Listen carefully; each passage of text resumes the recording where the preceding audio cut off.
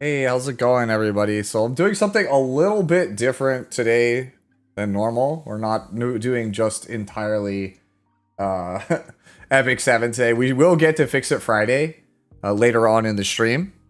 But the first thing that I wanted to do, in case you guys didn't read the description if you're on YouTube down below, is today is the pre-release date for Final Fantasy Magic the Gathering, right? It is actually, as you can see here, I actually have like my actual phone here. You have the actual product itself is out. I'll at some point check to see if the glare is too much, because if it is, I will clearly tone it down. But I am just beyond stoked for this thing. Like I words could not express like how excited yes, I do play Magic the Gathering. So my favorite thing in the whole world is Final Fantasy. I am literally wearing a Final Fantasy t-shirt. And my second favorite thing in the world is shiny cardboard. I have been a competitive card game player pretty much my entire life. Most of my how to play series and stuff is based on the same kind of template for videos that I use to do kind of like deck lists or like deck walkthroughs, like teaching you how to play various different deck archetypes and formats. So when this was announced like a year and a half or 2 years ago, I literally lost my mind. Like I thought this was the best thing. Like people talk about how they hate Magic crossover sets. This was like the one where if they had to get, if they could get only one, this was the one that I wanted. And yes, Hotshot, I did watch Summer Games Fest. So yeah, you guys will have to let me know, like, is the glare on this too much? Because if so, I will turn it down just like ever so slightly. We'll do that now real fast. Give me a second. I'm trying to see, because like I have like the actual flash over here. See, that's a bit, I think that's a bit too dark. Yeah. See, that's why I said so. I think it's just better to keep the lighting on it. So yeah. So that's what we're doing. That's what we're doing for today. This is, in case you guys are wondering, this is the starter deck, right? This is the new player starter deck. So that's pretty much all this is. I'm not actually going to open this because this is all just, I kind of like the casing on this, and honestly, aside from the Cloud and Sephiroth that are on the box, none of the cards in here are really good. So I kind of just want to keep this for like display purposes. Yo, what's going on, Cisco? Yo, what's going on, Lux? Yo, Lucas, what's going on? Is that Mafia cut? Yo, what's going on, ATK? So this one right here, this is a starter deck. It's $20 for 2 decks. If you don't know how to play Magic the Gathering, right, on the back, as you can see, learn to play Magic today. So you get a Cloud and Sephiroth themed deck, and then you get like little cases to store them in. But it also comes with a like a little pamphlet that shows you how to play the game. So in case you don't know how to play Magic, and you want to get into it, you're a Final Fantasy fan like me, you can basically just pick one of these up. It'll teach you how to play. Or if you're just curious, YouTube, Tolarian Community College, he's pretty much the biggest Magic the Gathering content creator. Probably my favorite one to watch. Just a really chill dude. Very informative, very focused on new player friendly stuff. I actually model quite a bit of my content like off of his. Like I take some notes from him because he's very new player focused. He's very focused on making sure that people can do things affordably for as little money as possible. So that kind of has overlap here with games like Epic 7 and Etheria here. Yeah. Yeah, it's a heroes versus villains deck. Like Cloud is a aggressive equipment-based deck that has characters from like Final Fantasy 9 and Final Fantasy 4 in it. And then Sephiroth has villains from like 7, 8, and 10 in it. Yeah, so that's kind of what it is. So as for what I have here today, and I'll let you guys decide what we are opening first. So I have a whole ass box of this, right? I have a whole ass box of regular ass boosters from the set. So this is 30 packs, right? We are basically guaranteed at least one rare in every pack, and I'll go through the cards like one at a time, kind of tell you my thoughts on either the card or just the thing in general. Or we have, I actually also have the commander decks.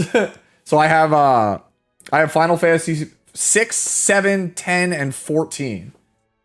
So I bought literally all 4 decks. I intend to keep all 4 of them for the purpose of just playing at my local game store casually with people. 7's my favorite game in the series.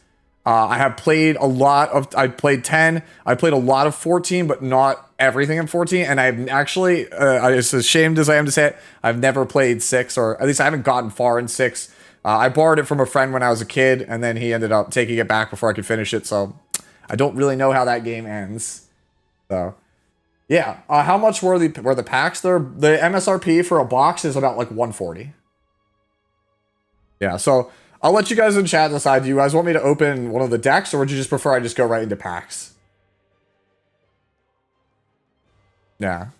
And if so, which deck? I don't know if we'll open all of them, but yeah.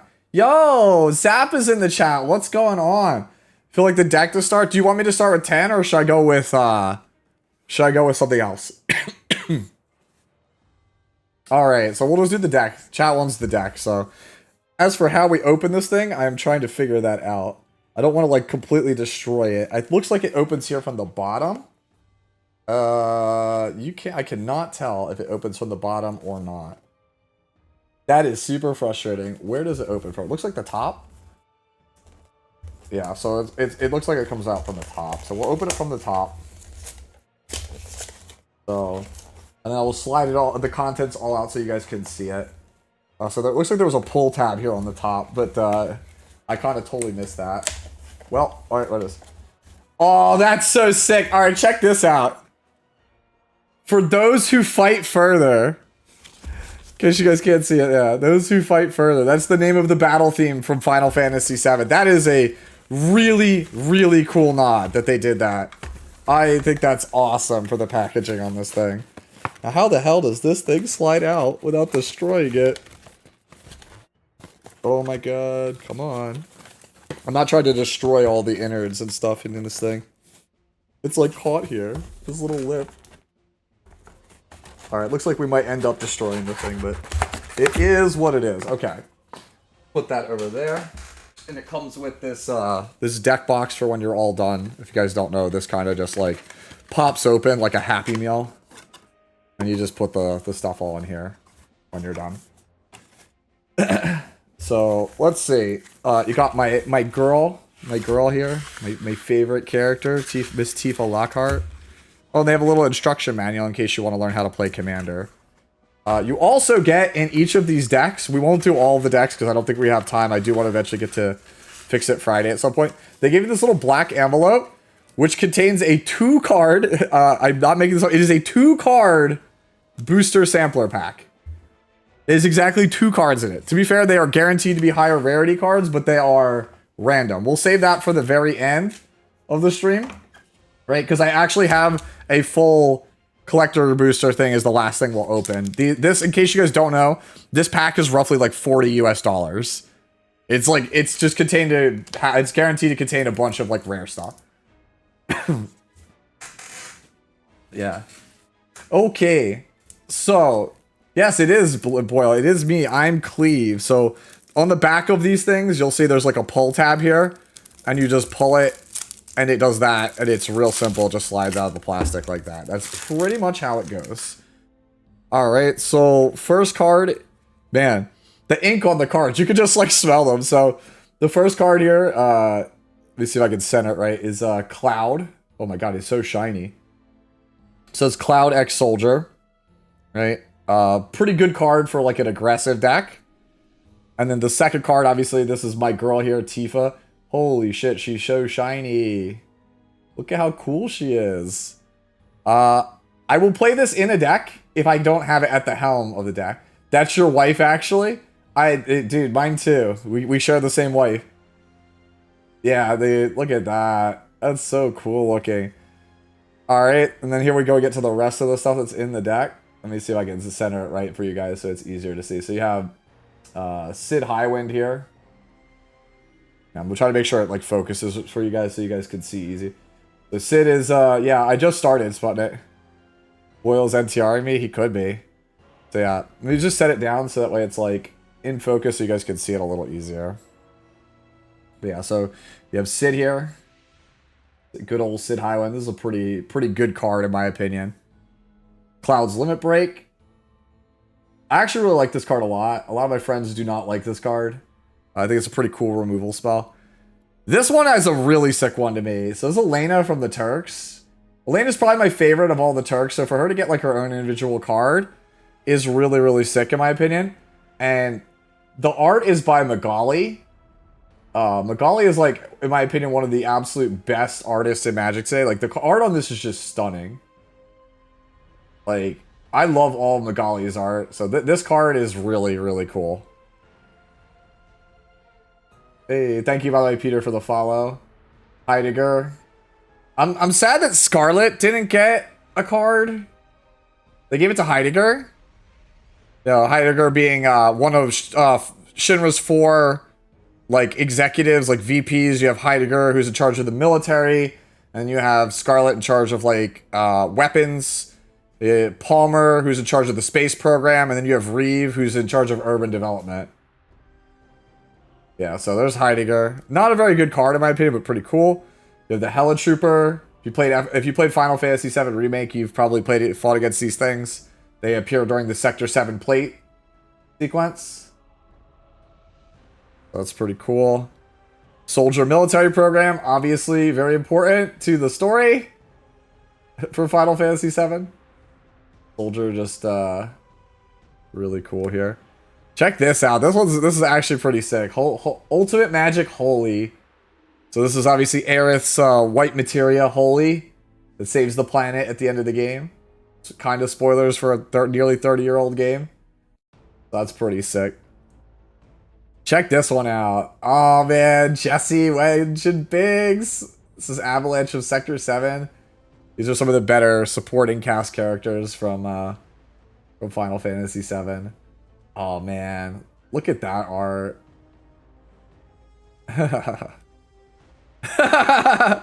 Hey, it's Kate Sith. Check him out.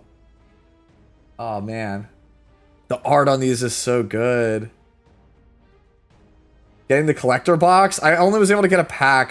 My buddy says he thinks he can hook me up with a box some point this week. I'm hoping that we can get one. Summon Kujata, one of my favorite summons from 7. This is the little like bull guy here. So the way that they decided to do summons in this set is really ingenious. They decided to combine summons with another card type so that they're only temporary creatures, which I think is really cool. And so here's the accompanying one here that goes with Holy, Ultimate Magic Meteor. This obviously being one of the big story moments of Final Fantasy VII. Yeah, you got me excited for the God of TCG and miniature sets? Yeah. Yeah. There he is, my boy Vincent Valentine. Head of security. Here's what is it? In charge of security, I believe is how Matt Mercer says it. Man. So cool. Dude, I think Vincent's like such a cool character. I hope in the third part of the game they make him a bit better, because he's like utter garbage as a party member in 7, but he's like the coolest character. Hey, it's Yuffie. There's Yuffie. This one's pretty interesting because she's a red card, as you can see, but she's also a ninja. There's no other red ninjas in Magic history. Blue and black are usually the ninja colors, so her being red is pretty cool. I still need to play 7 Part 2, but I may wait till the Black Friday sale to get at this point. I understand. Bugenhagen! Speaking of Rebirth, Bugenhagen is in Rebirth. This is Red 13's granddad, grandpappy. Lifestream's Blessing. Which is cool. You know, Lifestream very central to the theme of Final Fantasy VII. It does look like Master Roshi. Hojo!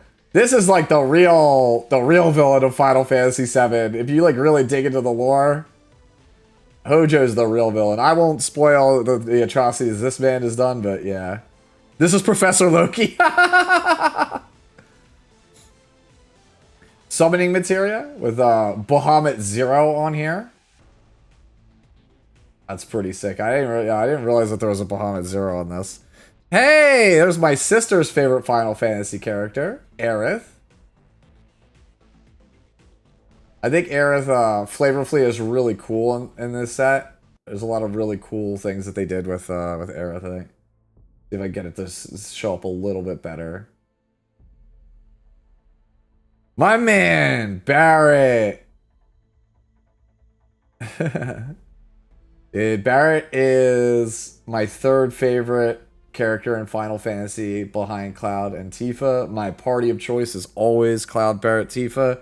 I think this character is so cool. I'm glad that more people are learning to love Barrett with the remake games. Like John Bentley just absolutely crushed it as Barrett. Like really brought life to the character. But like he's always been one of my favorites, my absolute favorites. Got Red 13. I love the art on Red 13. I think he's so cool. This is for those of you guys who play Epic 7. Fenris's voice actor is the same as Red 13. Yeah, so he looks really cool. Speaking of really cool, here's the man himself, Sephiroth. So this is the common version of Sephiroth in the set. Hopefully we pull one of the rarer ones later on. Sephiroth, I think this card is really sick though. The flavor on this card, right? You guys know when I talk about, like, I love it when gameplay function meets lore. This is just so perfect. So what he does is when he attacks, he injects somebody with Genova cells to enhance them. And then you can see his other ability. It's a little bit hard to see, but you might be able to see it there. It says the reunion by my thumb. He can transform from the discard pile. You can swap him with any person you've given the Genova cells to. Just like in the game. So he literally can turn his, like, failed clones, they can turn into Sephiroth, just like in Advent Children and in the game. So this is, like, I think one of the coolest cards that they've designed. They have the Conformer Shuriken. This is Yuffie's weapon from 7. Wrecking Ball Arm. That is Barrett's, one of Barrett's weapons. It's a little bit weird that they gave Barrett the Wrecking Ball and not the Gatling gun. And here in this deck. So you have some reprints here. So this is Austere Command. So Austere Command is a board wipe, right? Where you have to make a tough decision because you have multiple things that you can destroy with it. And so the moment reflected here on the game, or from the game on Austere Command, is when they make the difficult decision to drop the plate of Sector 7 at the beginning of the game. So I think that that's, like, very fitting there. Got Bastion Protector as a Shinra Grunt. It's another reprint. Bronze Guardian. It's another reprint for an equipment deck, which that's what this is. Ah, check this out.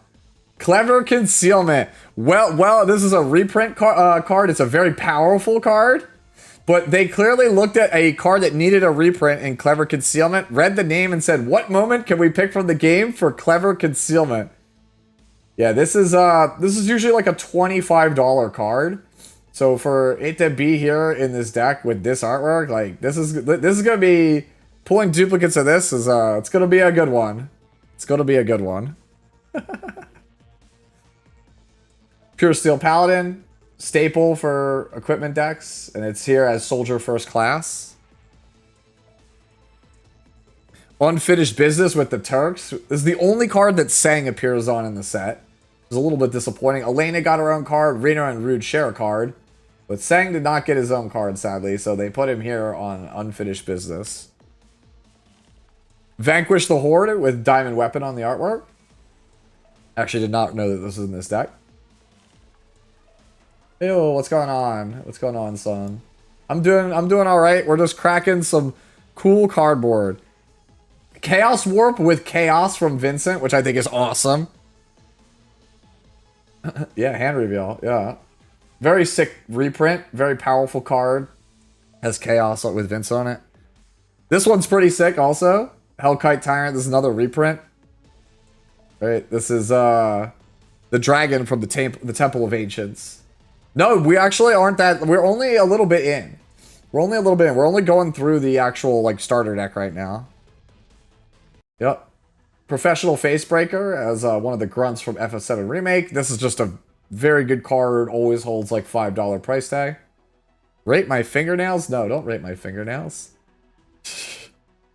Decimate. This is the aftermath of dropping the plate of Sector 7 from the game. It's another reprint. Hey, Armory Automaton. This is another reprint, but they have it here as one of the sweepers from FF7. That's so cool.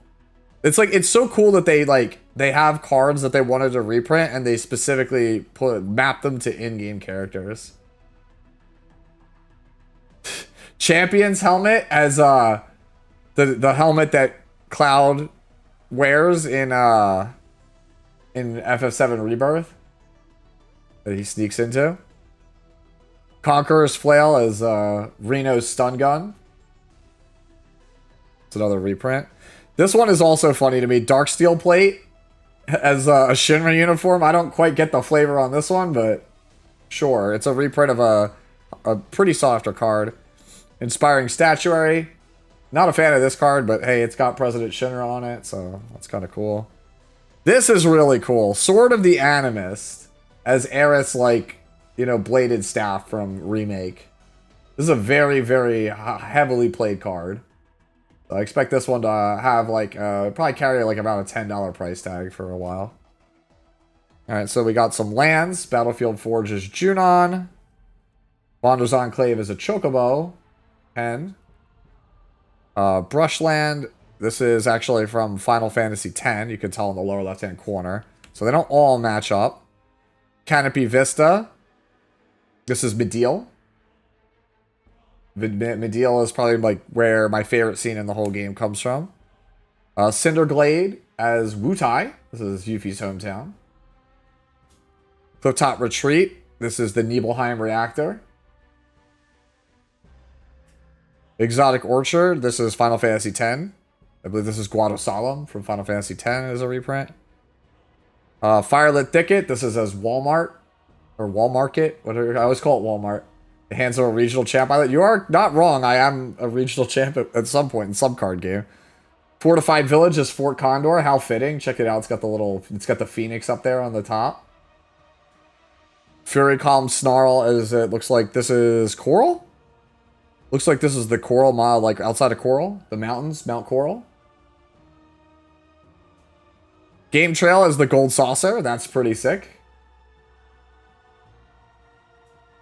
Mossfire Valley is Rocket Town. Rootbound Crag as where is it? Where you fight the Midgar Sorum, right? Outside of the Chocobo Ranch after Calm. Check out the flavor text, by the way, guys. Can you see it?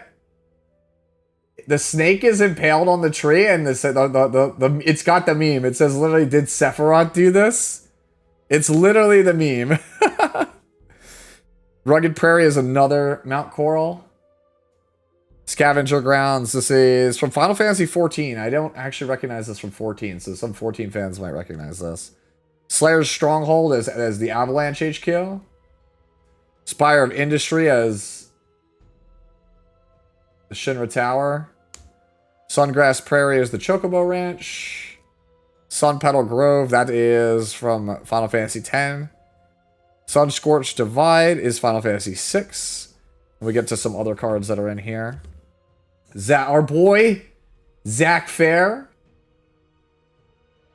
Cloud Strife is obviously his living legacy. Yeah, Zack, dude. This card is actually really good, dude. The more I watch people play this card, I was like, it might be alright. Because it's an uncommon, it's like a low rarity card. I thought it would be like really good. Or it might be like alright, but it's way better than I thought. Here's another copy of Barret. I love the artwork on this Barret, but the effect just isn't really there. Oh, dude, we'll be making the Gongaga memes in due time. Dispatch, cool card. Oh, yeah, cool card for Dispatch, but it's not really that strong of a card. Like, it's cool. All right, Secret Rendezvous. Okay, so if you guys don't know, so they decided very rarely. So you get Cloud and Tifa on the date on this card in this deck, but rarely inserted into certain packs. The art changes with Cloud dating Barret, or Cloud dating Aerith, or Cloud dating Yuffie. Right? So like you could get rare alternative versions of this, which I think is awesome. There's Scarlet. This is the card that Scarlet appears on. Try and like zoom in on a little bit. This is Furious Rise. It's a reprint. Vandal Blast, very good staple card. Cultivate with Aerith on it. It's another reprint. Harmonize with Aerith on it. Nature's Lore with the life stream. This is the Bugenhagen thing. the scene with Bugenhagen in the game. Rampant Growth. This is the Rampant Growth is Cosmo Canyon. Behemoth Sledge is the baseball bat, the nail bat, the no material slot nail bat, which I think is awesome. Me, Gungaga. You guys are gonna need to hold that. I think this is really sick. Arcane Signet as the materia slotted in Cloud's Buster Sword. I think this is so sick. Colossus Hammer as Kate Sid's hammer. Explorer Scope is Sid's goggles. Hero's Blade as the Buster Sword. I'm kind of sad they didn't put a Buster Sword in the starter deck, but hey, that's the chase card of the box, right? So they want you to get the actual Buster Sword. So you can see the art. The art's pretty good. Hero's Heirloom as Red 13's headdress. Great flavor there. Lightning Greaves as Tifa's shoes. Now, this is a very, very popular card. It's like a staple card, Lightning Greaves. My only complaint is that neither version of Tifa wants this card. It's like, it's a very, very powerful Magic card, but man, it sucks that like neither version of Tifa really wants this card. Hey, so thank you so much for the 12 months for the Prime. I have my alerts turned off at the moment, but I did see it. Thank you so much. Can I be Tifa's shirt? Can't we all? Mask of Memory as the plate, the mask that's on Genova's reactor. Skull Clamp as the head, the thing that keeps Genova in the jar. Yo, what's going on, Kefnet? I know you're obviously based on your name, you're a Magic fan, so we're just opening up some Final Fantasy product. I cannot keep my hands in frame. I'm trying so hard here. You guys can't tell, I'm doing this off my cell phone. This is actually my cell phone, it's the camera. Soul Ring, obviously staple Magic card, one of the most powerful Magic cards ever printed, and it's as the materia from the flashback.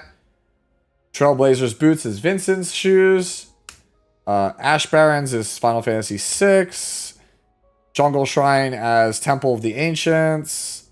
Path of Ancestry. Awesome, awesome art choice here, if you guys can't see it, for Path of Ancestry. It's Red 13 with his dad. I think that's so cool. I think that's so cool. Radiant Grove is Final Fantasy X. Sacred Peaks is 6. Wooded Ridgeline is 7. This is... Oh, this is the forest from when after the Temple of Ancients is destroyed. This is where you can get the Apocalypse in the game. Yeah, this is all the starter stuff. This is the commander deck, the starter deck for Commander. Command Tower is the Shinra Tower. And then you have some basic lands here. Yeah! Check that out. The basic forest is West Ronfar from Final Fantasy XI. Many jobs were leveled in the early game in this location, fighting these stupid blue crabs. You have 7th Heaven as a basic plains. I'm going to probably try to get as many copies of 7th Heaven as possible to use in all of my white decks. And then you have a bunch of tokens here that the deck creates. You have Soldier tokens, Rebels for Avalanche, which I think is awesome.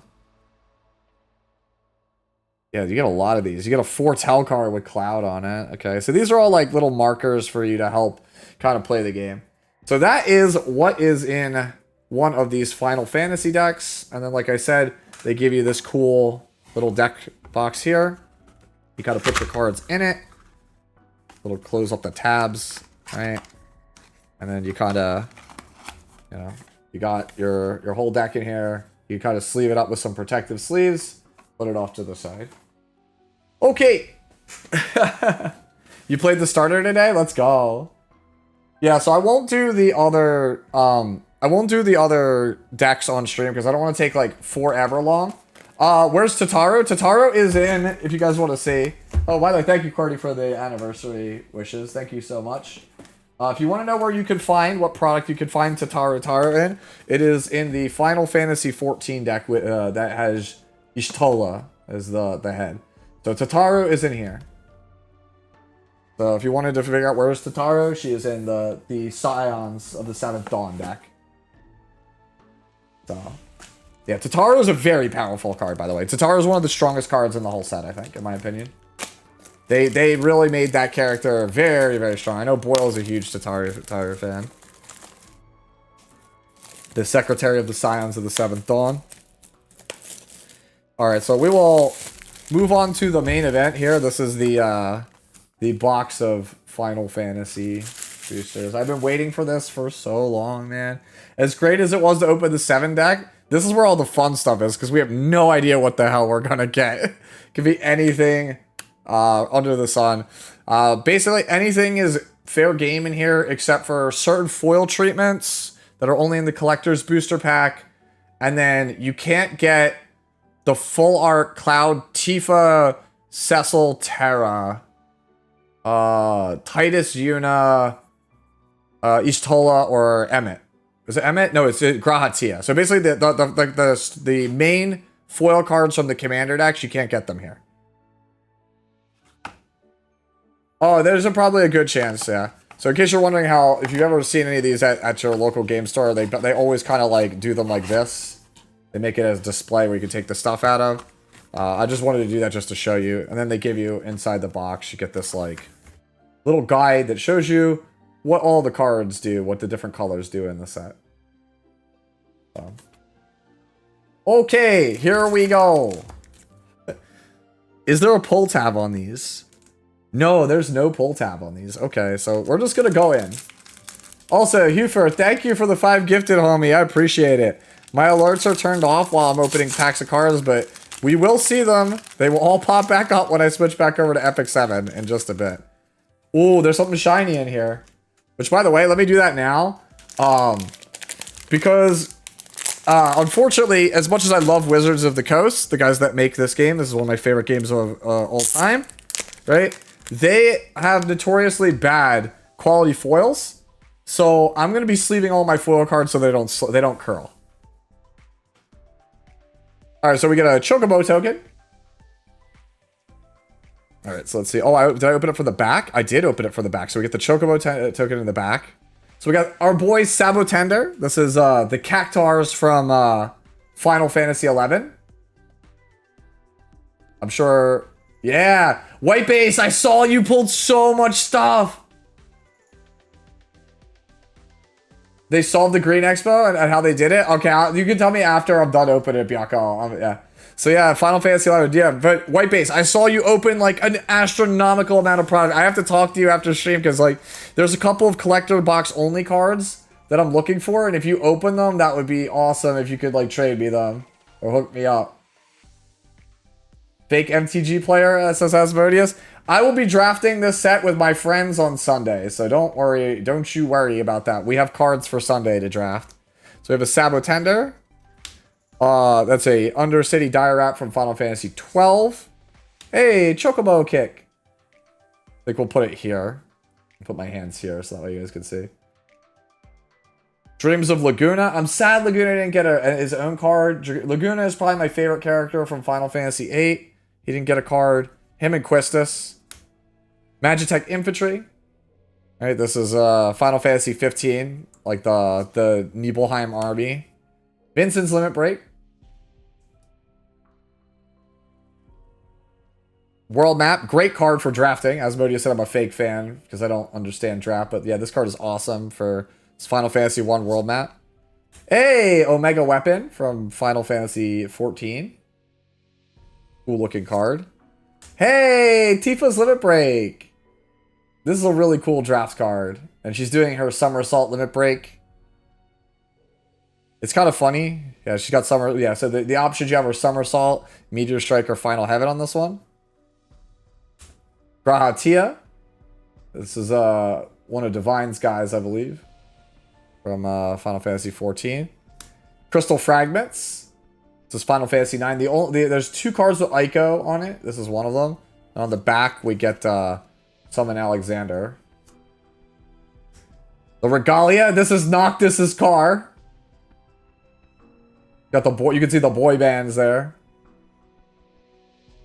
Oh, and we got a foil Vanille. Cheerful to see. So this card is really sick.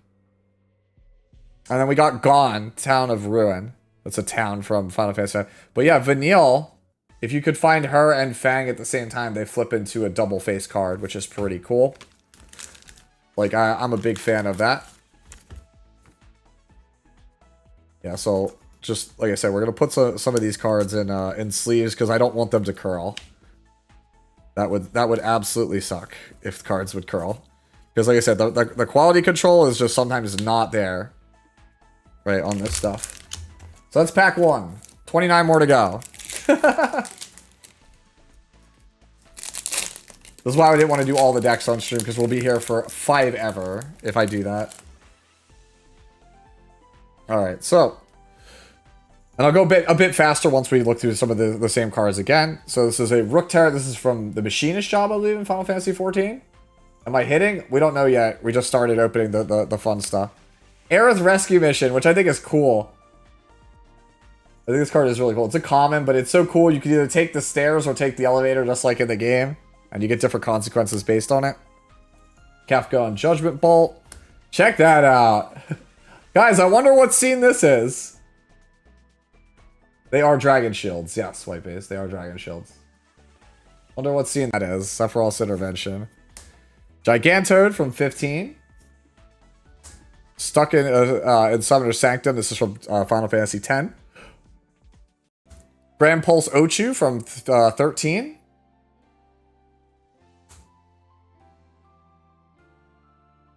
Yeah. Diamond Weapon. I think this is gonna be a pretty good limited card. Oh, there's the focus. Sorry, I got my hand like too close to the lens. Ether. I kind of hate this card. I think this card's pretty bad. I do like that it says it restores 20 MP just like in the game though. Alright, let me try to get the thing to focus a little bit better here. There you go. Alright. Camera, you're killing me. The Final Days. Divine was telling me about this. This is apparently a very like important moment in Final Fantasy XIV. So. Gilgamesh from Final Fantasy V. Alright, let's see. What do we got? Oh, we got Kuja from Final Fantasy IX. This is the main antagonist. And he transforms into Trans Kuja. Oh, that's cool. Albed Salvagers is our foil. This is near the very, very beginning of Final Fantasy X. And then we got a token, and then Insomnia. Yeah, so that's another one down. So, no, like, real big hits so far. I'll let you guys know when we get, like, a big hit. Yeah, so that's just, like I said, I'm just doing that just so that way I don't have to worry about cards, like, foils curling. Because, like, White Base and other people who play Magic, they will tell you that if you don't sleeve foils, like, right away, they end up, by the time the stream is over, they'll Pringle. They'll literally curl. Got a Moogle. We got Guardian Force of Freet from Final Fantasy VIII. Oh. There we go. Aramon from 3. Hey! There you go. Pull rates are abysmal in the set? Oh man, don't tell me that. Bottom T-Rexar, this is from the beginning of Final Fantasy VIII, and it's got my favorite Quista slide here. Sometimes it's better to run, as she tells you to so you don't fail your test. Hey, another Final Fantasy XI card. Let's go. This is one of the few ones in the set. This is Dragoon's Wyvern. This is the 2-hour ability for Dragoons. Back in the day. Lunatic Pandora. This is Ultimisia's hideout from 8. Ooh, that's a good one. So they have these Amano-inspired arts that are randomly inserted in packs. This is Kefka's Tower from 6. It's a reprint of Bolas' Citadel. This is a very, very powerful Magic card. It's one of the strongest cards in the game. This is a very, very cool hit. We'll be sleeving that guy up in a second. Stolen Uniform. Yep. How much is it? It's like money-wise, it's probably like 10, 15 bucks usually. Opera Love Song. Hey, Poo Poo from Final Fantasy VIII. Give me Elixir. Side quest, catch a fish. Turns into a campsite. My boy, you guys, some of you guys watched me play through Final Fantasy 16. This is Joshua, Clive's younger brother. Phoenix's dominant. I think this card is really, really sick. I'm a big fan of this card. We got Phoenix on the back there. And then we kind of go ahead and see our foil. My favorite Final Fantasy VIII character, Quistis. Look at the foiling on that. That foiling is crazy. Then we got a basic swamp here, along with our tokens. Man, I'm happy about that. My big wants from this set are, I would like to get Cloud, Sephiroth, Tifa, Buster Sword. Like, 7's my favorite game, so I'm going to want the 7 cards. And I really, really, of all the foils, like, I know it'd be cool to get, like, a foil rare card. I want a Dr. Shantado foil. That's, like, the big thing that I really want. I really want a Dr. Shantado card. In foil, specifically. Alright, so we go here. Dreams of Laguna. You guys have already seen this. Let me move the stuff that we've already pulled, like, off the way. That way it doesn't, like, cause the thing to not focus that well. Another Dreams of Laguna. There's a Warrior Sword from Final Fantasy 1. Cornered by Black Mages from Final Fantasy 9. Cool event. Hey, more Final Fantasy 11 stuff. This is the Gubu Gardener. You farm this guy around level 25 or 30. Start leveling up. A pretty memorable character for you to fight. Wish this is the best girl in FF for you. Monk's Fist. Instant Ramen from the product placement that was in Final Fantasy 15, which is hilarious that it's a card. Oh, Torgal. Final Fantasy 16. I think this card is really sick. Not a rare card, but a very powerful card, though. Ambrosia. Look at that. I got Ambrosia and Torgal back to back. So we got Clive's dog and we got Clive's chocobo. I'm hoping to get a Clive as well. Demon Wall. They could have chose any Demon Wall. They chose the 14 version. I'm a big fan of the 7 version, obviously. The Fire Crystal is a very good card. Very, very good card. All of the crystals are good. Any of the crystals that we open is just going to be great. We got another Dominant. This is Jill. Shiva's Dominant. This is Shiva in Final Fantasy 16. As you can see, she flips over here into Shiva, Warden of Ice. And that art is good on these. So we got a 2 rare pack, which is pretty good that we got Joshua and Jill back to back. And then we got Commune with Beavers as our foil. And then, oh, check that art card out. Look at that. Check that shit out. Check out this shit right here, as he says. Oh, man. That's so cool. Man. Jill, your girl. I was a little disappointed that Jill didn't get to do more in Final Fantasy 16. I like Jill, but she just, like, I feel like she was underdeveloped. Very cool character, though. But me, Clive, and Dion were the highlights of that game, and Joshua was also quite good. I expected Joshua to kind of suck, and then he ended up being really good by the end of it. I was very happy with how Joshua's character arc developed. Alright, so we already had this one, and this one, and this one, and this one. You Are Not Alone, Final Fantasy IX. Sahagin, recurring enemy throughout the series. White Mage's Staff from Final Fantasy 1 and Final Fantasy 11. Samurai's Katana from 14.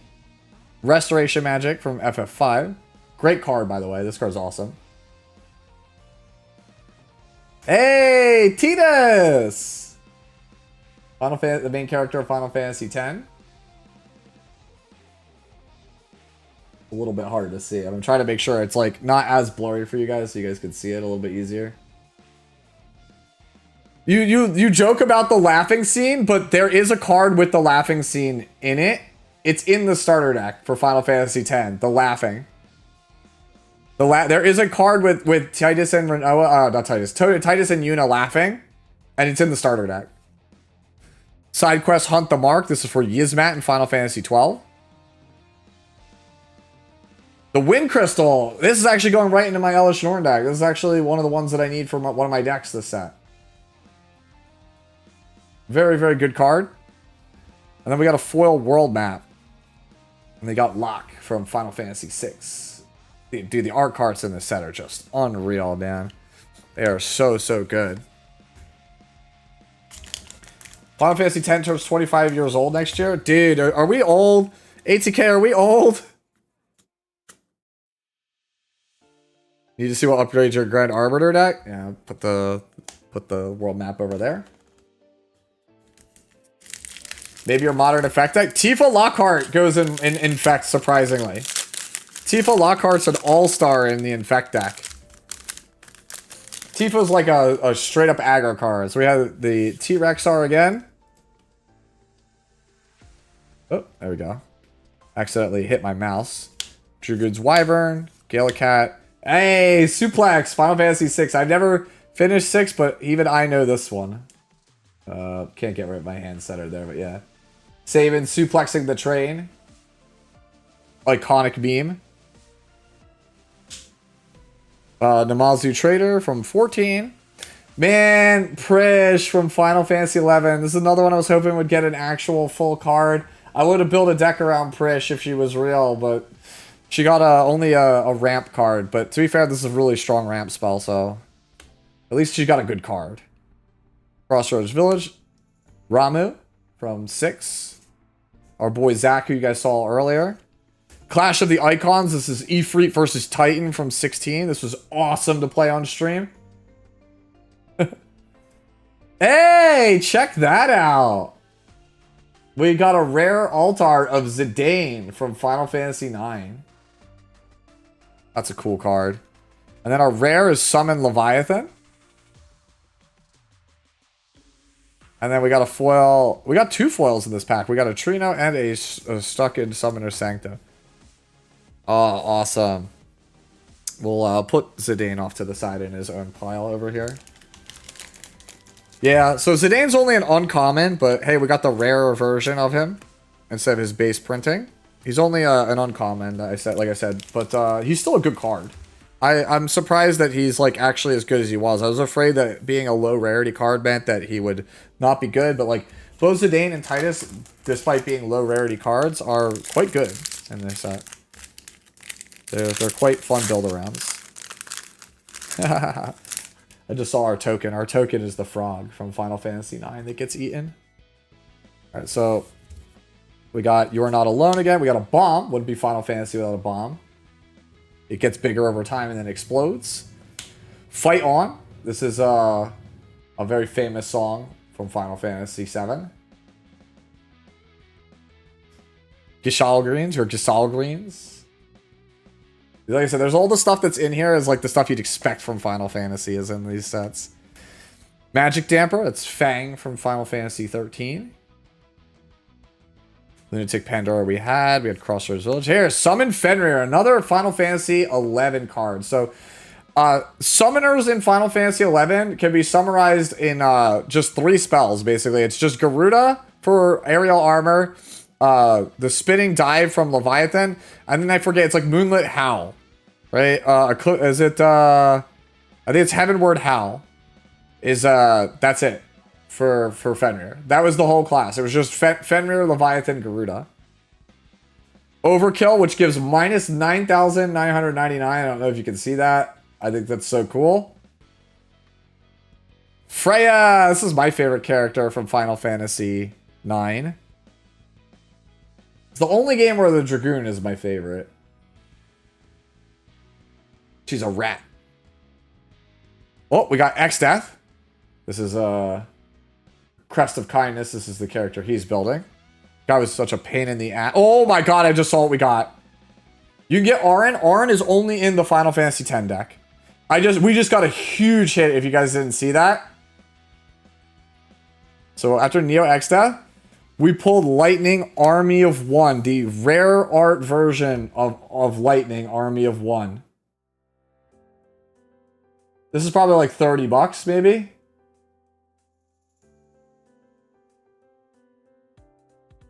This is a big hit. This is the biggest hit we've got so far. Yeah, the light's a little bit... Trying to get it to like focus a little bit better so you guys can see the art a little bit better. Yeah, that's a huge deal, dude. This is one of the big cards I wanted from the set too, aside from the 7 cards. And after that, we got a Chocomog. That art's adorable. And then we got Rabanastre, which is from Final Fantasy 9. Alright, we're gonna sleeve the Lightning also. Even though it's not a foil. Yeah, that's the biggest hit so far is Lightning. Yeah. A target's a target. It's that's why I was so happy when Elvira came out in E7 because she's Lightning's VA. Lightning is my favorite character from Final Fantasy 13, but that's to be expected because when Nomura designed her, they literally said, just make Girl Cloud. And he was like, all right, cool, I'll just make Girl Cloud. So it's just Girl Cloud. That's all she is. I hate that that's like all the character is, but that's all she needed to be cool. Okay? All right, next pack. Warrior of Light on Slash of Light. Red Mage is Rapier. Any Red Mage players out there? Black Mage is Staff. 40 bucks. Let's go. So it's even more than I thought. Airship Crash. This is Final Fantasy 9. Retrieve the Esper from Final Fantasy 6. This is the opening scene. Even I know this one. Adventurer's Airship from Final Fantasy 1. Vane's Treachery from Key Moment from Final Fantasy 12. The Prima Vista from Final Fantasy 9. Queen Braun, who you think the antagonist is at the beginning of Final Fantasy 9. Cloud of Darkness, voiced by Miss Laura Bailey in any version that has her with a voice. Hey, Gold Saucer from 7. Cool land. Squall, the main man himself. Main character of Final Fantasy 8. The most edgy boy. And then we got a foil bomb.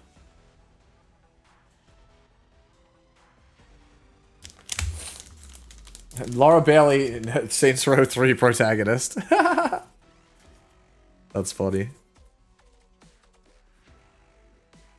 Wonder what Whitebase pulled. Whitebase pulled so much stuff. He didn't post his polls in my Discord, but he posted all of the stuff that all the sealed product that he got, and he got way more than me, man. He got like 20 times as much as I did.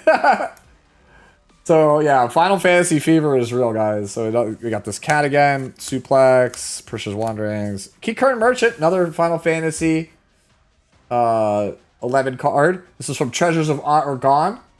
These NPCs are everywhere. They usually will give you something for some kind of price. They're quest givers. Really fun NPCs. White Aura Site with my girl Minfilia on it.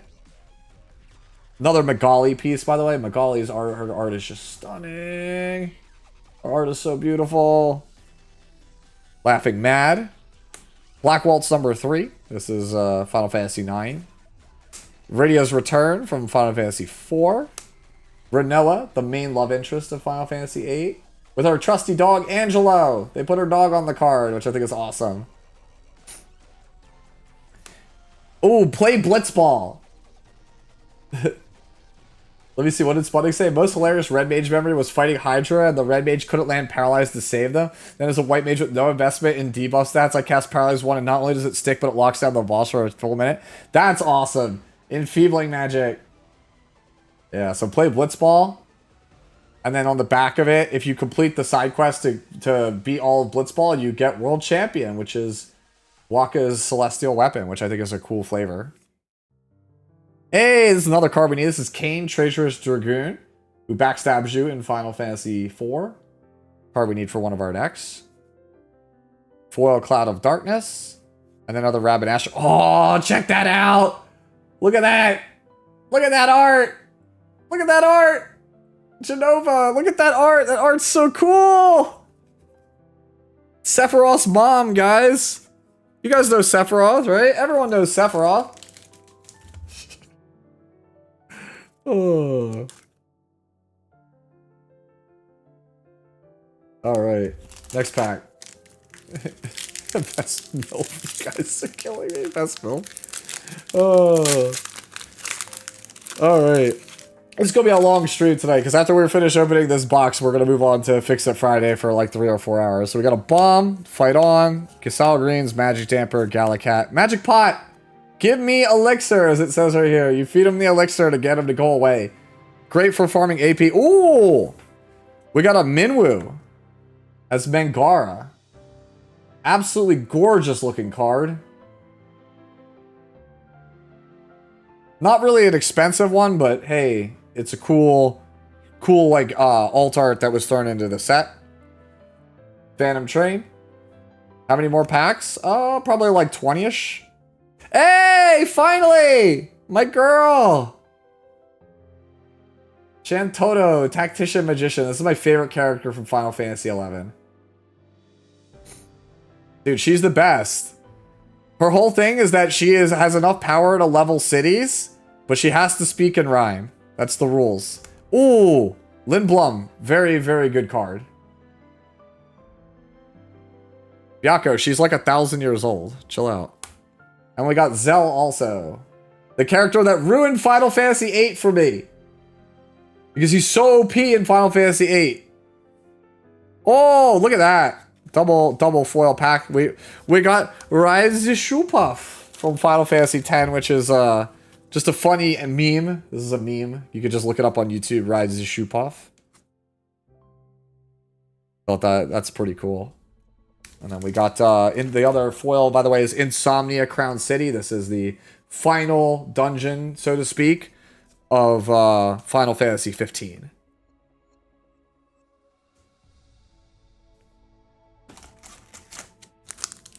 Yeah, I think he is. Yeah, Zell's like for a big red strategy. Like, Zell goes in the kind of deck you play like Clive Rossfield in. Which, by the way, I'm still hoping that we could get a Clive. We've only got one mythic so far. You get like 5 or 6 per box. Retrieve the Esper. Fate of the Suncrist, great common. Mysidian Elder from Final Fantasy IV. Heck dies. Hey, Fat Chocobo. Yeah, Fat Chocobo. Syncopate with Seymour from 10.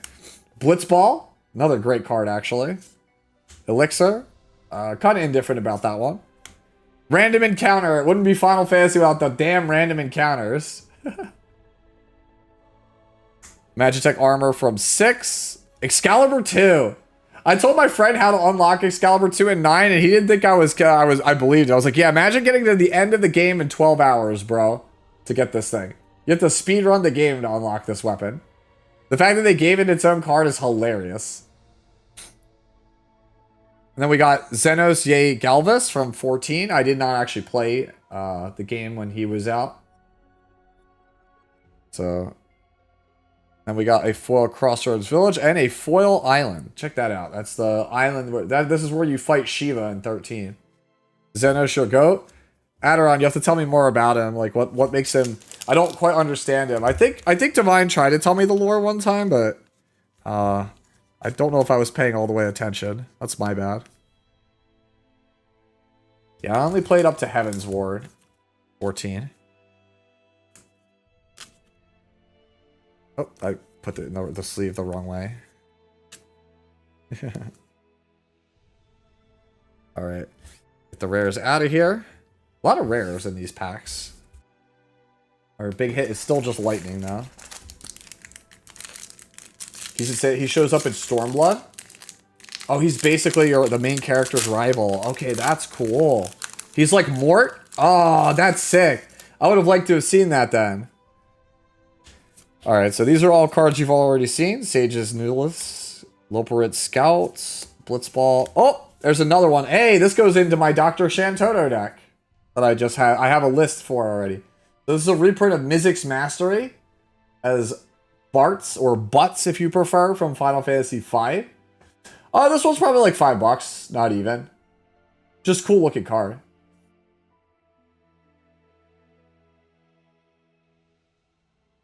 Hey, Chocobo Racetrack from 7. Battle menu, which I think is cool. There's a bunch of different options you could do in the battle menu. Attack, use your ability, magic. Yeah, I'm trying to get it to focus, but yeah, so the battle menu has 4 options, just like you would expect a battling menu. Yeah, I wish I had a Final Fantasy Tactics set. Shambling Seath from 13. Astrologian's Planisphere. This is for a weapon from Final Fantasy 14. Evil Reawakened. And then another Insomnia. Oh, look at that. Check out this art card. What's the most expensive card from this set? Probably Sephiroth. Sephiroth is probably the most expensive card in the set. The Lightning card is $40. Yeah, that's our biggest hit so far is Lightning. We haven't really, like, the thing is you get like 5 or 6 like mythics in a box usually. And our first one was lightning, which is a good thing. We haven't pulled any other mythics yet, though. We've only pulled rares. So we're due for some big hits soon. So we'll go a little bit faster through the commons. Weapons vendor. Haste magic from 7. Chivalry reinforcements. Town greeter. Great common card. Alright, there's another one of these alt cards. You get 10 of these in a box, by the way. So this is light up the stage. Great card. But unfortunately, it's only like a 50-cent card. So great card. Very playable, but it's a common. So Delivery Moogle from 14. Luck. Ultimecia. Dude, I think this card is so sick. The art is so gorgeous on this. And if you manage to fulfill her condition, she turns into... I just saw the next card. Ultimecia Omnipotent. So this card is so good. So our next card, our rare. This doesn't look like much. The Starting Town from Final Fantasy 1. This is probably like a $20 or $30 card. This is probably, when all is said and done, aside from Sephiroth, this will be the most expensive card from the set. It doesn't look like much, again, but lands are the game pieces you need to play the game. This is like, it'd be cool to pull like an ML5 and E7. We always talk about that, right? Or any gacha game, pull like rare characters. This is the equivalent of like pulling like a 20+ speeder piece of gear. The veterans know how important it is. Even though the newbies don't realize how flashy it is. Yeah, this card is busted. So I'm very happy to hit this. This is probably the best rare in the whole set. So this was really good. Really, really good hit. Probably will sleeve that one up. Call the Mountain Chocobo. And then, hey, Angelo. Renoa's faithful dog. And the backside is Darkstar, Rufus's faithful dog. Damn, bro, is luck stacking? Maybe. Yeah, Starting Town is a huge deal. I want to cube this set. I really want to cube this set. So that way I can just play with just the Final Fantasy cards with my friends or just people who've never played the game. So a cube, if you guys don't know, you take all the commons and uncommons, rares. You take basically like 4 of every common, 2 of every uncommon, and then 1 of every rare. You sleeve them up and then you shuffle them up and divvy them out to people and they build decks out of them.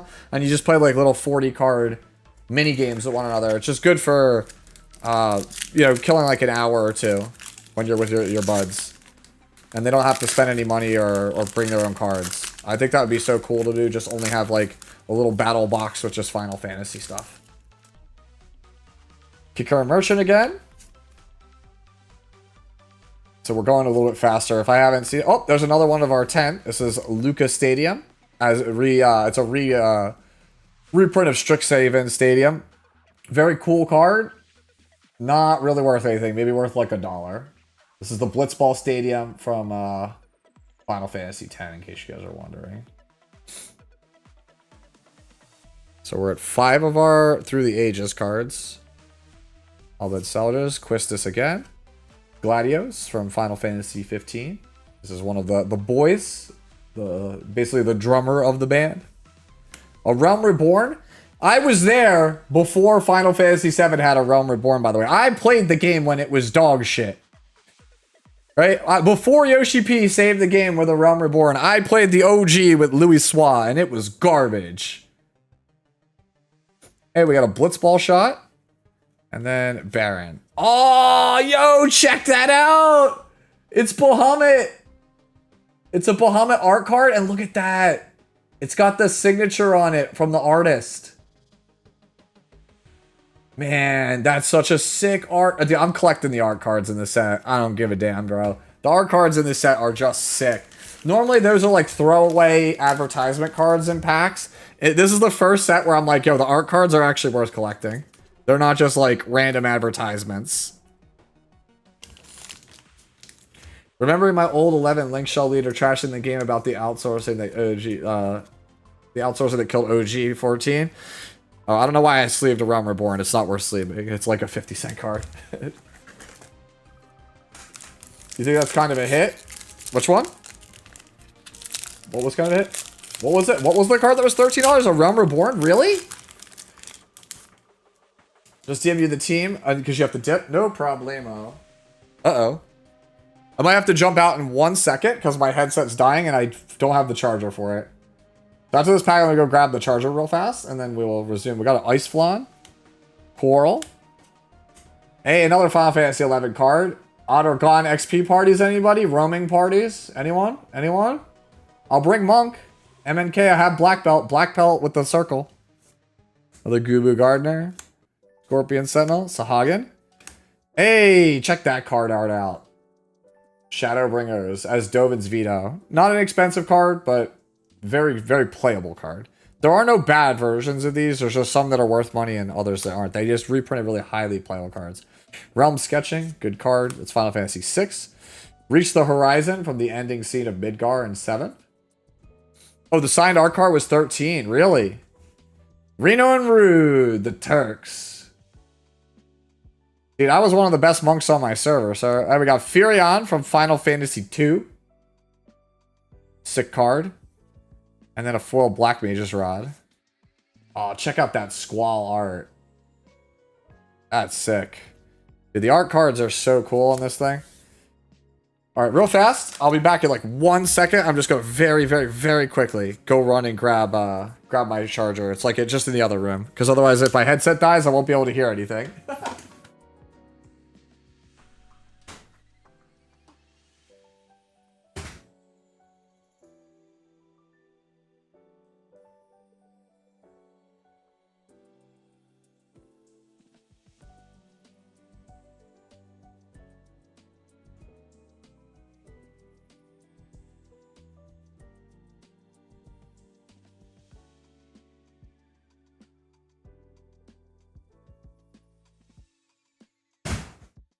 Okay, I'm back. Apologies. So our biggest hit so far is the Lightning and then the Bahamut art card, which I think is hilarious. Teleport Mia, do you have it? Reward 10k. Yes, please. I'm so glad that it's not just me. I loved 11 so much, man. Alright, we're back. Let's go. Galacat. Free Armon, Ballum T-Rex or Dragoon, Laughing Mad. Hey, Choco Comet! Final Fantasy Tactics! Hey, that's our first Steiner. From 9. Great character. Argo Ship from 9 as well. There's Fang to go with our foil Vanille. Choco Comet was busted, yeah. Hey, check that out. How about some cards, guys? So this is Triple Triad, the Final Fantasy VIII card game. They gave it its own card. And then we got Summon Shiva from 10. Oh man, look at this. Dude, Magali's art is just unbelievable. Like, her art is just so good. Yeah, I'm hoping to pull a Tifa also.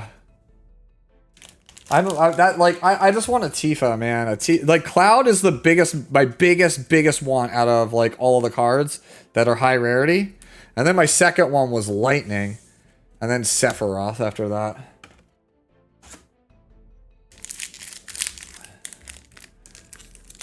I would laugh if you played this. You'd have to play a sub game of Triple Triad and the loser takes 5 to 10 damage. That would be very funny. They don't like sub game cards, but I think sub game cards. I think Shahrazad's a really funny card. I know it ruins the competitive spirit of the game, but it's such a cool card. Hilgigas from Final Fantasy VI. Hey, it wouldn't be Final Fantasy without Tonberry. Really cool card. Hey, there's the regular art of the Zidane that we pulled earlier, in case you guys were wondering what it looked like. Yeah. Sleep Magic with Aiko from 9.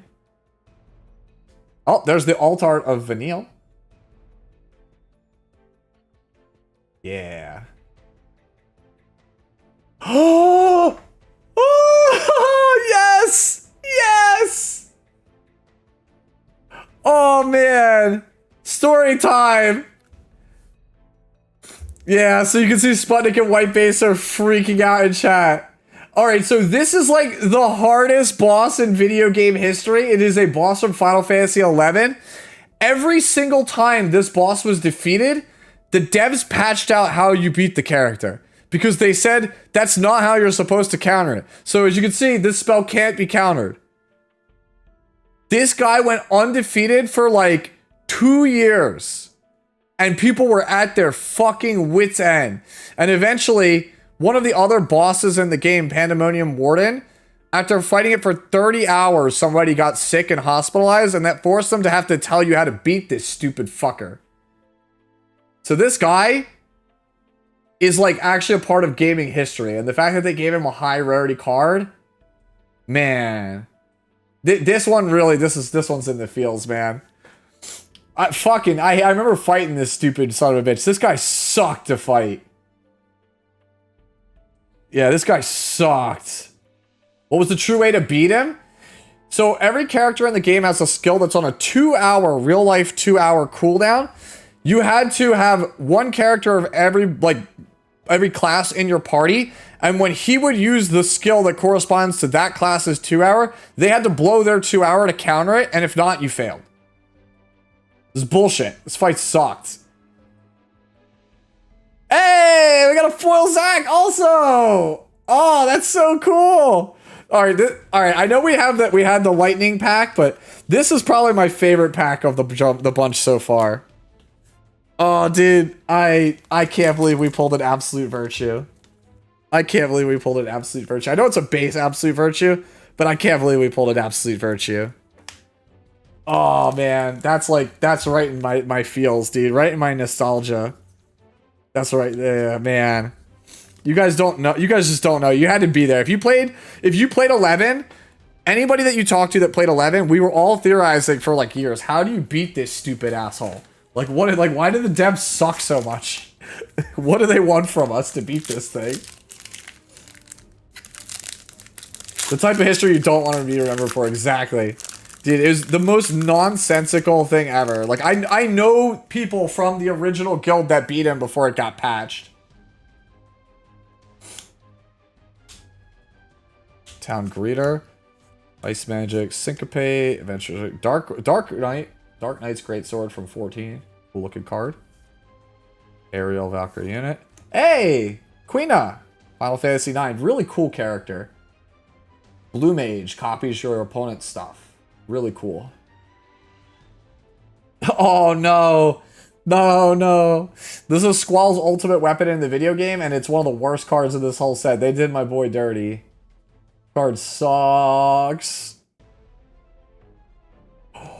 Oh. That's the rare alt art for Atira and Prewin. This is the Paladin relic from Final Fantasy 14. This is the rare alt art for this card. I don't know what this is worth. Somebody could look it up if they want. Byakko. Hey, and then we pulled a foil Ultros. And then Vector. Bro is getting so many mythics. Are you kidding me, bro? This is standard. To be fair, I got 2 rare alt arts.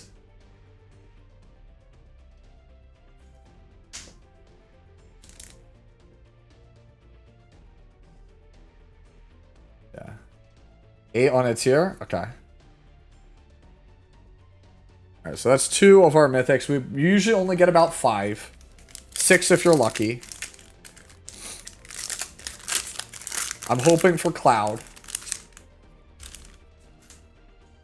Scorpion Sentinel, Coral, Call the Mountain Forayer, Commune with Beavers, Sahagin. Oh, there's Battle at the Big Bridge from Final Fantasy IX. Mr. Butts versus Gilgamesh. Cool looking card. Probably only about 50 cents, but cool looking card. Albed Salvagers, Galoose Final Act. Prompto. Prompto, surprisingly, despite the fact that he's my least favorite character in Final Fantasy 15, got a pretty good card. Got a pretty good card in this set. Oh, we got an alt art of a common. This is the alt art Chocomog. That art, man. It's so nice. Wait, why does it use the FF7 Rebirth Moogle? Wait, I hate it now. Never mind. It was so nice until I saw they use the ugly Moogle. Oh, Summon Titan from Final Fantasy 15. This is a really good card. Foil Gigantoad, and then we have our basic land and token in the back. So we got 3 of these alt art cards.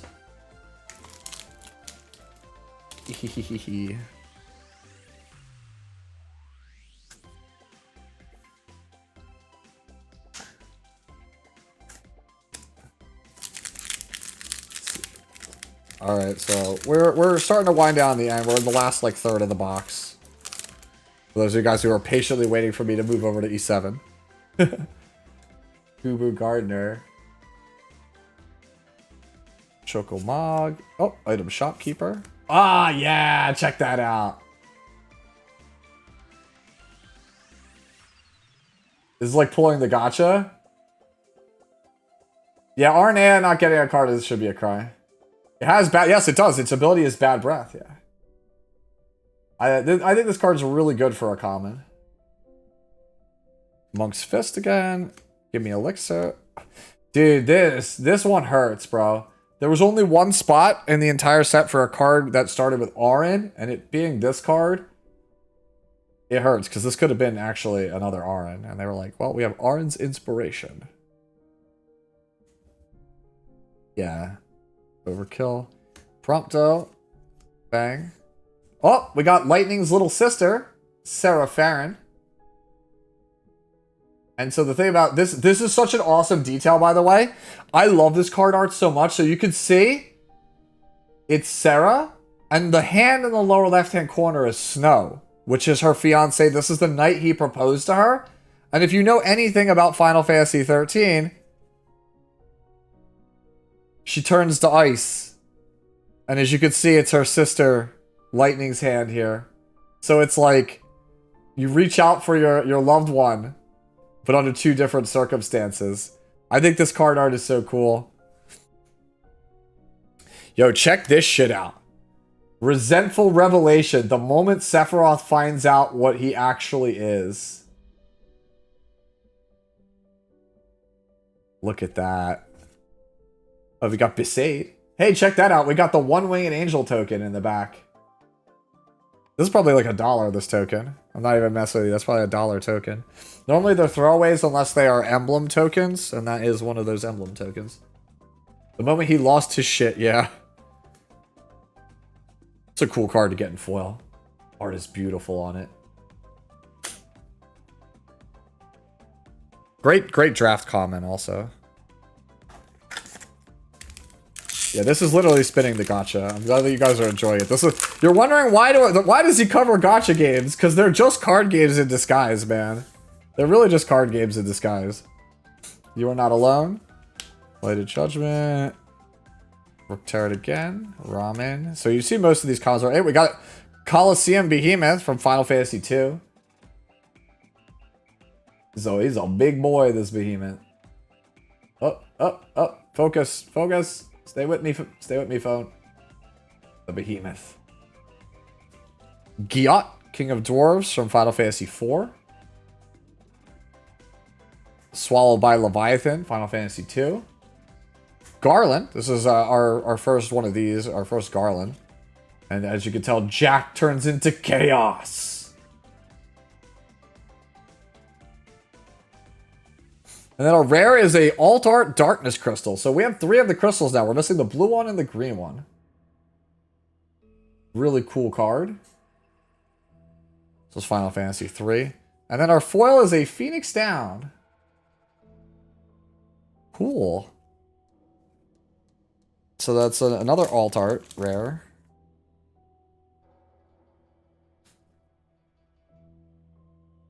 I don't know what the Darkness Crystal is worth. It's probably not much, but the crystals, I think, are some of the best cards in the set. And we got 3 of them so far. Yeah, so it looks like we have about maybe 8 packs left. 8, 9, something like that. And then we'll move on to the Super Money pack at the end, and then we'll move on to E7. So we have Call the Mountain Chocobo. Chocomog. Monk's Fist. Ah, yes. Ah, the boy Ignis. I've come up with a new recipe. It says it right there on the card. This is my favorite character in Final Fantasy 15. I thought Ignis was so cool. Oh, such a cool, so cool. I love that they gave him the food flavor too, because there's food is a mechanic in this thing, in this set, or this game, I should say. Sandworm. Oh, we got Garuda from Final Fantasy 14, the thing I had to farm 100 times to get my relic before Heaven's Ward came out. Side quest card collection. You see on the back, it gives you the magic card, and then Choco, Seeker of Paradise. This is the Chocobo from Final Fantasy IX. Cool card. Ooh, we got a foil Reno and Rude. Oh, dude. We got an autographed art card of Cloud. Look at that. Dude, I just realized he's doing Omni Slash. Guys, I didn't realize in the card art he's doing Omni Slash. Oh, that's so sick. That's $15 to $17 for the art card? Yo, are the art cards worth more than the fucking cards in the set?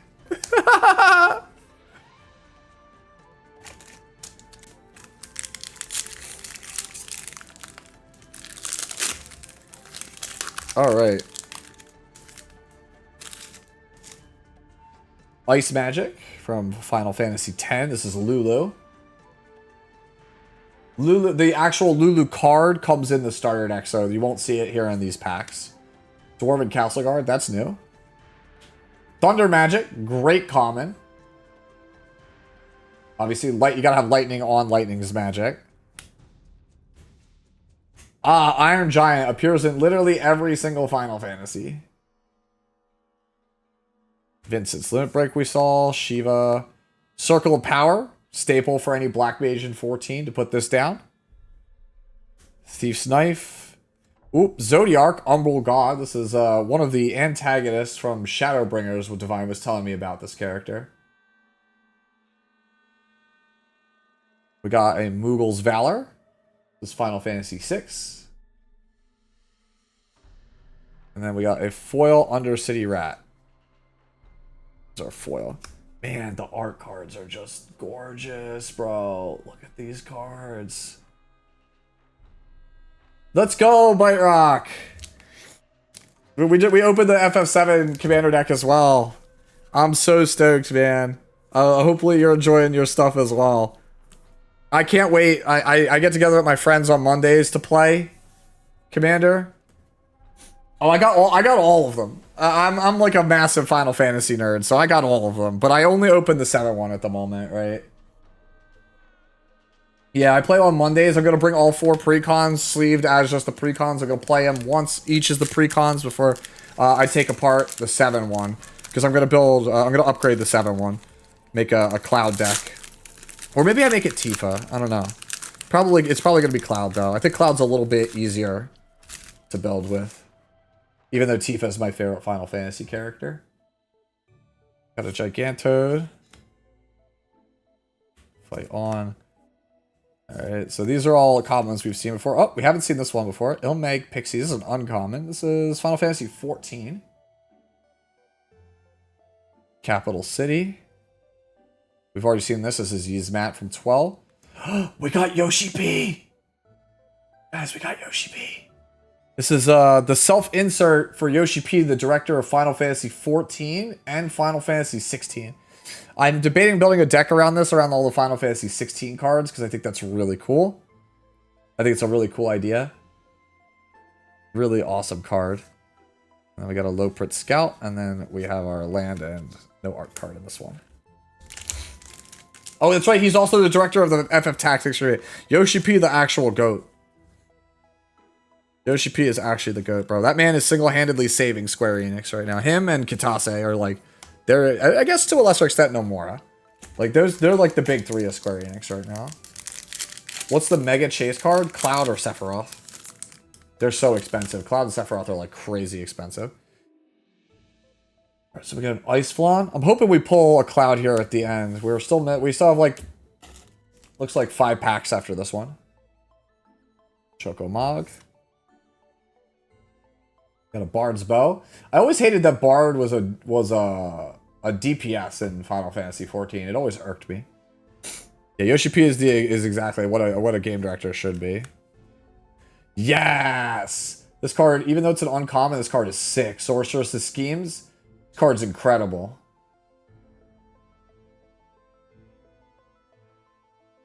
Oh, check it out. We got a Cactar. He's just a little guy. Oh, we got Garnet, Princess of Alexandria. This card, for being an uncommon, is incredibly strong also. This card's very powerful.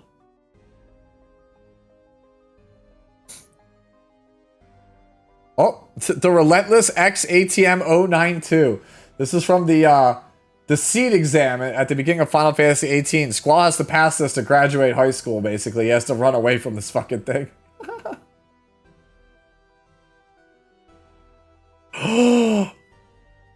Oh, we got the Alt Art of Dion. This is my favorite character from Final Fantasy 16. Oh, man. He's so cool. And he turns into Bahamut on the back.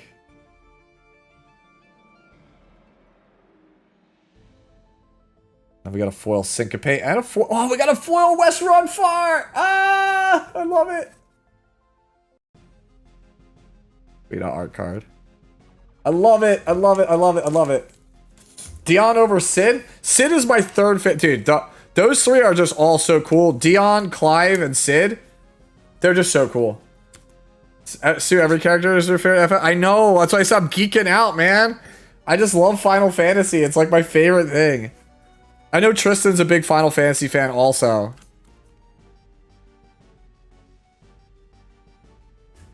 I haven't really, you know, despite the fact that Tristan and I talk like every day, I haven't really talked to him about like what his favorites are for Final Fantasy. Like, because he used to be a content creator for Final Fantasy. Tactics Sid, best Sid. Highwind's my favorite, but then it's probably 16 or Tactics after that. We could get this this Dion, put it in the alt art pile. Aerith Rescue Mission. Bomb, Fight On. Giselle Greens, Dampener, Staff. Crossroads Village, Coral Sword, Poison the Waters. I hear this is a very important scene in 6. Oh, Judge Gabranth from 12. Look at that. That's so cool. Side quest, Raise a Chocobo. And on the oh, I just sold the next card we got. We're getting the hits, boys. So it turns into the black Chocobo on the back. And then we got the mythic Chocobo. We got the mythic Chocobo. This is a big hit. We got the traveling Chocobo. That's a big hit. The high rarity Chocobo. Somebody could probably price check this, but the last I checked this was like 20 bucks. Mythic is the highest rarity. This is a high rarity Chocobo. It's the highest rarity Chocobo in the set. Oh, dude, look at this pack! Where's the, what is this pack? It's like a Chocobo seeded pack! We got a foil Bartz and Boko. It's like 20 bucks? Okay. Oh, and then we got 7th Heaven also. I want as many of this land as I get. It's like 20 bucks? Cool. Yeah. Yeah, we got a Chocobo. Yo, we've been doing pretty good in terms of like mythics. We've been doing pretty good, guys. 4 packs left, it looks like. Looks like 4 packs left. And then we'll move on to do our collector's pack before we move on over to E7.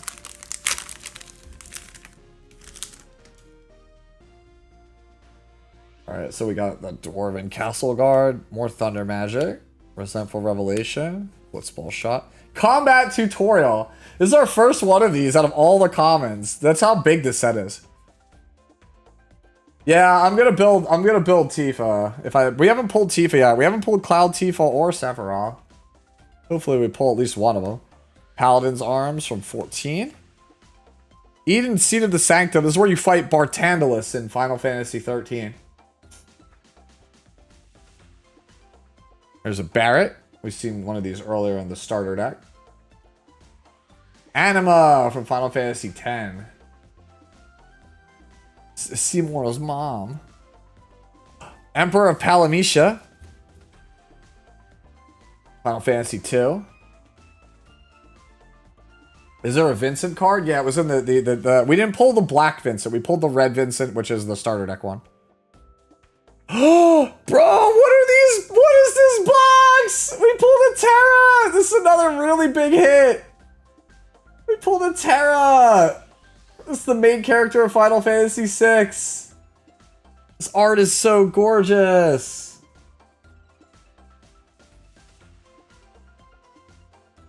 And then you flip it over and she turns into Esper Terra.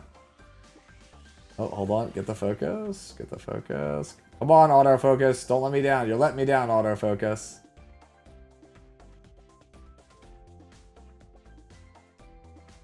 Yeah. I am using up all my luck before the main. And we got a foil Shinra reinforced. And then we got Guado Salami from Final Fantasy X as our last line. Damn, dude. So that's probably it for our mythics. But to be fair, the worst mythic we got was an alt art at Tiered pre-win, which it was still an alt art. So if we get another one, we high rolled on the box. Like if we pull another mythic in our last couple of packs, we high rolled on the box. Tataru is only available in collector booster packs and the starter deck. She is not available in the main set, sorry. So you won't see me pull her in these packs. 3 left. My box was good though, I'm happy. No Tifa, no Cloud, no Sephiroth, but I'm still very happy. I think my box is very good. Sabo Tender from 11 again. Chocobo Kick. Ah, there's our first Rufus Shinra. I originally didn't like Rufus Shinra in the original 7, but the remake makes me really like him, dude. He's super cool in the remake. Of course, being one of the villains of Final Fantasy 7. Just got here. How's the hits and how much did you suffer? I've done very well for myself, Divine. My box has been very good. I've hit mostly high-end cards only. Unexpected Request. This is a key moment in Final Fantasy IX. Ooh, Travel the Overworld. Great limited card. Oh, we pulled Sin. We pulled Sin from Final Fantasy X. Obviously, this is the main villain of Final Fantasy X. Really cool card.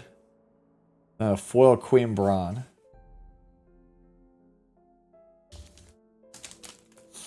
So I have 2 packs of this left. And then I have the collector booster sampler that we had, and then the collector booster pack. Get sent out of here. Oh, did you see, by the way, Divine, you just got here, but we pulled Yoshi P. So that was good. So let me see how many of these take inventory. 3, 4, 5, 6, 7. So these last 2 packs should both have Through the Ages cards in them. Because you should get 9, you get 9 to 11 per box, and I only have 7. So I should, in theory, these should both have them, unless I low rolled on that aspect of the box. Gasalrines. Magic Damper. Reet. Aramon. Airship. Laughing Man. I was right, there's one of them.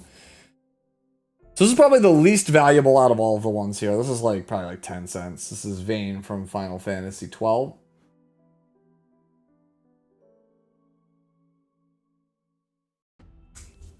The Crystal's Chosen is another uncommon we haven't got. This is the Onion Knights from Final Fantasy 3. Freya again. Summon Fenrir. Cypher from Final Fantasy 8. So we got Squall and Cypher. I think Cypher is actually a very, very strong card. We got a foil Ifrit. And then, huh! Me? Say it with me, chat. Me? Gungaga. Oh, look at this art card.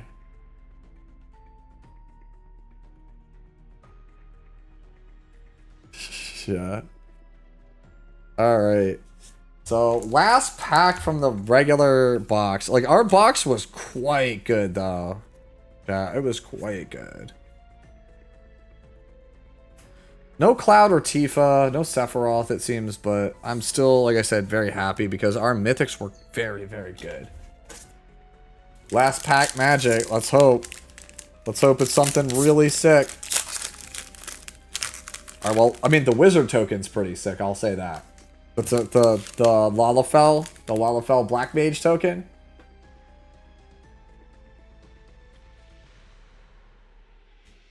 Marlborough, Bard's Bell, Rook's Turret, Ramen, and then... Oh, we got Golbez as our other Through the Ages cards. This is our last one of these.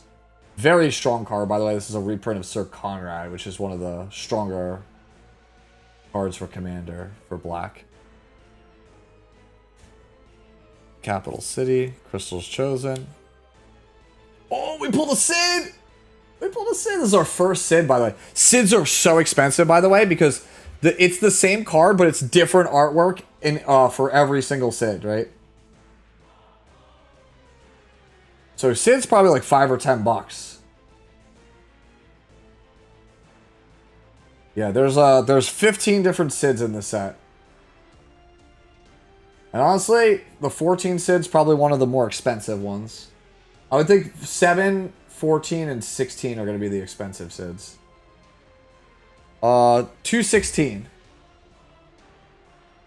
Oh, we're kind of losing focus here. Yeah, it's basically like Nazgul's were for the Lord of the Rings set. I'm probably gonna sleeve up the Sid, but we'll go on to the next one. Or last. Pulled Xanarkin, part of the land cycle. $2 to $4. And then foil Paladin's Arms. Okay. So overall, I would say our box was good. Like, I wouldn't say it was, like, spectacular, but it was good. The biggest hit we got was clearly Lightning. Lightning was our big hit. Right? It was our big hit here from this box. Hold on. Okay. Just making sure I didn't accidentally, like, it feels like I sleeved 2 cards there, but I did not. I'm wondering if Sid Highland, yeah. Of course, would the box have paid for itself? Considering that the art cards are like $30 of the value, it's possible. So it's like 34, 54. This was like 8. So it's like 62. Lightning is like 40. If Terra's like 20 and Absolute Virtue is like 10 or 20, then yeah. Oh, we also pulled Starting Town. Yeah, we made our money. We made our money. Yeah, we made our money. No, this box is only 140. This is the lower end box. I'm too poor to afford the high end box. Okay. So, last 2 things and then we'll move on to Fix It Friday. So you guys may have remembered we got the sample pack, the 2 card pack from the booster from the starter deck, right? I assume 16 and 7 are the most expensive ones. So yeah, this is a sample pack. You get one of these in every one of the commander decks. 2 and 9, really. You get one of these in it's 2 cards in every one. It is guaranteed to be at worst a foil full art uncommon, but it could be any high rarity card. So we're gonna open this up and see what it actually is. And I'm gonna do it backwards, right? So like we'll flip them over one at a time. So it's a 2 card pack. Both cards are guaranteed to be high rarity cards.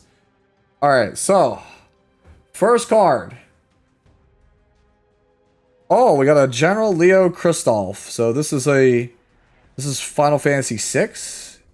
When it enters, return one card that costs 3 or less from your graveyard to the field, then put a plus counter on General Leo for each creature you control. Seems like a pretty good recursion card. Hold the art up so you guys can see him a little bit.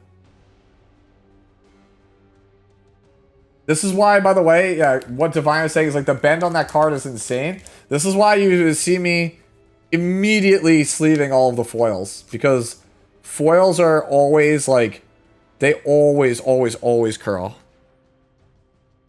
And then our last card, this should be the higher rarity of the two cards. Okay, so we got a full art soldier military program. So, so overall, the Kristoff was the better card. All right, now for the last thing, and then I'm going to clean up, and then we're going to move on to E7. So this is a collector booster pack. So if you don't know, this thing is like a $50 pack of cards. Every card in here is either a foil or a high rarity card. Yeah, so this is basically like you could get a couple $100 in one of these packs. These are like omega high value, these packs. And thankfully, because I've watched people open these before, I know exactly which direction to open this from. So here's the hoping we get something good, because everything in this pack is kind of cracked. So the backmost card is a common. So it's 3 commons, then 3 uncommons. So you are not alone. You're going to have to bear with me because we're going to have to sleeve every single card that we open here. So we got a foil. You are not alone. Holy shit, it's so... The glare on that is crazy. Second common. Another resentful revelation. Yeah, this is the equivalent of, like, do you pull the ML5? That's what this pack opening is. This is the, do you pull the ML5? Third common. Ice Flan. You guys have seen this one before. Alright.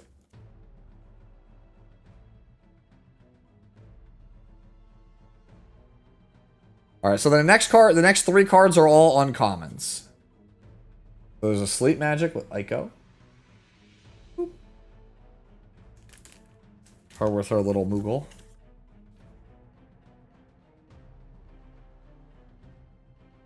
Second uncommon, Elixir.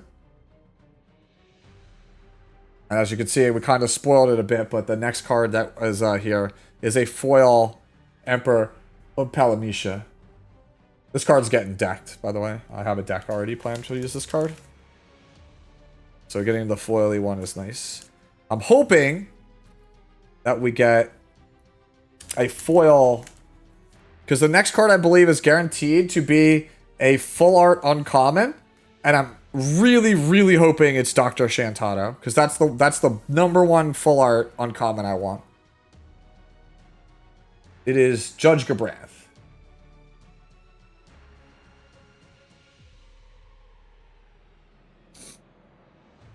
Put him over with the alt arts on the side. I believe the next card is a rare or mythic guaranteed at this point. This is a high rarity card, if I'm not mistaken. Oh no, it's a woodblock card. So it is an alt art Ramu. Old Man Thunder, as I always call him.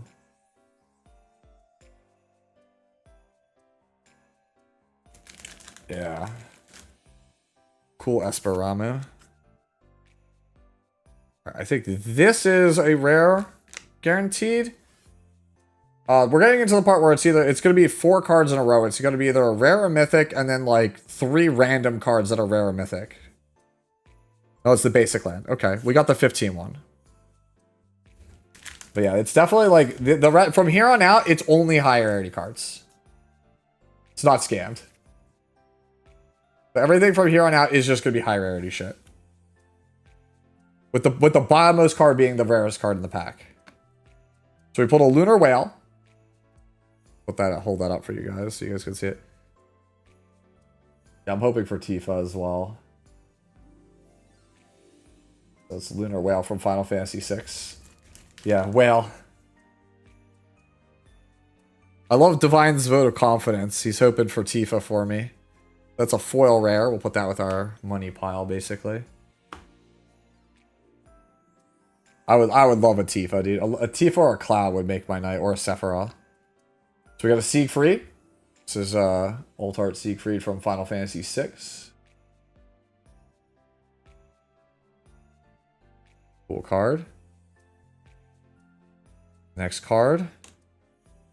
Esper Valagarmanda. Alt Art Esper Valagarmanda. I think this card is so cool. I love this art also. This card I think is very good. I actually have a deck for this also.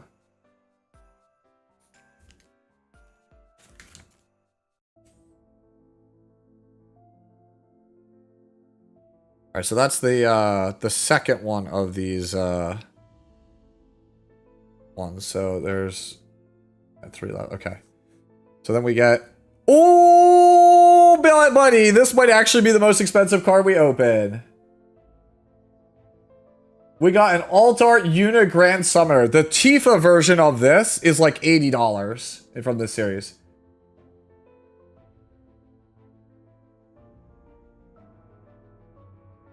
Yeah, there's 8 of these, and the lowest one I saw was Tifa at 80. But most of these are usually like 80 to 120. It might come down, but these are you could only get these in the $50 packs. There's no other place to get this card. So this is one of the ones that's hard locked to this kind of pack. And considering this pack is sold out everywhere, these cards are huge, like really expensive. Man, I might build Una Grand Summoner just because I pulled that. I might build this just because I pulled it. Man, that is gorgeous. 80 bucks, Cisco? Yeah, 80 bucks. So we made our money back. Actively sells for 85. I'll see if I can find somebody who has the Tifa one and I'll trade them this for Tifa. Yeah, that's awesome. That's a sick pull. And we still have 2 cards left, guys, so they could actually get even crazier. Oh, bro, white base. This is it. This is the last one. I'm only doing 1 pack of this, so you might as well just stay around. There's only 2 more cards left, and then I'm moving to E7. All right. All right, so we got a foil Squall. This is a reprint of Danitha. Nothing crazy. It's probably like maybe a $2 card. It looks cool, though. Alright, so our last card is guaranteed to basically be something high rarity. I don't know what it is. It's something high rarity. It could be a dud. Just because it's high rarity does not necessarily mean it's, like, good. It could be, like, a Surge Foil Vanille, which is, like, $3. Oh! It's a foil Alt Art Midgar.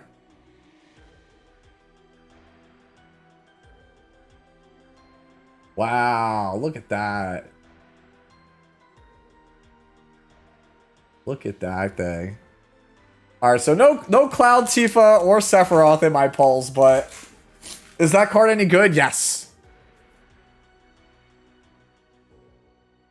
Cisco, do you want to check the Midgar for me?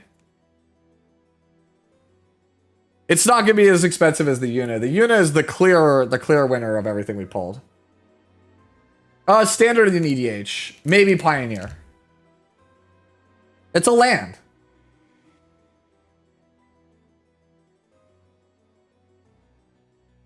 Yeah. I don't know. I'm happy with Midgar. I plan to play Midgar. So yeah, that's pretty much it. I still have a couple of collector booster samplers in the other decks, but I'm not going to waste my time opening them now.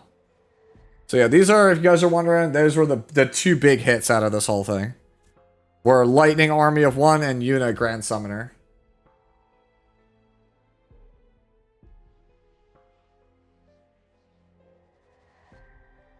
Oh, I already sleeved them. These are sleeved.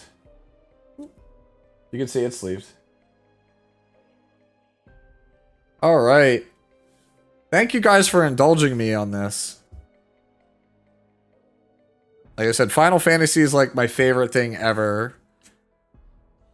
So I'm super stoked about this. So give me a little bit to just clean all of this up real fast. Any room in the guild? I don't know, Hotshot. You'll have to ask Car. Car 6 is the guy to ask. Alright, so we grab our little box here. Pick everything up. You're just here to watch Arya builds? No problem, man.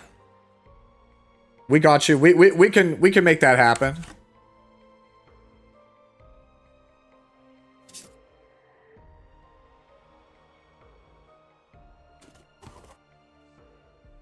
All right. And we'll put this in here along with this. And I will quickly change my category to Epic 7 for you guys.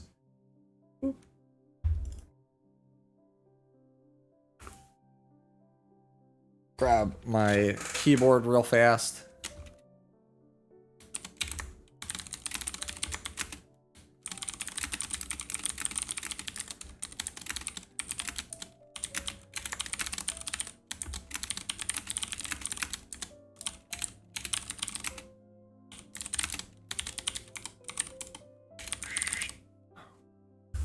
Yep. Category should be updated.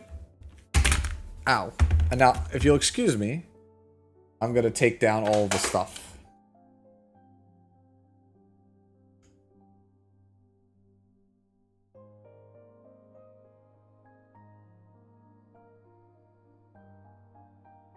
Alright. How funny, dude. My camera was about to die, so we finished up right on time. Alright, so let me go throw out the pack wrapper, so I'm not just swamped in pack wrappers. So just give me a minute and we'll be good to go, ladies and gents.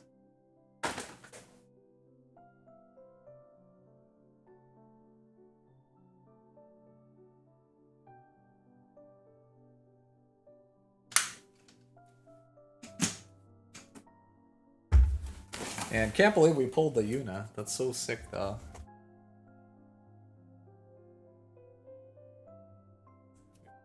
The side. And we pick up all the cool, crunchy wrappers off to the side and throw them. Dude, that collector's booster was awesome, man. Usually, I don't make my money back on those when I try to gamba, but that was like a big hit, so pretty happy.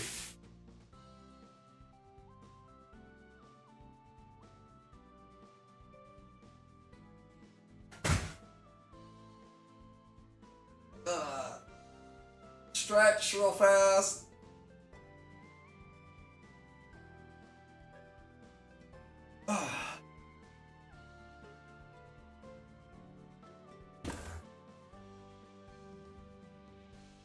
Yeah, I'm hoping I could trade it for Tifa.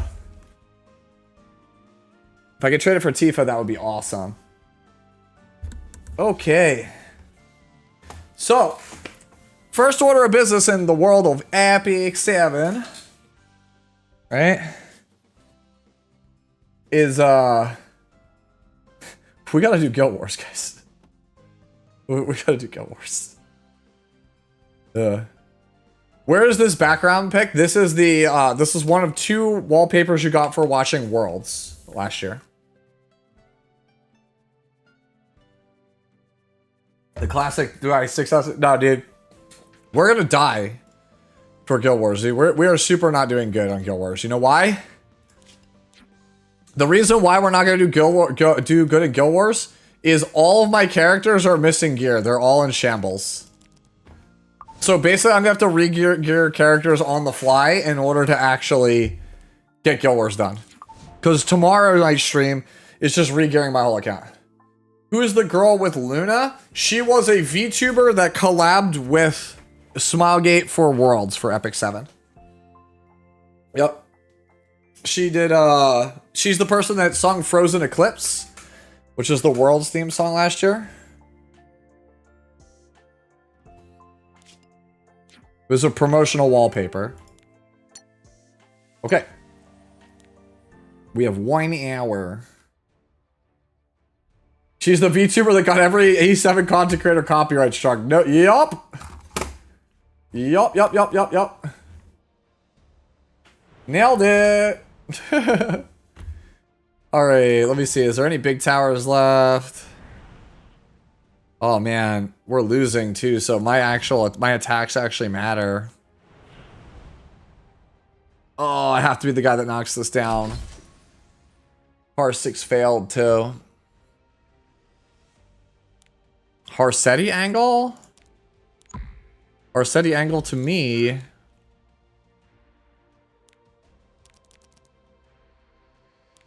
Sure. Looks like Harsetti angle to me.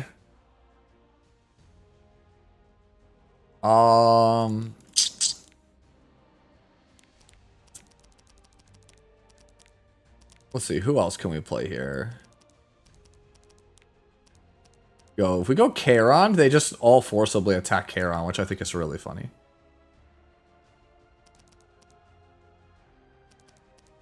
I kind of like that idea. I kind of like the idea, but then let's not throw. Let's not throw. I'll play BBK, because BBK is always good to do that. This is just... I can't play Para. Can I play Shu? This is Shu, DDR angle? I think this is Shu, DDR angle. No, DDR is not good into this. Christy? I don't play Christy.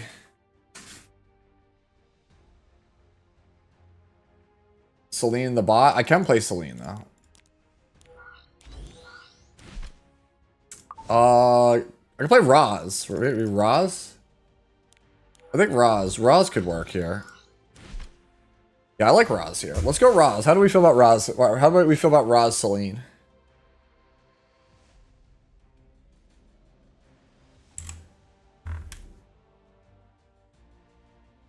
Did I see this? No, I did not. What is this? Let me see. What is this she posted? Oh, yeah, I did. We watched the Summer Games Fest earlier. Yeah, I did see that. Sonic Racing is getting Ichiban, Kasuga, and Joker. Oh, okay, so can't play BBK. Can we play Amiki? I think we can play Amiki. Okay, we can play Amiki. I don't know. Are you done playing hero? Mind finishing up? Hurry over. I don't care for amateurs. I have no more business with you. So long, Shu. So slow. Coming. You hit me. Still on vacation. You don't realize I've got you in the palm of my hand. Oh, really? I don't really enjoy this. This is a waste of my time. Would you go ahead and die? What? No speeds for round 2. Kindly, I told you. I don't have any speed characters built. I can't actually play anything with speed right now. Whatever you got, you're up. Hurry over. 1, 2, 3, 4. Who's gonna snap first? You really have no tact. Alright, well, we got round 1. That should be enough to knock down the tower, but let's still play tight so that way we don't mess up. The odyssey All right. of your life was meant to bring you And then here. everybody gets pushed back, right? Doesn't your heart Oh no. belong to me? I thought I told you. Well, I get to live. My sight! Wait. Senya's Arias. I've got this. What are you looking at? Are you the punk who chased Tora away? Huh? Be careful. Wandering souls, grant me power. Why do you want me to lose? That sounds awful. I know. Time to pay up for taking me lightly.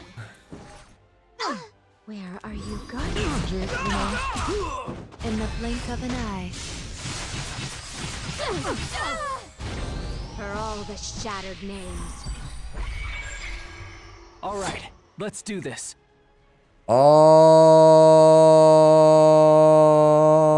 S2. No, we'll just S3.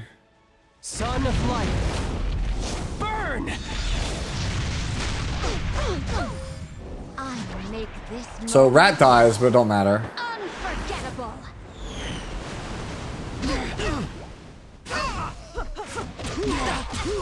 I'll make this painless. Done. No end to this. Who are you people? What are you looking at? If I must fight, Alright, well, sorry, Rat. take this!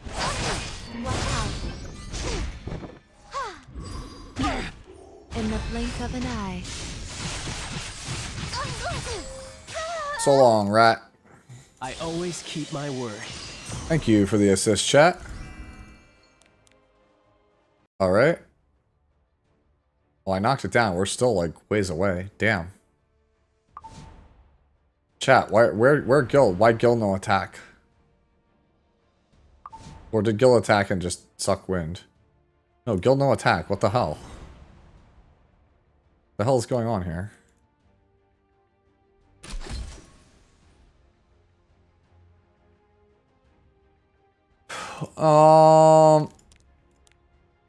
I still think I play into this Janua. I don't think I care.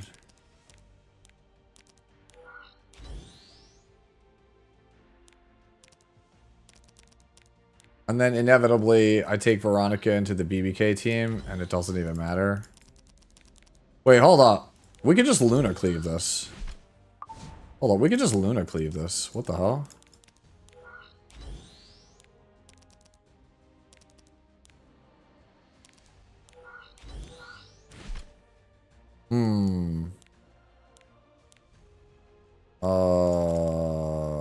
I think...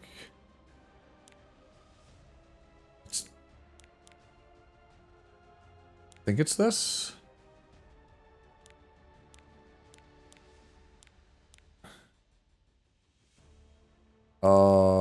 It's this one. Okay. We can just Luna Cleave it. Yeah. No, category should not be. Oh, it is MTG. You're right. Thank you. I thought I hit OK. I have to double tap it. Instead of Zio, take Frida.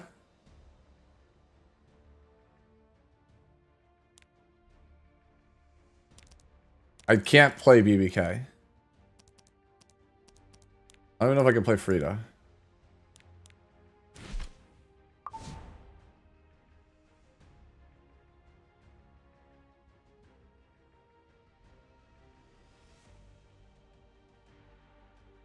Oh, right, I forgot. Duh. Oh, no, you just seal it. Okay. No, we're good. I am fine, chat. We are fine.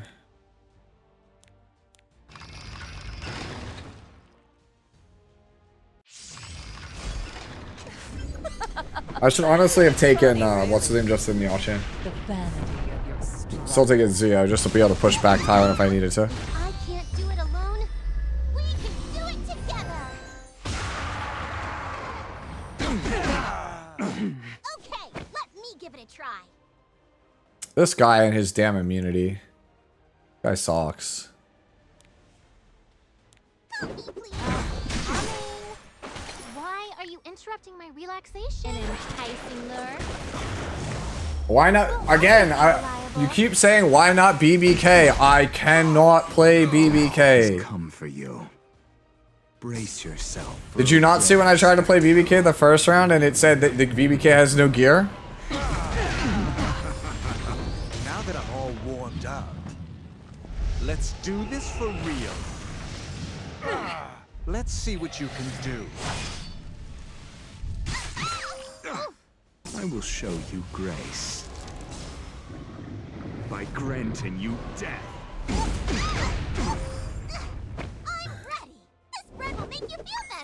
Yay, this bread will make us feel better. Kindly scoot out of here now. I have to avenge you? Miserable creature. I'll leave it to you. I'll hurry over. So long, Harsetti. This is mine.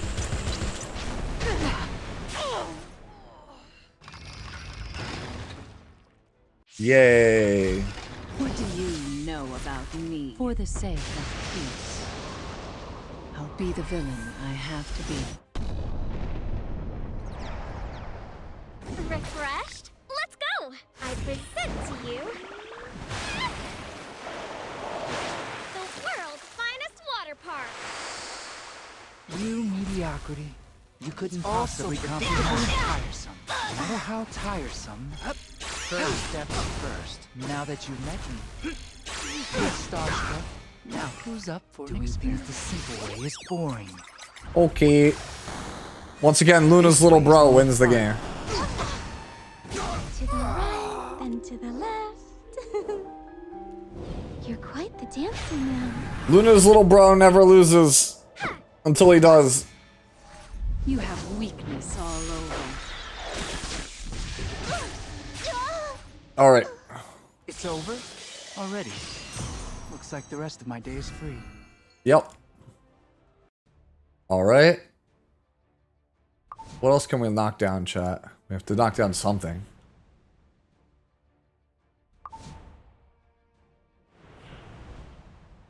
Alright. Damn, dude. There's like nothing to fight. It's like not already like close to dead. I guess this one?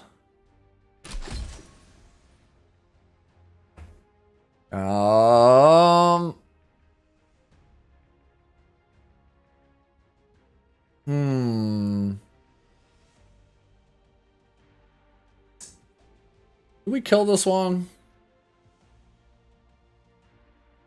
Is it there?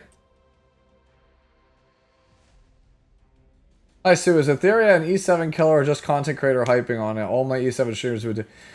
So the thing about Etheria is that it is new and shiny and it has a lot of things that E7 content creators have been begging the E7 devs for a while, so that's why everybody's all over it.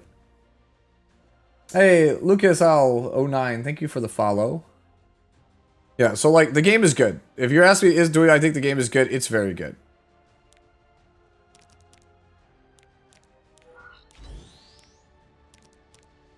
But is it an E7 killer? That's jury is still out on that one.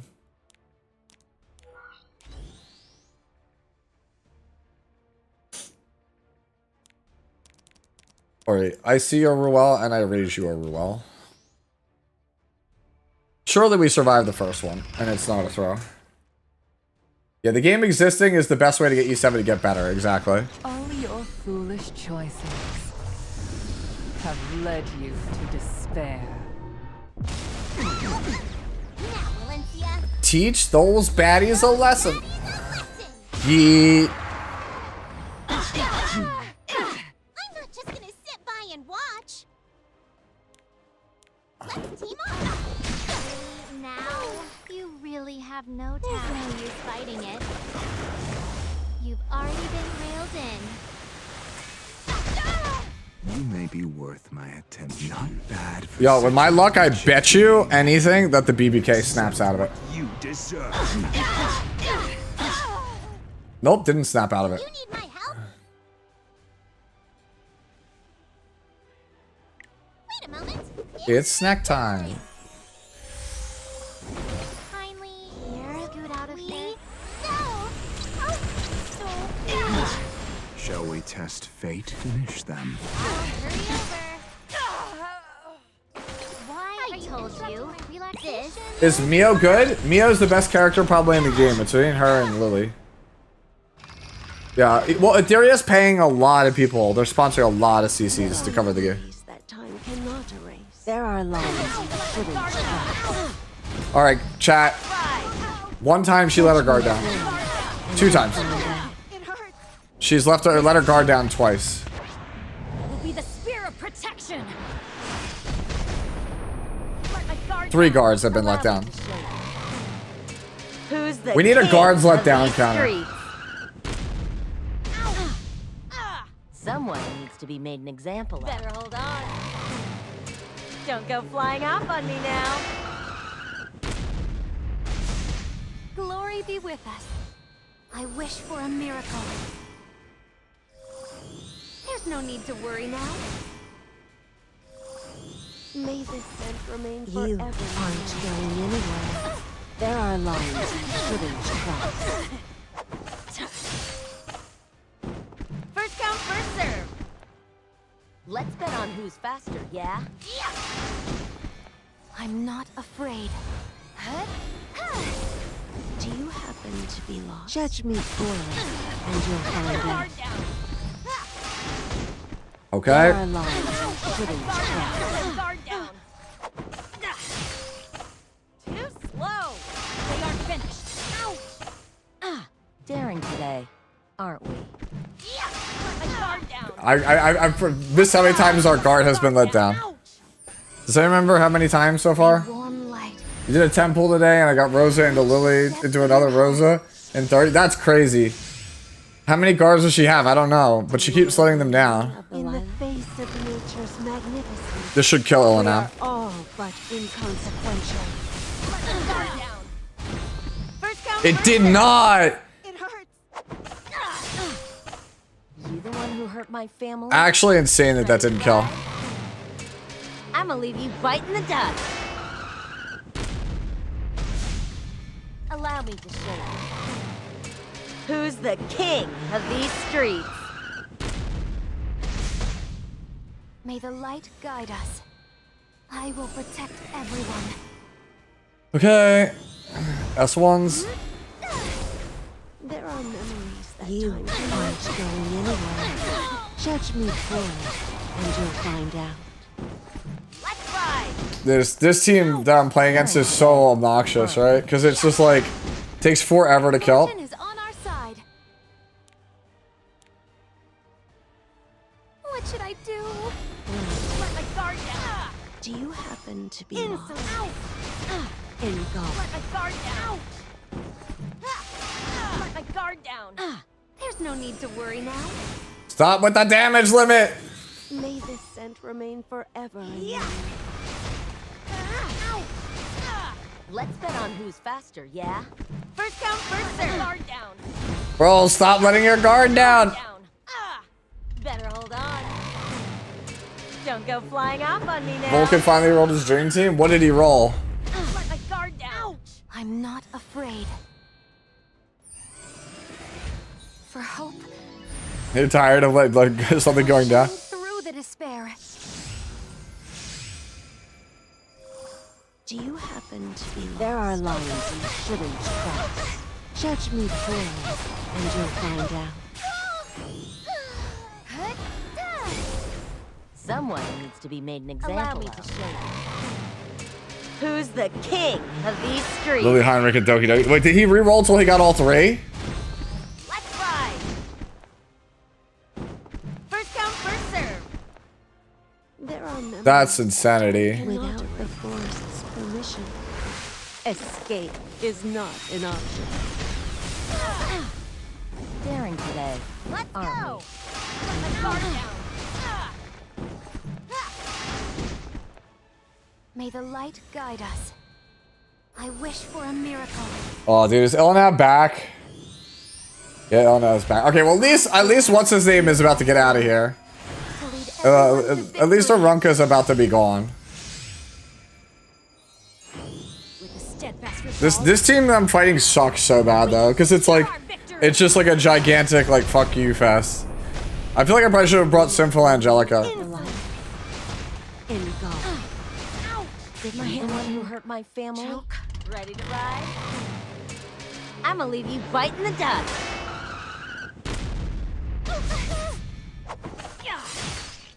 Glory be with us. There are memories. You aren't going anywhere. Okay, she's gone. We did it. It only took forever. Death break? No. Engulfed. We did it. We did it. There's a reason Blossom Runker reminds me of the friend I used to game with who claimed to let their guard down whenever they have anything not go their way. You have friends like that? Code Vein 2, yeah, that looked good. I was watching it, it was with Aderon, we were watching it, and I was like, huh, this is like anime. It was like, this looks like anime Elden Ring. Why does this feel like this is like Code Vein? And then it pops up on the screen, Code Vein 2, and I was like, oh, wow, that's why it feels like Code Vein.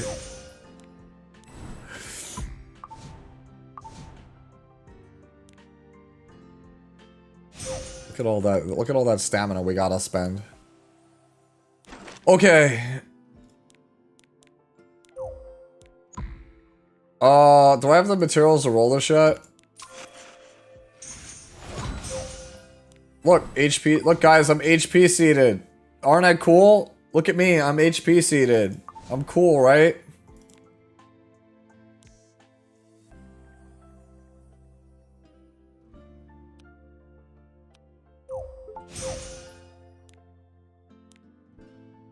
Alright, how far away am I from getting an ML summon?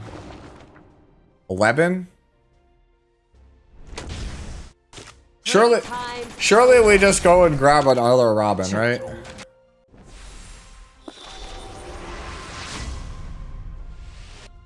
We just grab another one, right? No, we don't do that. We just do one.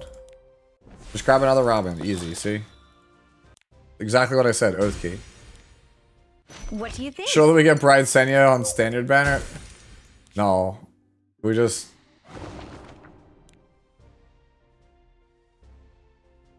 This won't hurt a bit. I guarantee it. He guarantees it, see? So it's a Sven, like he said. Alright. Violations of combat will not be tolerated. A forced eviction is due! Summon 1, what do you mean? Don't think you pulled a single ML outside of Mystic Summon? I'll show you my power! But we used up all of our luck on that Unicard, so we're not getting anything else. One tap it? Alright. Those who fall below the standards are a waste of my... See? Sven just subscribed. We one tap the ancient sea. CWF gifted a tier 1 sub to Sven. Thank you. Have given 10 gift subs in the channel. Thank you so much, Cisco, for the gifted. Appreciate it. Damn, unlucky. More like average luck, man. That's just how it be, bro. That's how it always is. Okay. We'll save for that for tomorrow. Alright. I don't have a Rift team, so I have to hunt. My Rift team just blew up. Alright. Daily's done. There's a Spirit Altar event in progress. Cool. Yeah, low-key do hunt for Mystic Metals, yeah. Oh, alright, let's drop all these off, even though nobody will ever fight them. Plenty of help. Just so I can get at least gold. Why is my gear all over the place, he asks. Have you seen this game mode?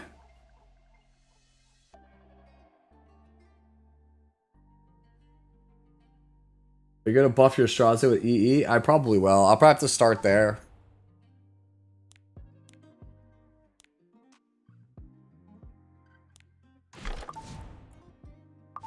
Alright.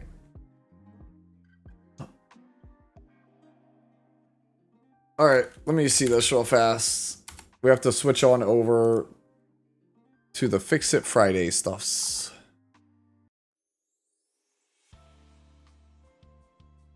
Oh, hell nah. Bianco sent me the team that beat the Perdition, and it's literally the dumbest team I've ever seen.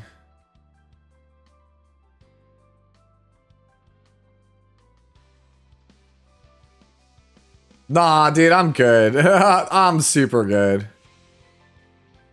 I just saw Drax's response to my Ethereum ulti, which, by the way, I'll throw my Ethereum ulti up on screen if you guys haven't seen it. In a second, let me get on get the Alright, we're on the wrong one. Change windows. Is it my Ethereal luck cool, guys? Is it my Ethereal luck awesome, guys?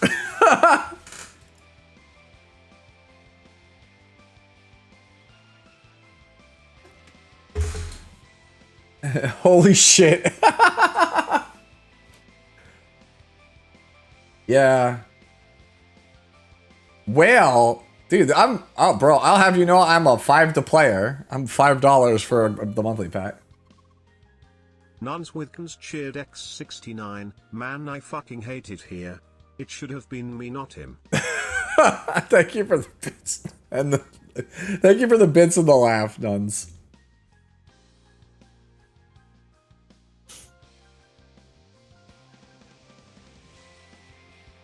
I'm gonna turn.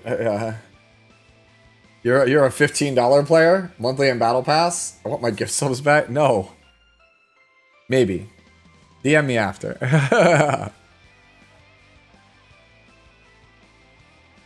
All right. Oh, our first person today is actually Sputnik for Fix It Friday. He says, "This is my current test build. I did search for Destro, but apparently I can't reach these stats with what I have available. So far, I'm happy with the artifact. There are others I'd like to try, but like my Destro gear, I'm stretched just a little too thin," he says. Okay, speed.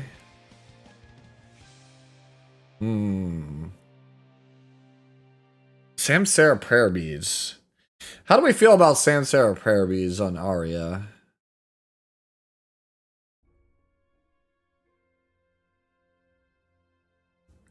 I really feel like, oh man, is this character like just... I really feel like you want HP percentage boots on this character. I really don't want... I don't know if I want speed. I want to just be like dummy thick. Undone says he thinks it's Pipette Lance. Mio isn't good right now? Aw, well, we try.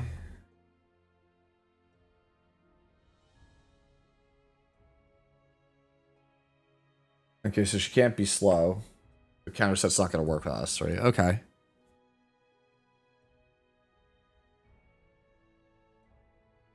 I think this might be... is this another one of those you need crazy gear score to make her good characters?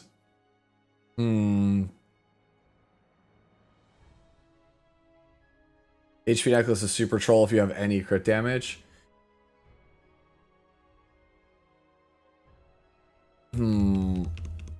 This is one of those ones that's tough, because I haven't seen too many Arya builds right now.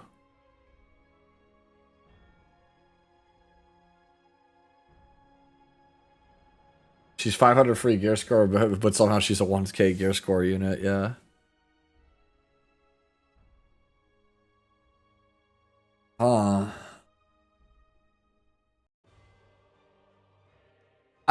Is her damage really this bad, chat? Because, like, if so, then, like, yeah, we probably have to go crit damage neck, but... oh, man. Like, I wish I was, like, 185 on speed on, like, HP percentage boots, but I don't know if you have that kind of gear laying around. It does feel like she's missing something in her kit. Her damage is ass.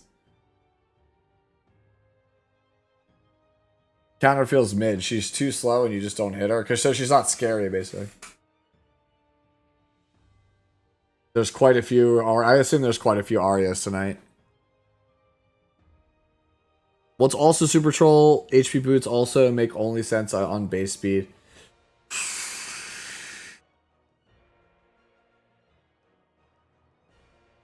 She needs an 8 Elbrus Ritual Sword.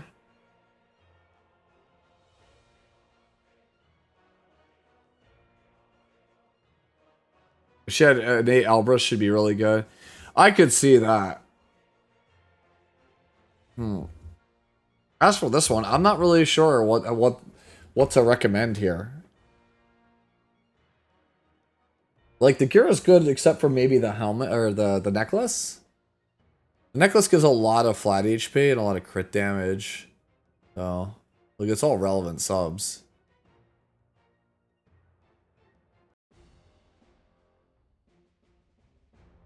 Oh, right. Ring has crit chance on it. That's sus, yeah. Ring probably ends up getting yeeted then. Yeah, especially because you don't need the ER also, right? Like, the ring probably does get changed out. Like, you don't need the ER that bad when she has so much base.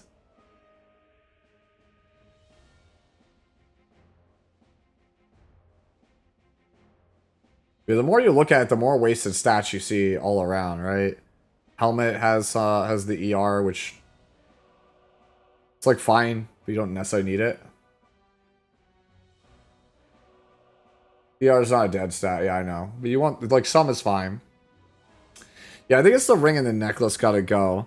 I don't know, I really feel like you probably want to be, like, crit damage HP right side, but, like, you also can't be slow. Is this, like, speed set character on, like, crit HP, like, damage HP right side?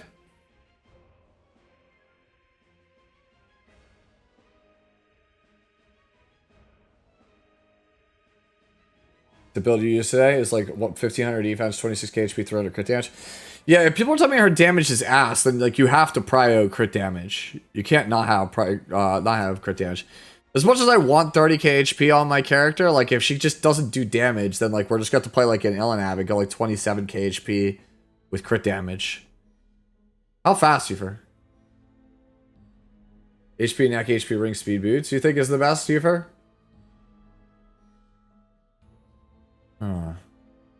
I definitely think we need more crit damage, no matter how you slice it, though, Sputnik.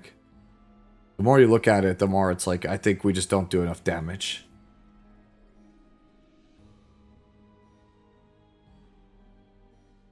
So you're 300 crit, you're 310? 310 crit damage on HP speed? That's crazy if that's the case. Are you on Destro, though, Hufer?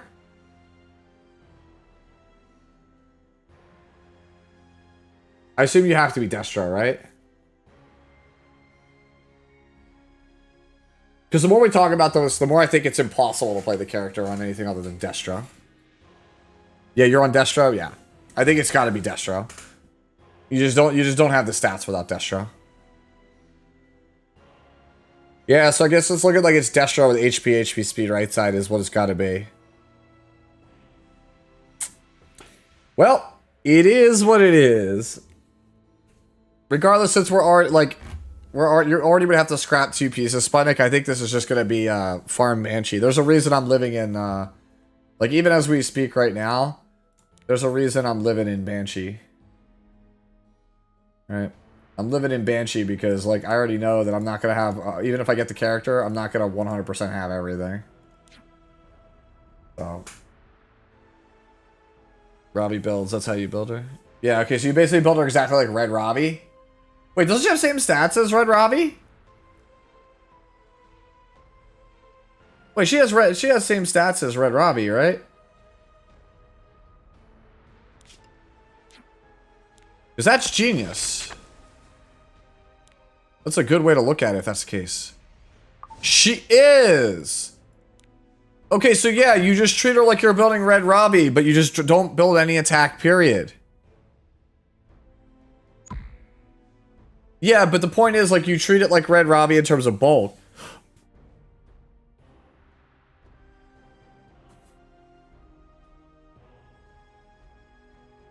Alright, that gives me a clearer picture of where we need to be in terms of Theory Fighter.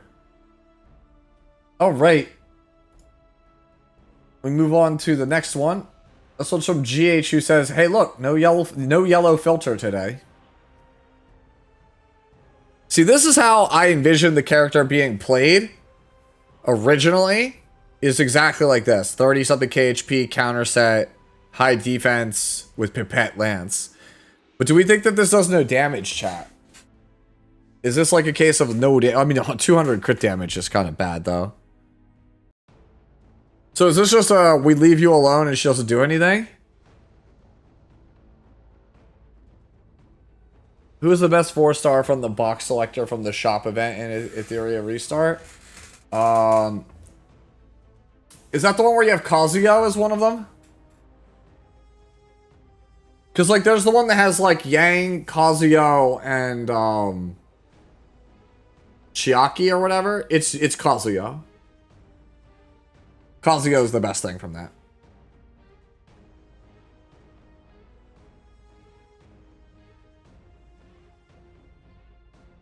Yeah, it's the box you get at rank 10. You get it's when you just start out at rank 10, they give it to you to give you like a head start and you can choose one. It's always Kazuya. Only starts to feel good at around 200 plus speed. Okay. Yeah, so GH, I think that this one, you'd have to I need more information on this one, but it sounded like we got to go 200 speed Destro, 300 crit damage to really make the character feel threatening, because it feels like this one, they just leave her, they just ignore her and she doesn't do anything.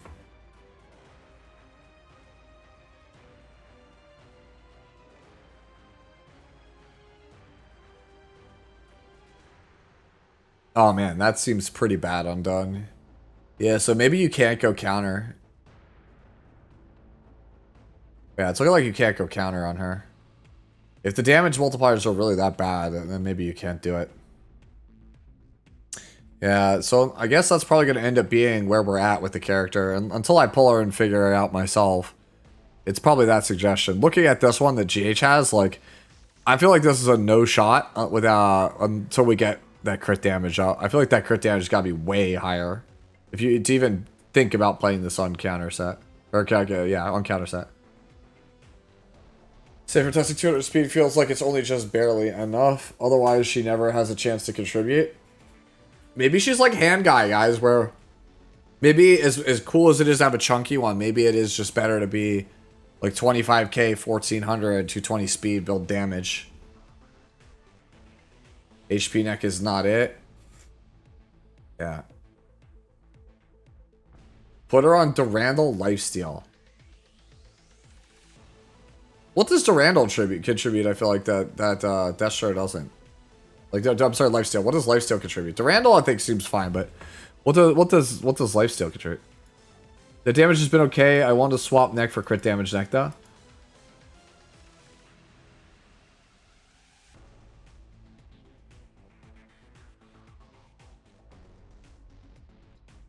Hey, thank you, Shiako. Thank you so much.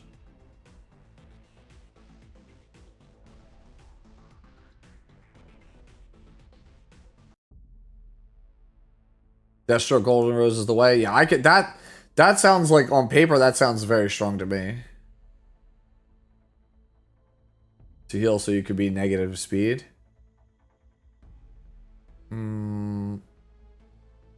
But they could just ignore you and kill your whole team. That's the thing.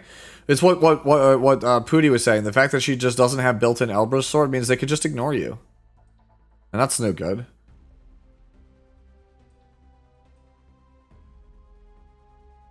Yeah, I did, Chas. I did. Yeah, our big pull of the night was yeah, Yuna. Ooh. Yuna Grand Summoner was our big pull of the night. It's like an $80 card apparently. Yeah, we got that, and then we pulled the Altar Lightning Army of One. I was very happy with this box. We pulled a Tyrion Pre-Win, Traveling Chocobo, Absolute Virtue. We pulled Terra as well. Terra's cool. Yeah, I was very, very happy with this box. Yeah, like we priced it all out, and like I probably made like $20 or $30 more than the MSRP of the box. So like it was definitely a good box. Usually when you buy a box, you expect to go negative. Like when you buy a box, because like that, like buying boxes is like almost never worth the value. Because the thing is, the cost of the cards, like most boxes on average, like since they're the average cards that people open, they're not worth as much as the box. And so what ends up happening is like the high cost money cards, like your Sephiroth, like prop everything up. No, it wasn't hard to get the box. I know somebody who owns a store, so I just was like, hey, can I get a reserve for these? Like, put me down. Like the second they come up for pre-order, just put my name on the list. Put me down for one of each deck and one of the base box. And I wanted to do one of the collector's boxes also, but he couldn't do that. That one he couldn't guarantee me.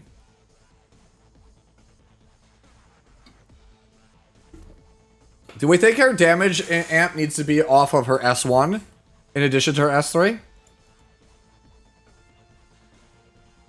Yeah, so what Colonel say, what if they ignore your Aria? Yeah, that's the problem. Wait, Bad Cat just got picked in Vic Chun's tournament? That's funny.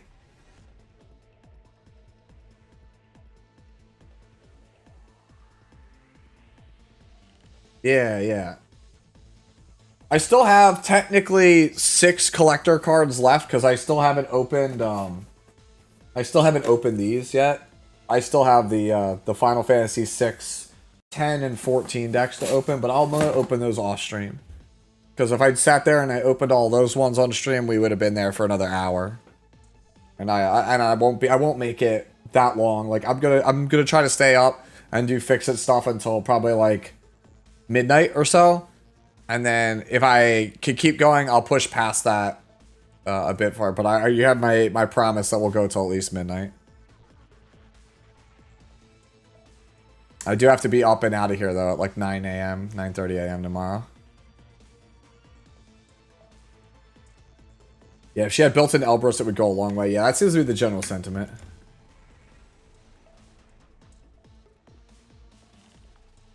All right. Is ML Aria must pull, or we don't know yet? Most people seem to think she's not good right now. I think she looks good to me, but most people are saying that they don't think she's very good. All right. Speaking of Pooty, who's been very active in the chat, here was his submission. My new Soul Con, my new Soul Con cleanser with leftover gear. Wait, Soul Con, like I said, Soul with.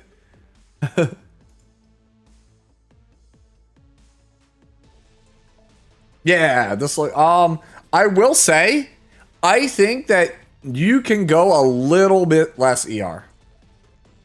I think you can go a little tiny bit less ER to pull up that bulk Pooty because like with the 40% from Soul Consolation, realistically, you can get away with like 200. Like going 270 doesn't really feel impactful on him because the people that could tag him are either just like the crazy people. Like think about it this way, right? Silverblade's still getting you.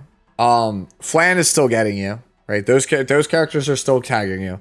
And then most of the other debuffers that you'd be playing against anyway, they have Soulburn, ignore ER. So like I don't know. I've never liked going above 200 on him because he's very fragile. I really have always liked playing him 270, 1400 defense, 15k HP, 200 ER on the nose. And that's always been really strong for me. That's my thoughts on it. I think that you could afford to give up a little bit of ER to pick up some more bulk. Right? Like these are all speed pieces. Like the boots. The boots you could definitely shift towards something that gives like crazy defense and health. And not have to worry about the ER. I think immunity is good. I'm not saying immunity is bad. I'm just saying like I think you could just play an even 200 ER and get the defense and health higher. That's my opinion. This is super good as is. But that's like my perspective. Like I have played a lot of DJ Bassar in my time. Like he's probably like after Ruel of Light and like Tamarin, he's probably my third most played Soul Weaver. Like I've played a lot of DJB in my E7 career. And I find that as long as he can take a hit, he ends up serving much better than having higher ER. Right? Because his big downside is he's squishy.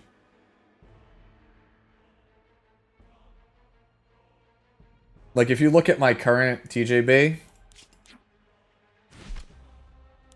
and I'm saying it's different build type, so don't look too much into it. But like, you can see I'm like Omega tanky, and yes, I'm on counter. You don't need to be this tanky, but like, we're super tanky, and we're letting the ER from this carry. Which, by the way, I gotta friend point someone to get that guy up there. But like, 180 is like the lowest you could play on DJB, like somewhere around here. If you have this at maxed out. That would give you 220. And then at 200, you'd have 240. Yeah, that's basically it. Like, you have to look at it this way. You get 40% from Soul. And Soul here, so when you look at this, you really have 274 ER, right? Like, you don't even play Elvira at like 274 ER, do you? That's what I'm saying. So like, I would just play like 210 with the 40% from the artifact and I'd call it a day. So when I look at those boots that are 30 ER, I'm like, man, imagine if that was 30% health. You play her at 290? To be fair, she gets a bunch for free and she doesn't need any other stats, so who gives a shit? What is this? Oh. Oh. What's it like to be Gear Score Kingdom? What's it like to be Gear Score Kingdom?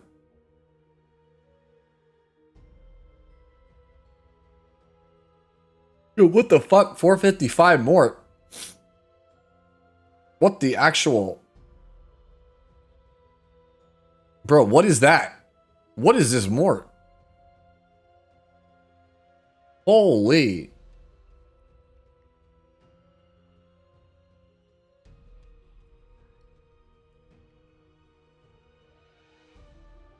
It's not effectiveness more. It has 0 effectiveness. Like, it's like 230 speed, but tanky as hell, and it has good damage. 447 gear score, death deal array, and no big deal. Yo, let's go 446 Little Queen Charlotte. With 1700 defense and only 14k HP. Yeah, you show him.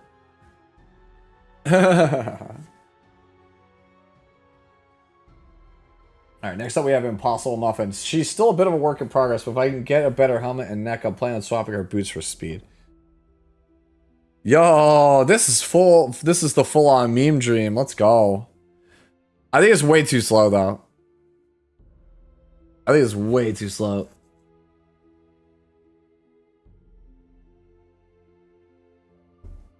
Yeah, you're right. Helmet's not very good here.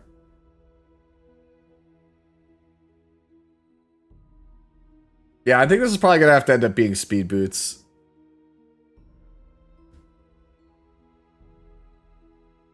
Speed boots with some speed subs would be good. Yeah, I'm probably looking at it. I'm blowing up the necklace, switching the boots to speed, and changing out the helmet. And then after that, I think I evaluate if I go throw away the ring. I probably don't, because that's like a shitload of HP. But yeah, I definitely think I get rid of the 163 flat attack ring or necklace. I get rid of the helmet for something with higher gear score that's not wasting a bunch of attack, and I go speed boots. Why does she need such high effect resistance? Or wait, I have a question. Why he needs so high effect resistance? Drake, are you talking about DJB? DJB is a cleanser. He's meant to cleanse debuffs. If you're wondering why his ER needs to be high, because like most of the common debuffers are like around 100 to like 150.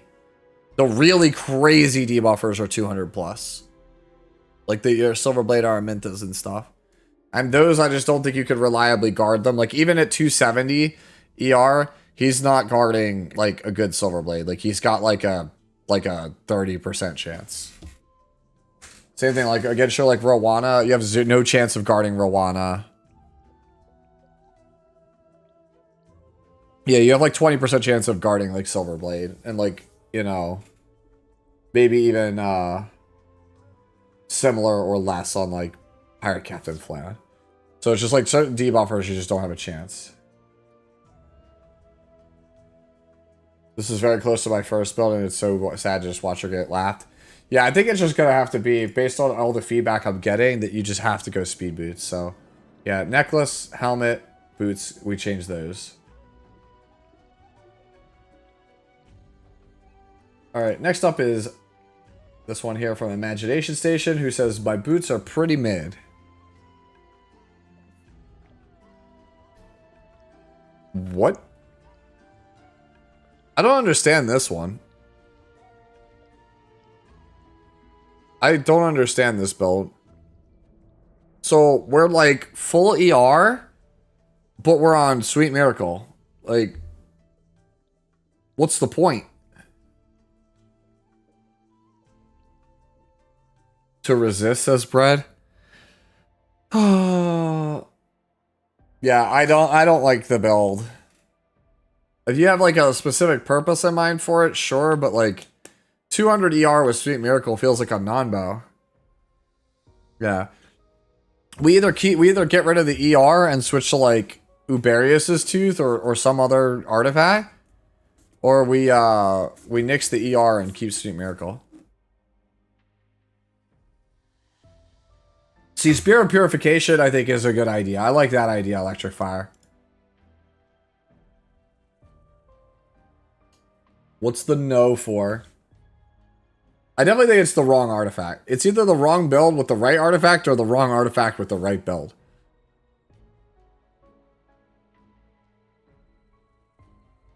You like this build? Yeah, I mean, I think it's just replace the boots and then we switch to a different artifact. I feel like Sweet Miracle, like, I guess, like, in case you just get tagged by a soul burn, you're fine, but man, it feels like you're so over investing.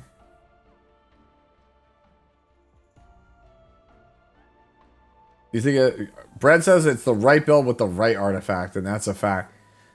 I mean, I guess the build is actually good outside of the boots, like they said. The boots are just like pretty mid. They're like okay boots, right?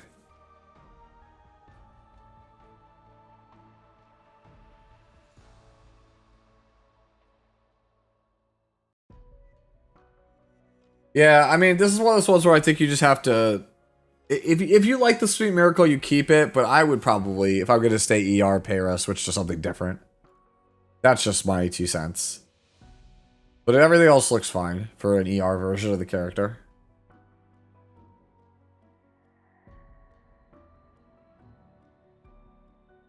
Next up is Ryan, who asks, does she need tank stats?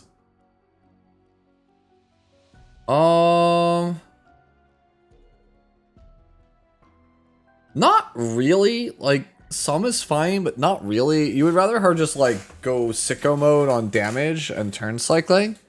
Your crit damage is pretty good. What's the McD on this thing? Yeah, okay, it's got more damage than me. Only slightly.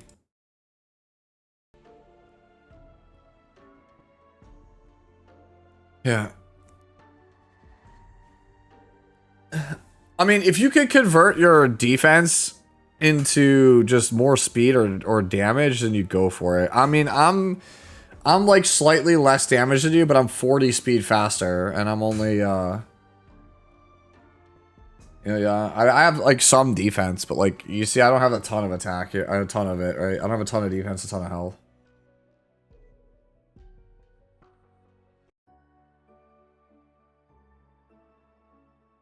So I think that's my take on this one. Is I think I would boost up the speed if I could, and if you don't want to boost up the speed, then I would boost up the damage to get at the same threshold. I don't know. I like the stats I have on my.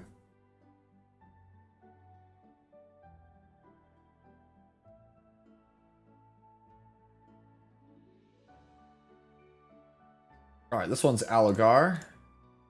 Still going back and forth on what I want from her. Looking for better speed boots. Okay, Prayer of Solitude is an interesting one. I like your stat line. I just worry that we don't get a turn.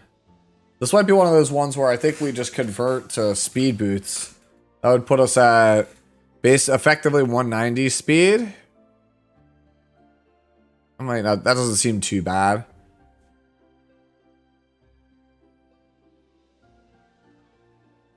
A lot of pieces are like pretty borderline now. Like they're all usable pieces. They're pretty borderline in a lot of cases. They're all like low 90s. Swap on the sword for 4 to 5 crit chance. We don't need that. It doesn't matter. Not for this character. Attack can become defense on the helmet. 5% defense can become 9, which would be a lot better for that piece. So the body's really good, assuming we haven't spent our swap. Necklace is not super great.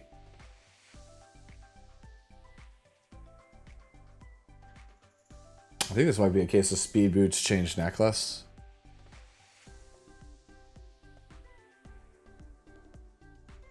If any of the people submitting slow builds have actually been liking it, every single one of these I see feels really bad. I don't know. If they're in chat, they can tell me. But looking at it, I definitely think I want the necklace gone and I want speed boots. And then I think from there we play it by ear. I think we try it like that and see how it is. Slow Aria only usable as villager. The last thing is like, did you see me pull the Yuna? The Yuna is the last thing. The Grand Summoner Yuna. Sorry, there's no like lighting there, so it's a little bit hard to see. Yeah, white base. Like, the one thing I was gonna ask you is, did you get the Tifa from this series? That's the one I want the most. I want the Tifa from that series. I also want the Cloud from that series too. I had one good game of Arya, and it was gear gapping a champ player. Oh, you did, but you're keeping it? No, that's what I want. I want that so bad.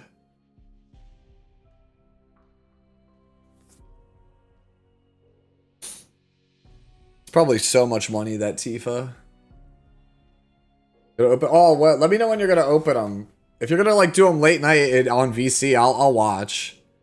Like, well, you can do it after stream. I'll super be down to watch that. Watch that stuff get cracked. But yeah, Aligar. I think we gotta go speed boots, buddy. And I think that we have to, considering the crit chance on the necklace, it's probably gonna have to be a borderline. Alright, let's move to Lux. Updated on our lovable Booba score lady from last Fixit stream. Now the only thing left is to pray to RNGesus because that boot might be hard to replace. Let's see. Okay. Oh, damage is crazy on this one. Holy, nah, you keep those boots. Holy, this is nuclear, Vivian. My only worry is his health might be a little bit too low, but this looks crazy otherwise. Oh, okay, yeah, when you're back home in a few hours. Nice, nice. I'll be up probably for another like 2.5, 3 hours for sure, white base. So if you're on at that point, then yeah.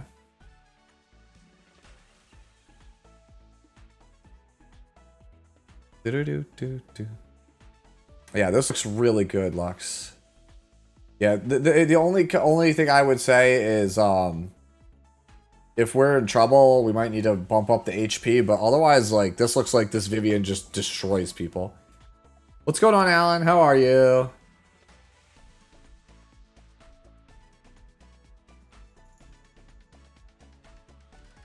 Speaking of Alan, Alan's the next person who says ML Aria Doko, then panic, and then what is this emote? I can't tell what that emote is. How you draft SSV these days? With a Runka or against a Runka.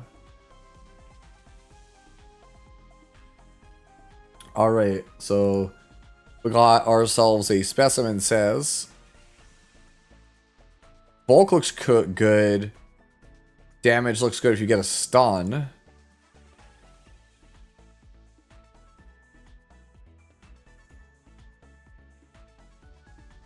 I think the specimen says is really good, actually, Alan. The thing is, like, because you're on lifesteal, like, I think unless you get a stun, like, this character is not gonna do a ton. But yeah, this is like, the character's already a combo character anyway, so that's not the end of the world. Like, bulk is incredibly good, especially with lifesteal. Like, you're on lifesteal torrent, which is amazing with this bulk. Yeah, I got no notes here on this one. This one's pretty much good to go.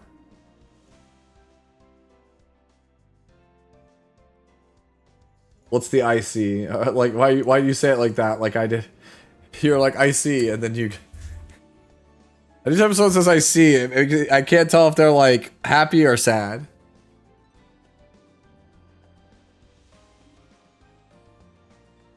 Alright. Sad Madge? Smadge? I see. ... Alright. Do you have any recommendations for the next headhunt so I can plan it in advance?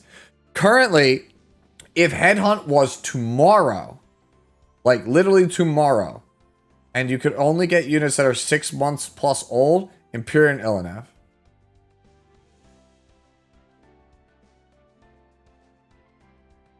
Alright, so this one is, I don't know if this is good or not. Also, what artifact do I use on her if I don't have Fairy Tale Tenebrious? My Abyssal Crown is on my Harsetti. Usually it's Fairy Tale for a Nightmare or Harsetti are basically your major choices. And then as for how you have her built, you want her faster than this. Like 150, what I like to tell people to do is try to get 260 speed and 150 F with like 1500 defense, 15k HP. I mean, or roughly this bulk. Like this bulk, jump it up to 260 and then put your F at 150. And then at that point, if you could hit that, then try to push for a higher F. And then if you could get that, then you either push for more speed or more bulk. So that's what I would recommend. As for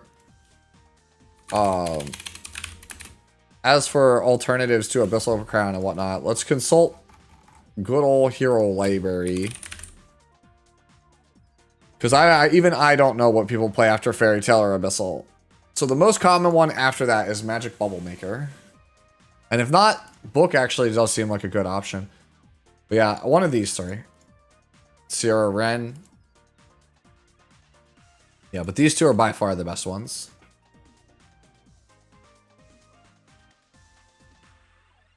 Do I still have Sea Phantom geared? No, I don't. Sad times. She got cannibalized to do the new content.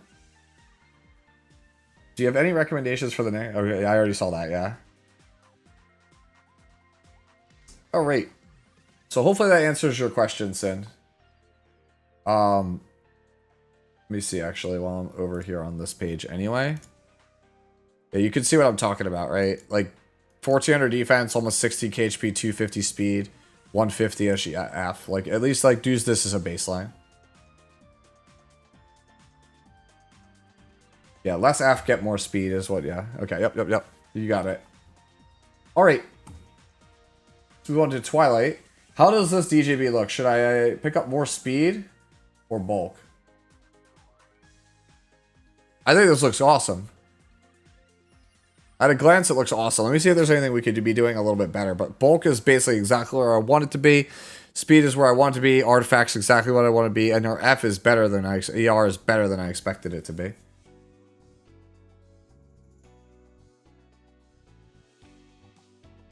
I think I'm cool with this. I think I'm cool with everything here. Like, you have a swap on the body. You could change the flat health to, like, 9% health.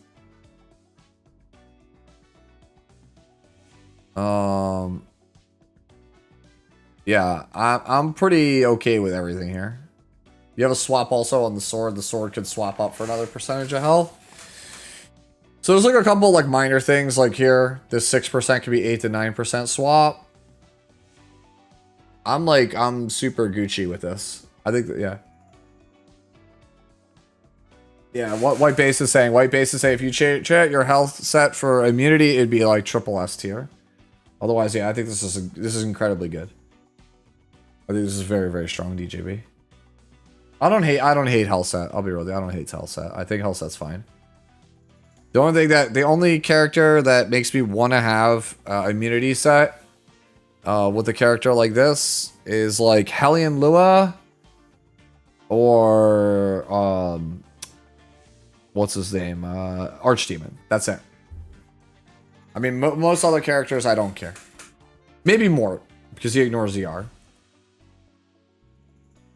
But like realistically, that you should be outspeeding Mort anyway. This guy loves... Ah, no, they changed it. They changed his stat line at white base. His stat line is different now. So, flat HP is still alright on him. It's just not, like, godly like it used to be. He's still good with it, but it's just not, like, broken like it used to be. Like, it used to be super, like, super busted. Like, it was almost 1-to-1. He's still one of the better flat HP characters, though.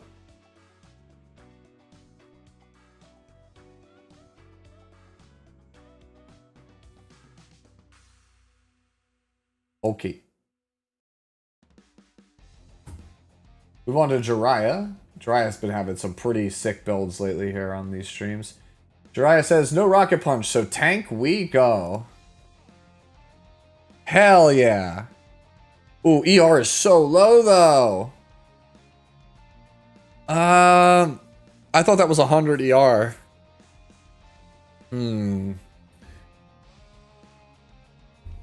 I like your bulk. F is cool. But like, I like the way that Jinte did this, where it's like 150 ER. It's like same defense, same HP, like 150 ER on Noble Oath. I think that's really good. Hey, Red, thank you for the raid, homie. Also, oh, okay, I already got that earlier. But yeah, Red, what's good, man? Thank you for the raid, homie. Were you playing Rivals? Also, thank you, Volcanics.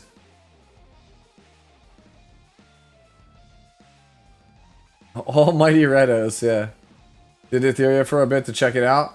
What are your thoughts on it? Even Jinte sold out? Dude, Jinte is I think just playing the meta.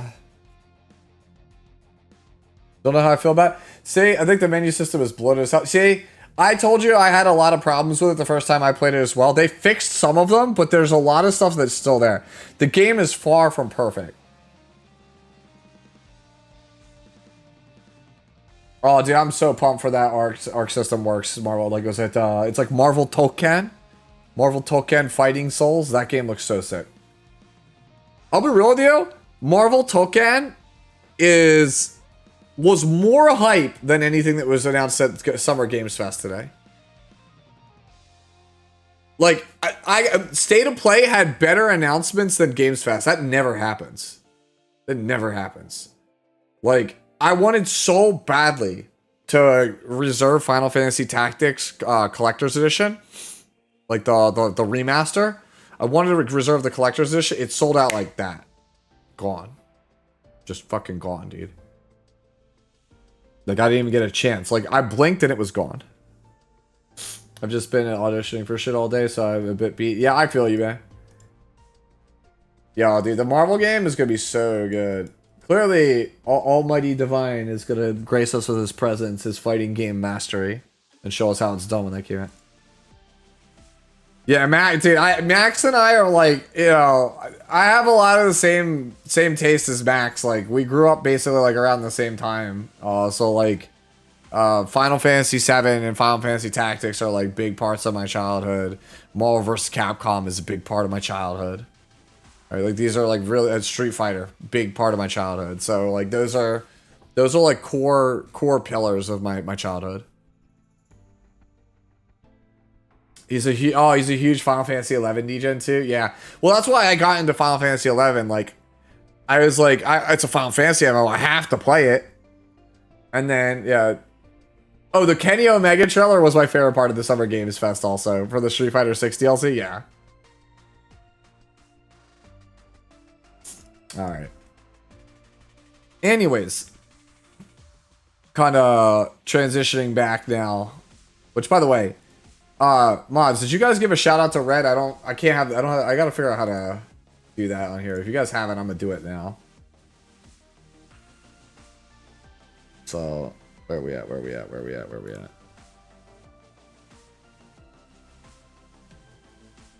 We haven't already. Ooh. Ah, okay. So we did, ATK did get it. Yeah, I saw it. It was like ATK did it 3 minutes and 40 something seconds ago. Man, he did it frame 1. Holy. Mods are lazy, he says. So, yeah. So looking at this, Jiraiya, just a recap. I think this is cool. I think the ER is really needed, though. I think if we transition this F to ER and we go Noble Oath, I think we're in a lot better spot. I don't hate Holy Stack, but like, I think you're just going to need the bonus stats from Noble Oath to make it all, tie it all together. Oh yeah, the Sea Phantom Politis figure. I'm not a fan of Politis. I never really have been as a character. I like Ida more than Politis, and I didn't buy the Ida figure either, so. You know, I'm hoping that the next figure is Lone Wolf Payra. Like, Lone Wolf Payra would be a snap buy. Yeah, if this is for Guild Wars, then sure. But for, like, RTA, no shot. That's my final thoughts on that. Move on to Tide. Tide says, anti-mort tech, while still being able to use, generally, question mark. ER is kind of low. Catsuit Para looking, yeah. If you wanted to play anti-mort Destina, I think you need more HP. I totally think you need more HP. Like, you want like 29k HP to be anti-mort. You might have to give up a little bit of... You might have to give up a little bit, I think, of speed to get there, though.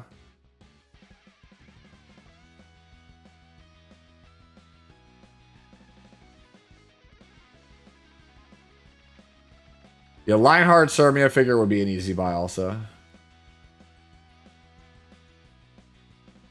Yeah. So, just need more HP. I don't know where we can squeak some out, though. Ooh. Necklace is, flat. That's really bad, actually. Destina is the highest HP Soul Weaver in the game, so the flat health is actually... This flat health necklace is actually what's hurting you the most. I didn't even realize that. I should look at people's main stats. And we could do better, I think, on the helmet. I would start with that. Try to get to 28k HP. If you can get to 28, I think we're in a much better spot. But I think as an anti-mort Destina, I don't think that we get there without getting to at least that much. I want to buy a Pat figure. Oh no, don't buy me. I'm terrible. I'm not that cool.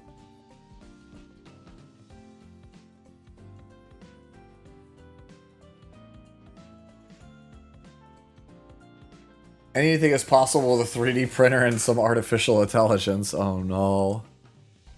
No! I'm gonna be replaced by myself at some point in the future.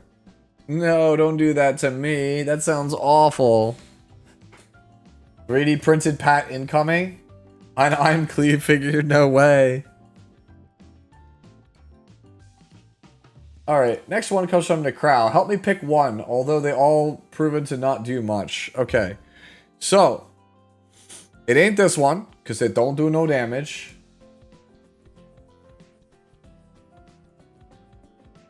It ain't this one. And then what's the third one? This one's the closest to correct. This one's the closest to correct. I don't think you need Bastion of Hope. I think that's overkill. I think you need a damage artifact, homie. I don't hate this one. I just really, really, really think that you need a damage artifact. I think that if you were to... maybe swap the ring for something with a bunch of crit damage on it. That could be pretty good.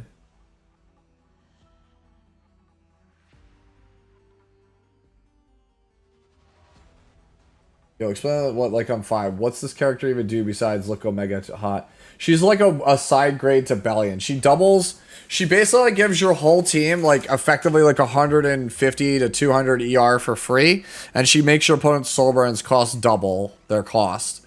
So she's, like, super anti-soul burn character. Her S3 is a single target nuke that increases her overall damage every time you use it. And then her S1's just Alencia S1. but you get the follow-up attack, even on counter or dual attack, but it can't death break on the first part of it. Instead, it trades the can't death break for the it always crits clause. Yeah, it sounds good on paper, but like people are telling me that she just doesn't do any damage because apparently her damage is just dog shit until you get off your first S3. So if you go like base speed or low speed, you can't get to the S3 to ramp up the damage fast enough. If she had self-elbows, people are saying she'd be really insane. Like, very strong.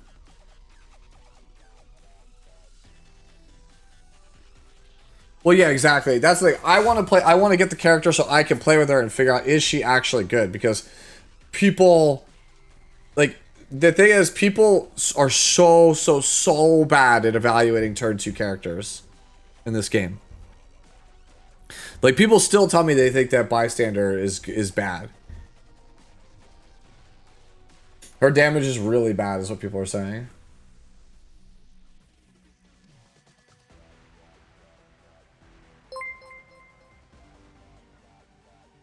Hey.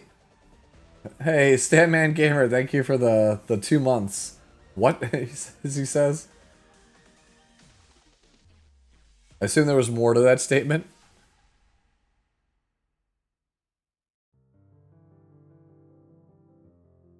No, I'm good. I'm done.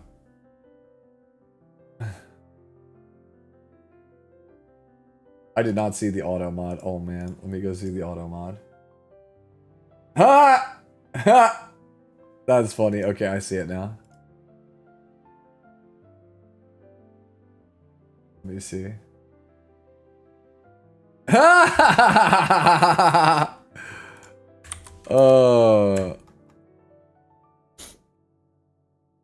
Yup. That was good for a laugh. Thanks for the auto mod. I was watching Light Player and she seemed really underwhelming. But again, like, character is too new to be like, yes, character is definitively bad. Give it like another week and something, and if people haven't figured it out, then it's probably bad. I'm still pulling for her though. She's Omega hot. As wise Asmodeus once said, you pull for hot. Why? What? Yeah, exactly. The character looks fun. The character looks cool. I want to pull the character.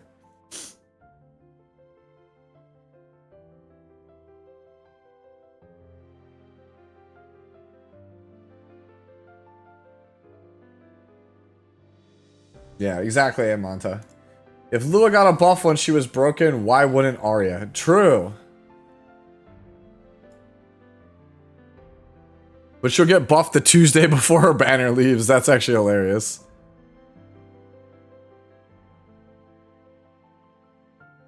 Is her best build really counter? No, people are saying it's destruction. But yeah, Necrao, of the ones you sent me, this one is the closest to correct.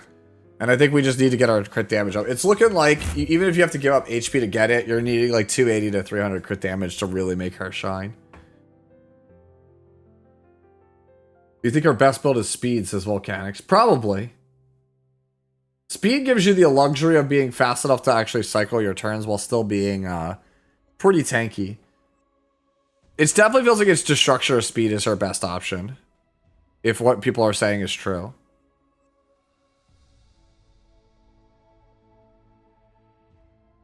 200 speed, 300 crit damage on pen set. Okay.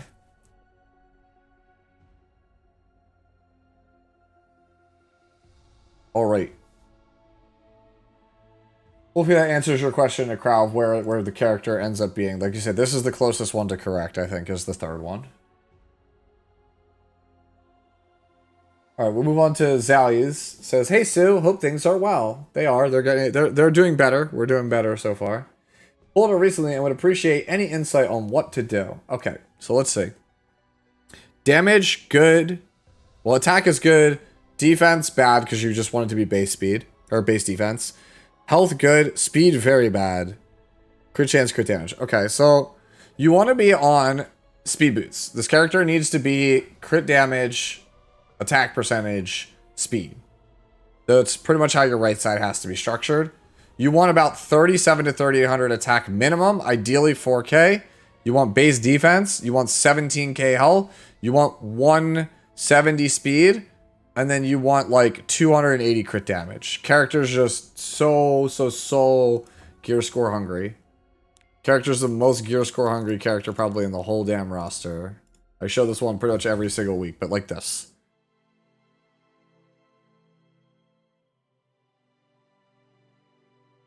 Yeah, you need her to be around like 165, 170 speed. Like she just doesn't have the impact if she doesn't cycle.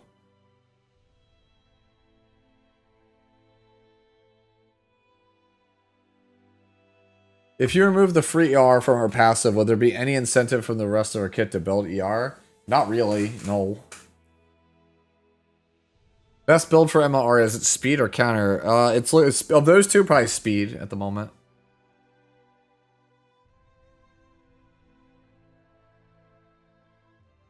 Alright, so let me look at these other pieces that you have on here. What's actually savable?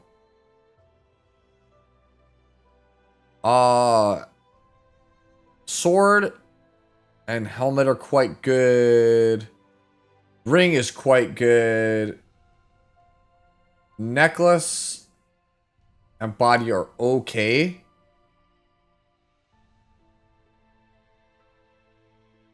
Yeah, I think you just go speed boots. Just jump on speed boots and then see where that takes you. Try to get something with some good crit damage on it. You might have to end up replacing this this body. Either the body or the necklace, because they're just actually necklace as the flat defense is a wasted stat. You can't have anything wasted on this character. You just like if you have any waste, you're kind of in trouble. So yeah, it's probably boots and then look to cut the body and necklace so that they don't have any waste here.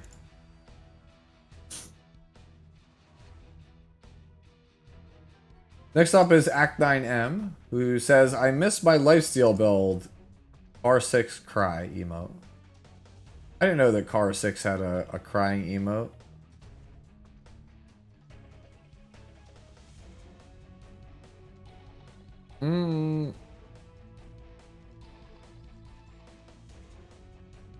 Why not Gala Lily's artifact if we're ER? Damage looks quite good. Speed cracked for an ER build. But ER feels like it's a little bit low. And I feel like we should be on Gala already, no? I don't think it's Dust Devil. I think Undone does bring up a point, though. Like, Swordstorm is a valid thing to consider. I'll never say no to Swordstorm. I think it's incredible on this character. But I think it's Gala. I think it's Gala already here.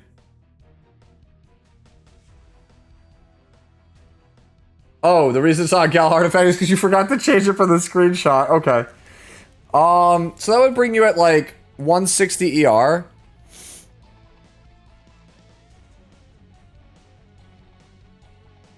Yeah, I think I'm okay with this. Like, the ER is not the best, but you make up for it by having more damage and speed than most other ER ones. So this is kind of like best of both worlds. Yeah, I think if I'm on Gala already, I think we're kind of living on this. We're vibing. I could go 15 Gala or 30 Storm Sword. Which would you go with?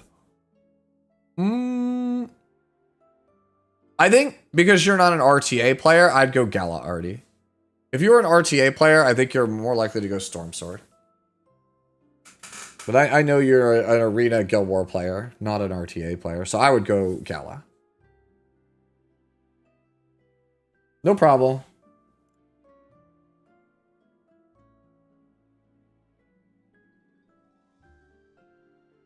Yo, let's go! Our next Fix It Friday comes from Reaps.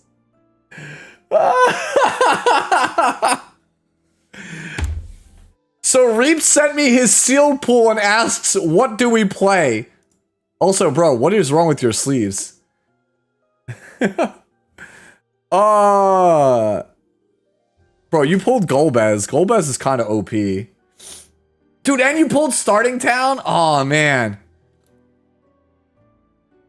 He has Overkill, Light Up the Stage, Tap Arasite. Oh, he has Nibelheim as well, dude!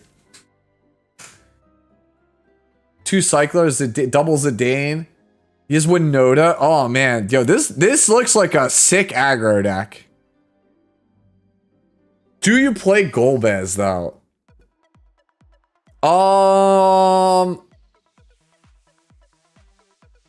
I think you cut, and don't hate me for this, chat. I think you cut Tonberry for the Golbez. Because Tonberry is very slow. Like, Tonberry is, like, realistically like a 3-drop. I think you cut Tonberry for Golbez.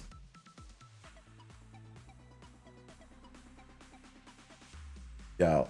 This is actually like hilarious though that he submitted this. This is so fucking funny. Also, I just realized Reaps uses the same basics, the exact same basics that I play when I play Boros. That's actually so funny. I've known him for like a decade and I never knew he played the same basics as me.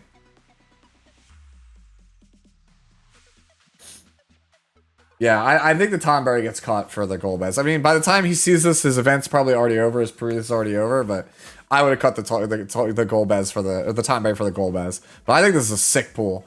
You should very easily go 2-1 with this pool. Yeah. Yeah. They're Oath of the Gatewatch. They're the Oath of the Gatewatch full arts. Alright. Let's move on to King Afro. King Afro says, "Sup, Sue. Looking to see if I'm on the right track with her. I'm framing to replace the neck and boots." Okay. Damage is really good, but the problem is like, oh man, actually, hold up. This is lifesteal and it hits like Destro. What the fuck? Imagine if this was Triple S Vivian. You could afford to get away with so much more.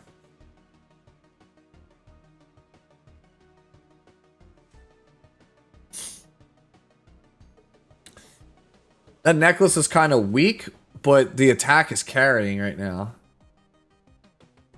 Boots are actually strong. If I were you, I'd probably change out the, I'd probably upgrade the 5 defense to either 9 defense or 9 health. We're a little squishy for lifesteal. But, like, we got the damage of a Destro set, so...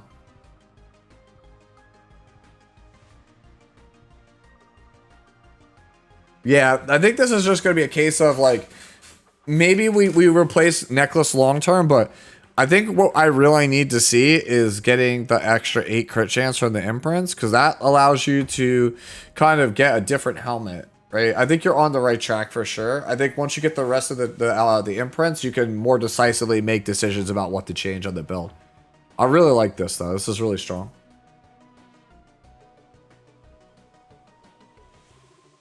My chat is only plus 15. I'll be real. I don't know if I go. I don't think you go chatty 100% of the time on lifesteal. Like normally you would, but the thing is the power of this version of Vivian that you're on is that it has the power of it hits like a Destro set, but it has lifesteal.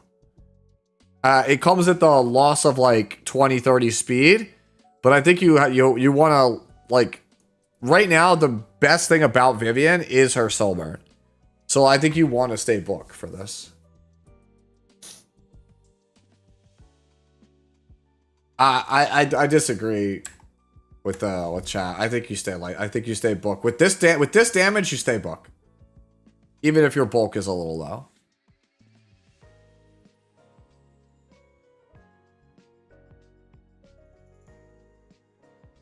Yeah, her S1 is just too strong with book. Alright. Alright, so yeah, I would definitely get I would definitely change out maybe yeah, like I said, necklace, and then the helmet probably loses a lot of value once we get more imprints. So if we can get triple S imprint in the future, this is really gonna take off this build. Next one is from username is taken. Her EE should be speed. Her S2 should have 100% zero pushback in her ER. Then she would be usable. Trust me.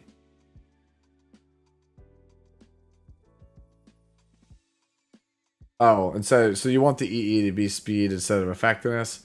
And you prefer her for S2 as 100% CR pushback that ignores the art. Yeah, that's not happening.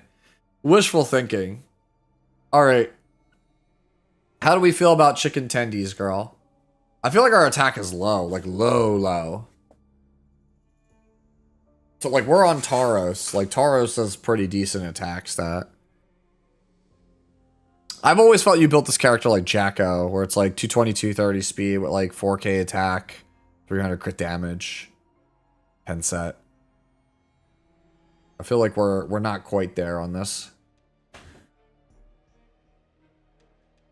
She has to be fast. I feel like our attack is just too low, no matter how you slice it. I'm actually not well versed in this, so I'm going to go back here. I'm going to check what the average is on this.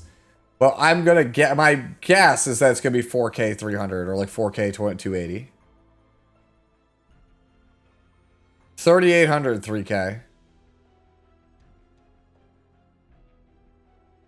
It is 240 speed average. 240 speed average, 300 crit damage, 3,800. So yeah, my initial thought of it being damage is too low is right.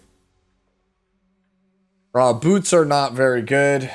Those are starter boots. We definitely want to get rid of those. And then...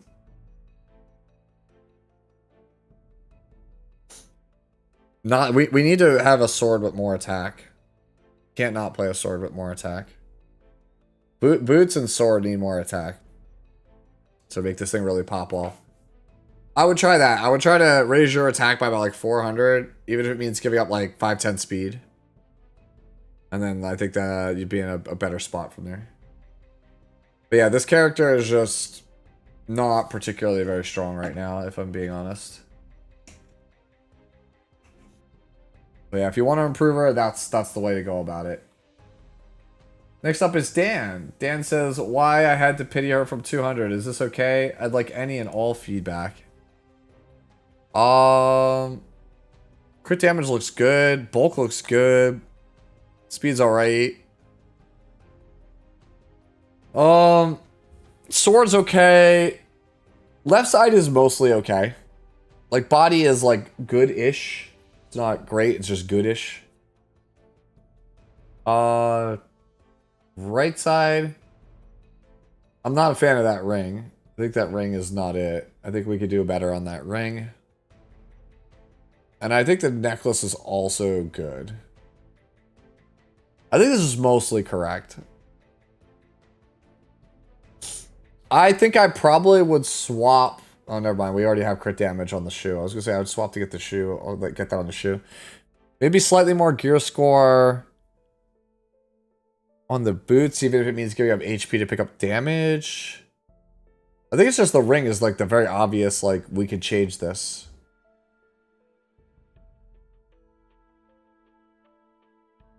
Yeah, I think I'd go for a ring that has speed and crit damage on it. But I've worried we give up too much defense. Yeah, I think it's some combination of a change to the ring and the boots. I think I'd like to try to get like 180, 185 speed, and I'd like to try to break 300 crit damage if I can, while maintaining the same defense. And even if I go down to like 28k and change, I think that would be decent. Yeah, ring is definitely the worst part about this build. So that's definitely where I think I start. Prayer of Solitude seems like a good fit here also. That's something I would like to try on this. Golden Rose might be better. Alright. We move on to 502912, who submitted a Tory with, it says here, the biggest fall off this year. True.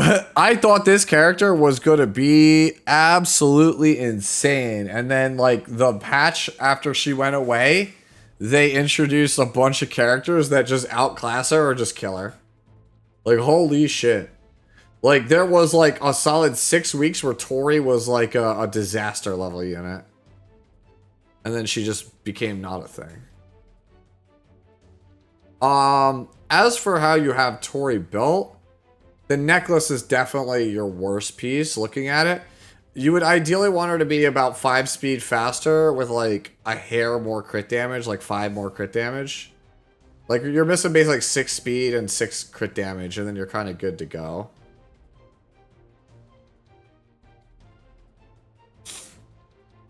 Yeah, Celine is just a better version of the character, yeah. Celine basically replaced this, Spirit Eye Celine basically replaced this, and then Renak put her in the ground, Arunca put her in the ground. Wind Rider over Feet of Criticism? I don't know, I think they're about the same. I think it's player preference. I think it's draft style preference.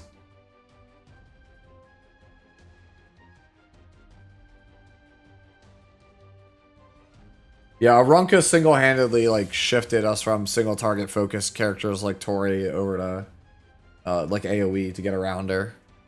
You just have to go around her. Dude, that guy the other day, man, that guy messed me up, dude. The guy had the really fast Elena, so I couldn't AoE past his Arunca. That sucked. Her highest win rate artifact is Violet Talisman. That's actually hilarious. I wouldn't play Violet Talisman. Don't play that. That's probably like one guy in like Master that's playing it. But yeah, Necklace I definitely think is your best upgrade path here. And then it just, like I said, focus on a little bit more speed. Like 12, like I would say like 13 speed on the Necklace with maybe something else might need a little bit of crit damage, but it doesn't look like we have any clean spot to pick it up from. Yeah, I would try to like get a better Necklace for sure. Something a bit higher rolled. Something that caps out our crit chance, boosts our speed and attack.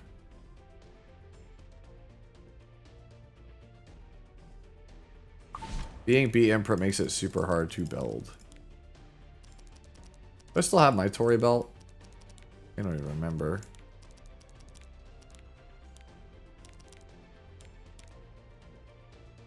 Yeah, I do, but it's like on. I stripped it. It's on a lot worse gear. Yeah, mine's kind of badge.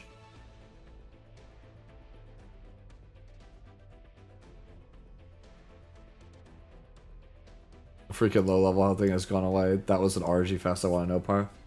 Wait, are you saying the cookie build is it because no one's playing it anymore?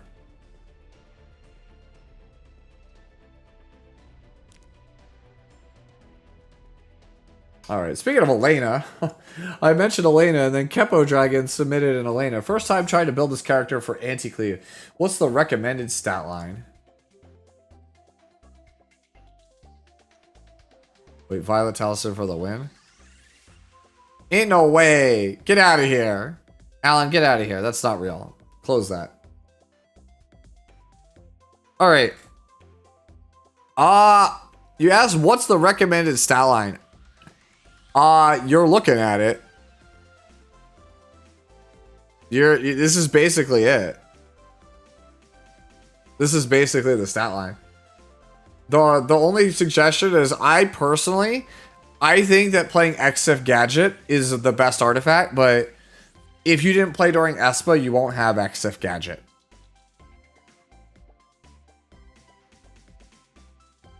Yeah.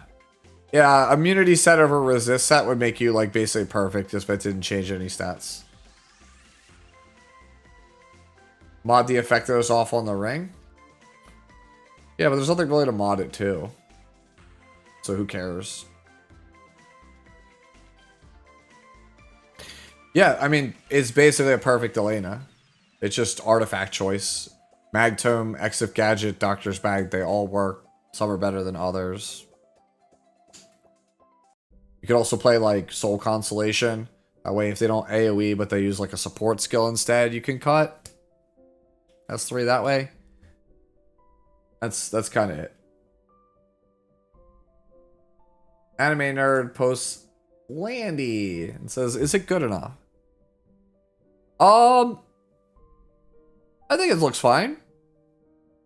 Usually, Landy is a character that is, unless she's super fast, right? Unless you build Landy super fast, usually she's a character that wants 280 crit damage, 3k attack. She doesn't really have the craziest stat line to get really high. Like 3,500 attack on Landy is considered like insane. So, I mean, good speed, okay bulk, good damage. I think I'm okay with this. Yeah. You do want... you don't want Guiding Light, you want Wall of Water. Wall of Water is her best artifact now because the greater attack buff will just help massively. Yeah, you definitely switch to Wall of Water. Otherwise, I think you're in a good spot. Oh, immunity would go a long way over crit set as well. Torrent, yeah. Torrent or immunity would be better than crit, right? Or raid set. Crit set is like very quickly becoming the worst set in the game. I don't know if I'm being honest with you. I probably is the worst set in the game. I would rather have Unity, I think, over crit set.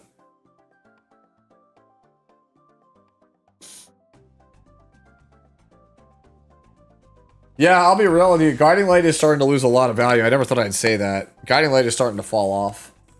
Revenge is the worst set by far. Okay, you know what? I forgot Revenge set existed.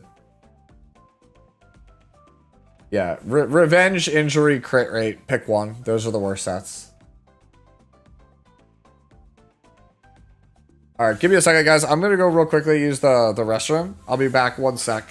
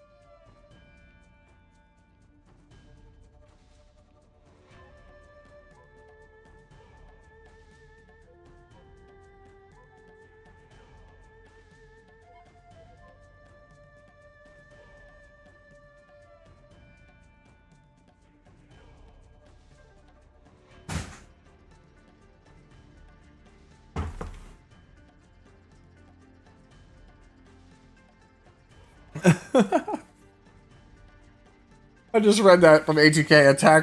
Attack set, breathing a sigh of relief. It's too funny.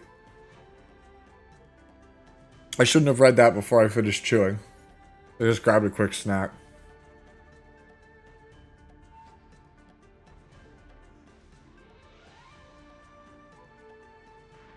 Alright. Next one is Aranil. Says, do I need more HP and what's our best artifact? Your defense is too high. Defense is too high. Crit damage is not enough. Honestly, I'm okay with like the HP being that. I think that's probably the low end of HP.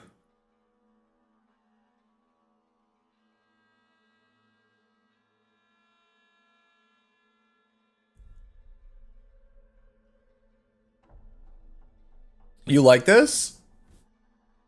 Durandal? Durandal counter seems like it could be good. I just think the damage might be too low, that's all. Like the boots and ring are not the best gear score wise. Like we don't need that much defense. She can't play Elbra, she's a warrior, Asmodeus. I don't hate Durandal. I think just if we can take advantage of it, get more damage, we're good. Yeah, I think I'm changing out the ring, the 2 health set pieces. I think I'm changing those out for something that gives damage, like pen set crit with crit damage pieces there. I think I'm going for that.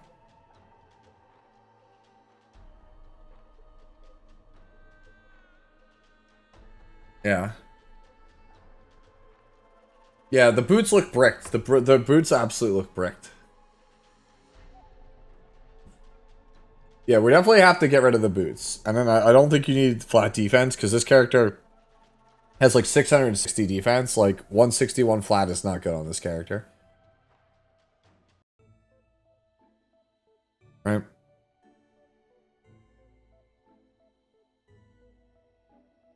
Like, it is a lot of defense to give up, but like, you just have too much of it. Yeah, I would just get rid of those 2 pieces, focus more on crit damage.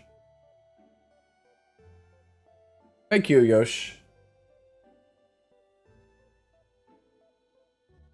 He only lost 2 gear score?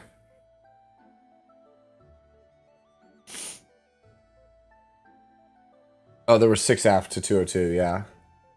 But they're the starter boots, that's the thing. They're the starter ones, the ones that are fixed, that everybody gets. They're okay, but like, we could do better. I just think the 2 health set pieces we could just do way better on. No? Also, the sword I think could probably stand to just go for more damage, maybe. Oh, that's the thing. I want to go for like 280 to 300 crit damage, and I think that's what I really want. I think that the necklace is just cracked, and I think that the helmet's like all right too. But I think we're prioritizing ER a bit too highly when we need damage. But yeah, I don't know. This seems like it's good though, except for those 2 pieces. Like maybe we do just stay 100 ER. Yeah, yeah, pen helps our damage a bunch. Yeah, so I think we have to change out these 2 health pieces for pen set pieces. If we go 2 pen pieces for this.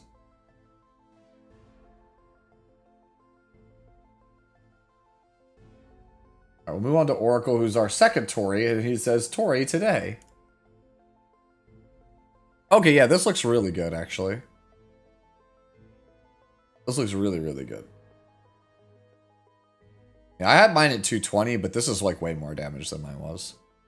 There was also somebody earlier, the guy that posted the site of the first Tori, I was like, that guy probably has more damage than I did. So yeah, maybe it was 210. It's been a while since I played Tori. But yeah, this looks actually pretty insane. Look at the quality of the gear on it. It's pretty cracked. Yeah. If you told me that this was like filled with a bunch of like, you know, zero defect city like custom gear, I would believe you, because this is kind of insane.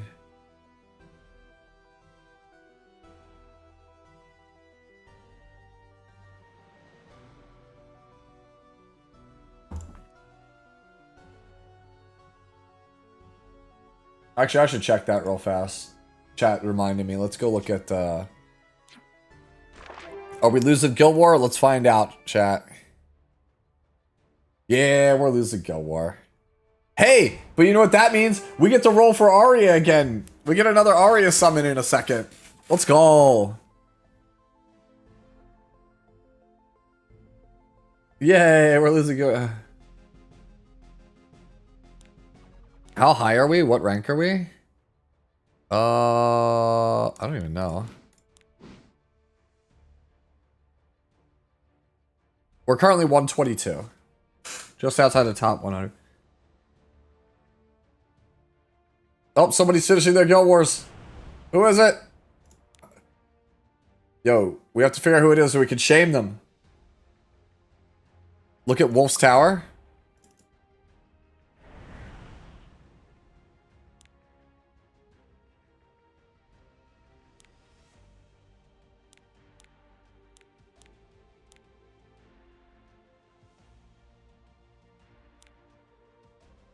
That's not a blue Luna. Oh, this. I looked at the wrong side. Luna! Wait. Oh, it's attack, not defense. Luna! Team ATK. Dude, Bob played Team ATK. Yo, let's go to Skadi. How are you? Yeah, this by the way, this is forever going to be Team ATK. ATK came up with this team, and it was like for a whole like 6 months, it was the best thing you could play on Guild War offense. It was amazing. It was the best thing. I loved it when that was the team because it was just like you just sit there and you just rain spears down with Luna, and there's nothing they could do about it. Like it was the most like idiot brain, like turn brain off, idiot proof team ever, and you got to do it with Luna. It was the best. Fucking love this team. It's probably my favorite Guild War offense team of all time because when this was like the meta offense team, just life was good. It was like the easiest 6-0 of my life. Mystic medals were plentiful. We didn't have to pity things. It was the promised land, basically. How to play this girl? I'm getting one-shotted by random extra damage. Let me see. How to play this girl? Getting one shot, random extra damage. Carefully.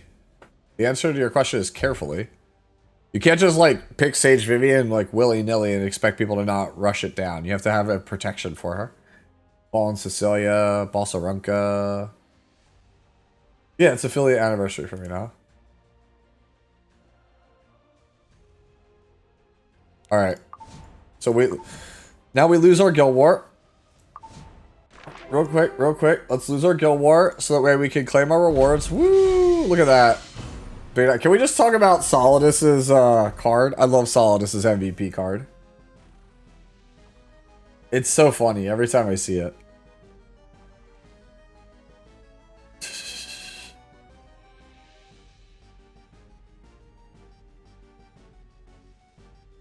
I like how it's the sad emote for Old Hua also. Yeah, Solidus had a really godly Firehall, yeah.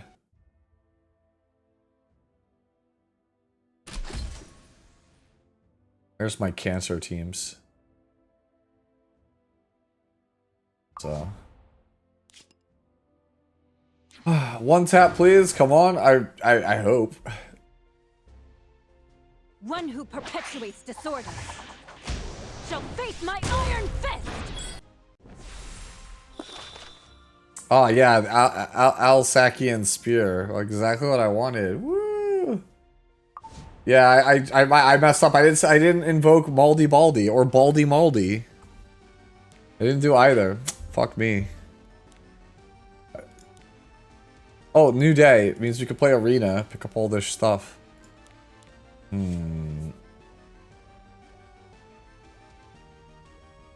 Have to play arena real fast. Ugh. Alright, let me see the real fast chat. I'm gonna just quickly, as a change of pace, just auto. Oh man, RB don't have no gear. RB don't have no gear. Okay, throw like random Destro piece on him. Charles had it. Let's bet on who's faster, yeah? Just do this. Get that daily quest done, and then maybe we could get a galaxy summon off of it. Get ready. And then maybe that'll be Arya, surely. Damn, fix it done. No, it's not. Chill out. You still got me for like another hour and change.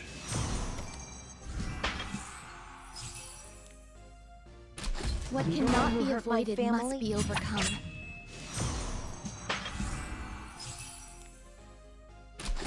If it's Giant Bright Elson, we cry.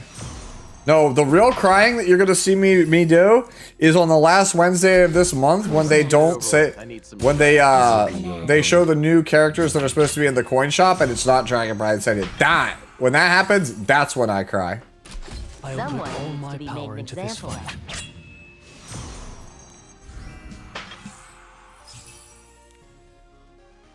Whatever happens, Everything happens, I guess. disappear.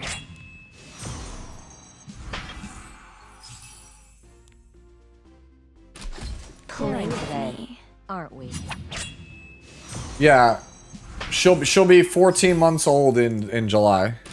All that's left is ruin.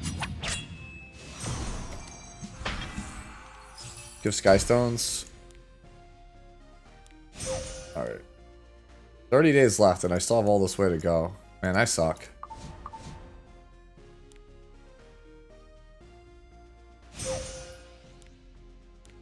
Give Galaxy bookmark.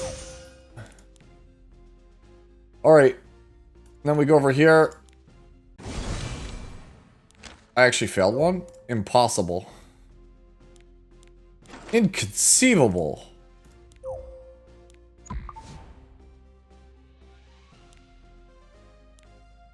Alright, Shirley. Go over here. Get more stuff. Where's Straze EE? Do you want me to get Straze EE? Like, is that a thing we go do? Do we just grab it?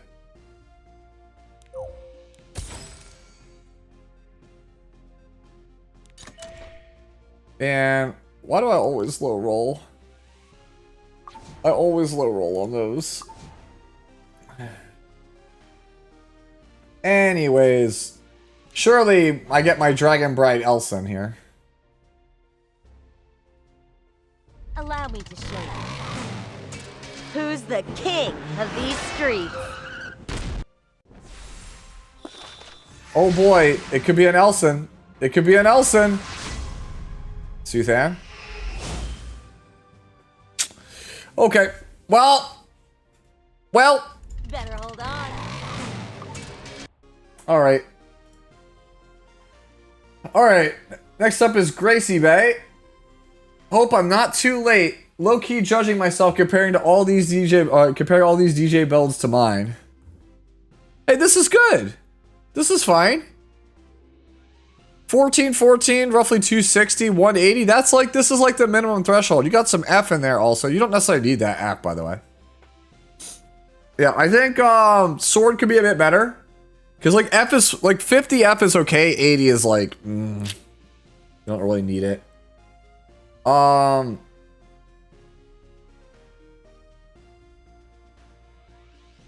that ring is kind of crazy. If you have another one of these Nightmare Labyrinth rings, I would consider maybe something that's a bit more HP defense skewed. Yeah, I think the ring, the sword is the one that I don't like the most. And after that, like boots are just alright. Like basically if you can replace some of these for like extra pieces that have like, you know, not as much F, I think that would be pretty good.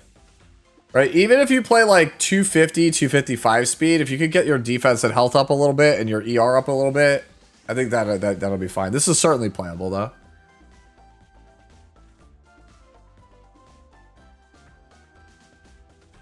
Wait, what? 80k?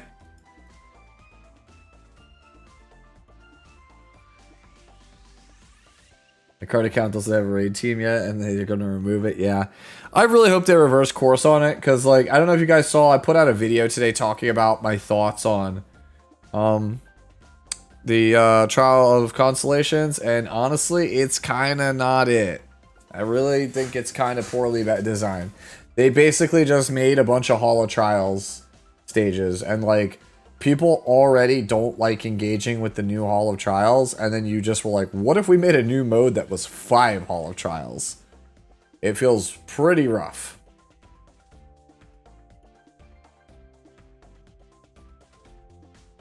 Oh, you can tell who got the good genes in the family with respect to Sutan. Yeah, I mean, to be fair, both of his sisters are hot as shit. And he's just kind of there.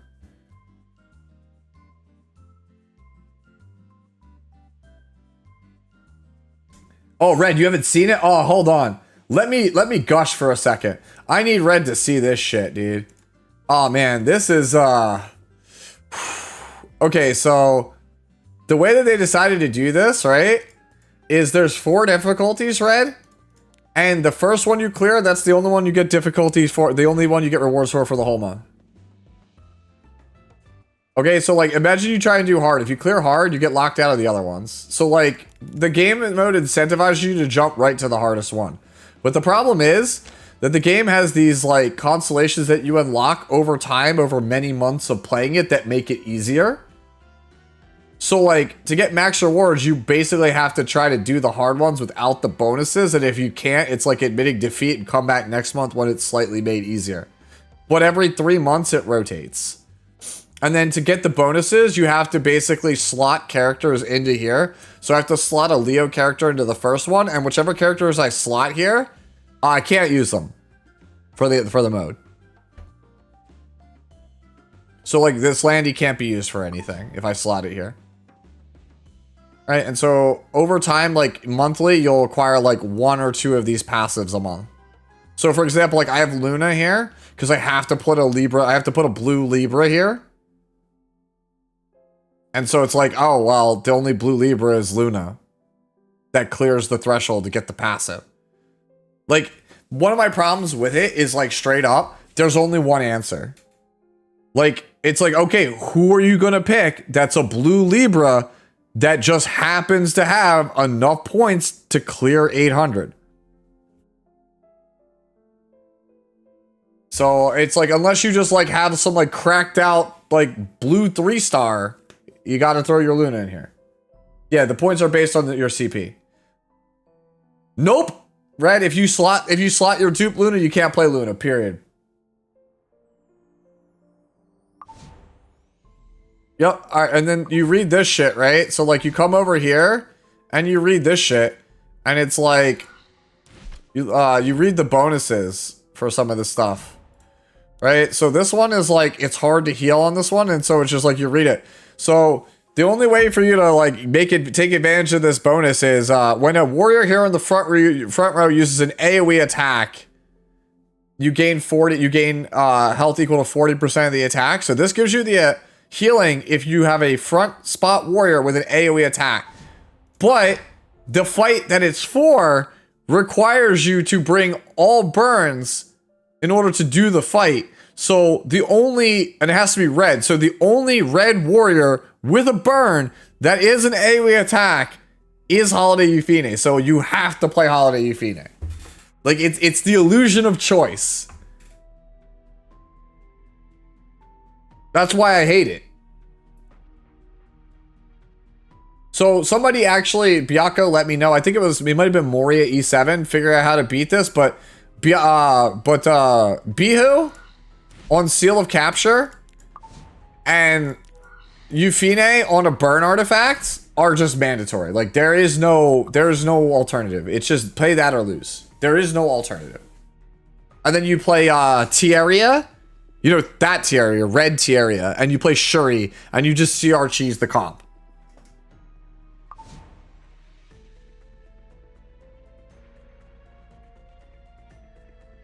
Yeah, so the mode, oh, and this one is hilarious also, because this one basically requires you to play either Charles, Violet, Senya, or Valen. Like, you have to play 2 of those. Pick 2.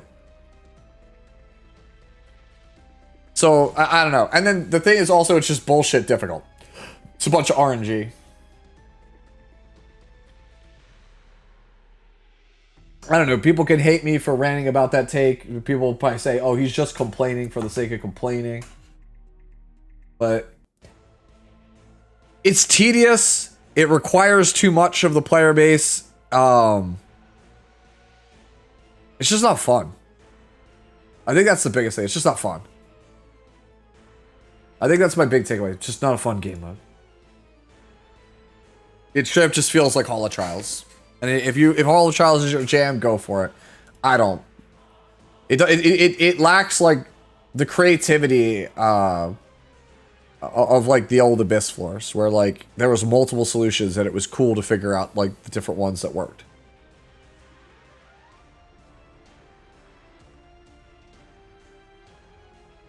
Yeah, exactly. So we're losing Hell Raid and Nightmare Raid so that you can farm that. And the thing is, they've only showed us RGB so far, red, green, blue ones. There's a light and dark one, and those ones require you to play a team full of MLs. I'm like super waiting for them to be like, when the front row character is a light thief that stuns an opponent, do X. And I'm like, cool, so you have to have Specimen Says. Like, I'm just waiting for it. But like, that's how the mechanics are designed. It's like when you have a color class, that oddly specific thing, get Y. Like that's literally the templating for all this shit. So it's not when the opponent has Harsetti, but it's like half a step back from that. It doesn't explicitly name Harsetti, but it's like when the second one literally says, like, when you have a green character that is 100% chance to counter, do X. And it's like, okay, there's 3 characters with counter buffs in green and then violet. So I have to play these.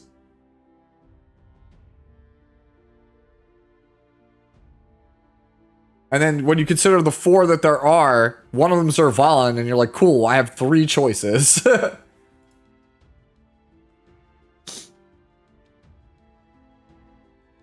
Yes, it's exactly. It's like Advent.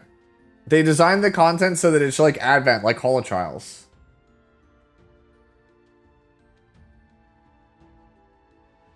All right, let's move on to our next person, Mr. 144p. Mr. 144p writes, I can't believe this is what I'm going to have to do for Perdition.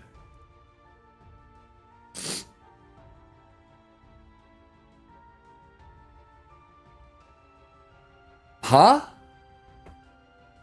I'm confused. Brad, what is this? I don't understand. Sarmi is not used on any of these.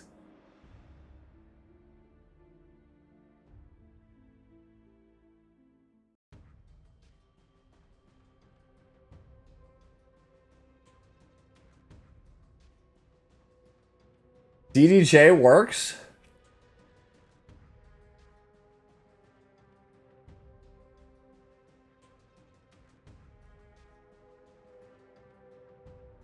Oh, the extra turn is for Robin.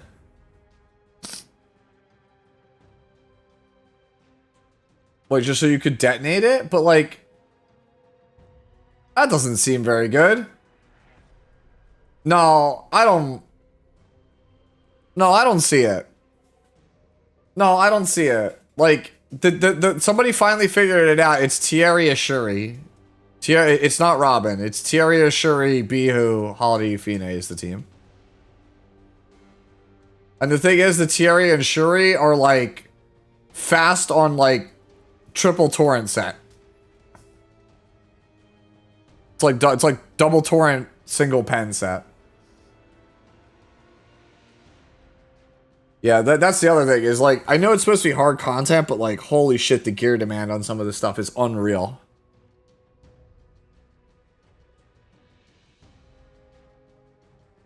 Like even Tristan is like, I can't just like tell people to make like a 32k Tywin with like 120 ER and like decent speed and defense.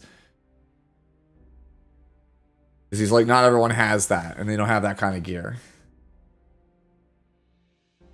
I don't know, Ninja Storm. I don't know. But yeah, Brad, like, cool Sarmia for Perdition, I guess, because you only need 85 crit, but like, I don't think it does anything. If this actually works, like, I'll eat my words. You could just, like, let me know. Like, for as much as I complain and as much as I, like, talk in absolutes, if you prove me wrong, I'll be the first person to tell you, dude, like, yeah, I get blown out. I'm like, absolutely, I got wrecked. Like, fuck me, I guess.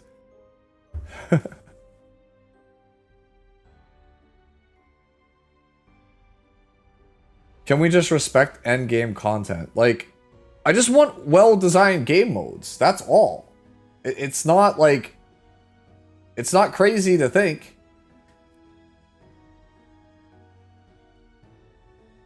Like, even like old Abyss was like, you needed to land like a specific debuff, like Tywin. Tywin was like, you got to figure out, you got to build its comp around bleed or burn or poison. We leave it to you to figure out which one. And that left you with a lot of flexibility because you had like 15 or 20 options. I mean, Challenge Mode Abyss, the beauty of that was that I had flexibility and like I could do it multiple times. It could attack it from multiple angles. Abyss just was more open-ended. Like, I want hard content that's open-ended and flexible. Like, it shouldn't be like a cakewalk, but it shouldn't be like brutally difficult and like lock me into playing a small subset of shit. It's all that's like, it feels awful.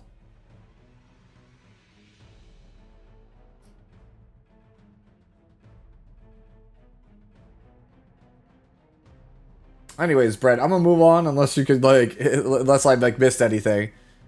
I mean, looking at it, I guess more attack on the Sermia, but doesn't really matter. Yeah, the first time I beat Queen on Hell Raid, I used Soul Bad Guy. They never let you do that, yeah.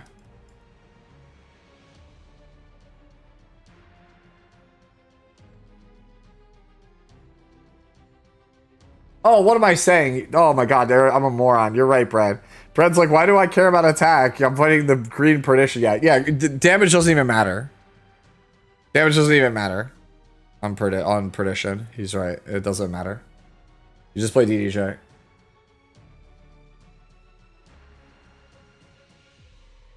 Wait, DDJ working is kind of cool, actually.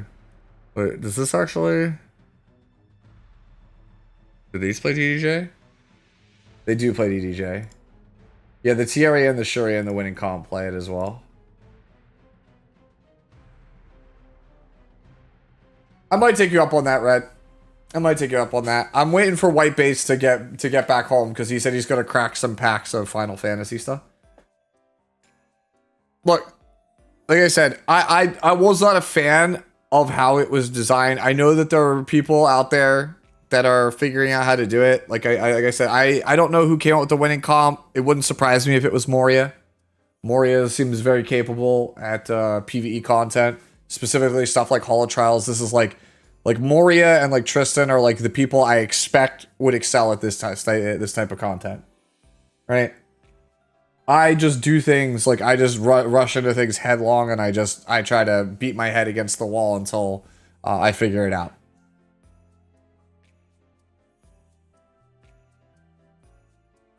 After like being able to just like auto the first one that with Fene, I kind of like was like, ah. I don't know how I feel about that one. All right, let's move on. Who we got next? We got Noble. Noble says, is she thick enough?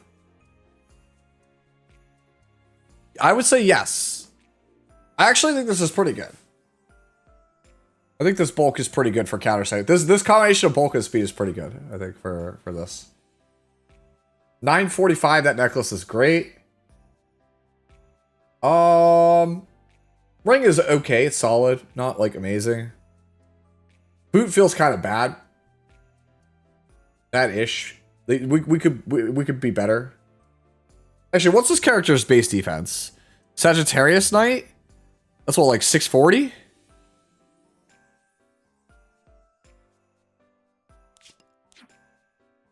See, is that like 640, 650?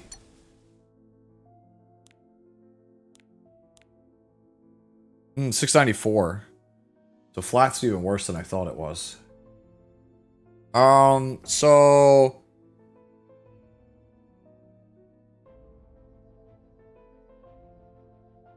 it's almost 20% defense. It's like 30-something% defense.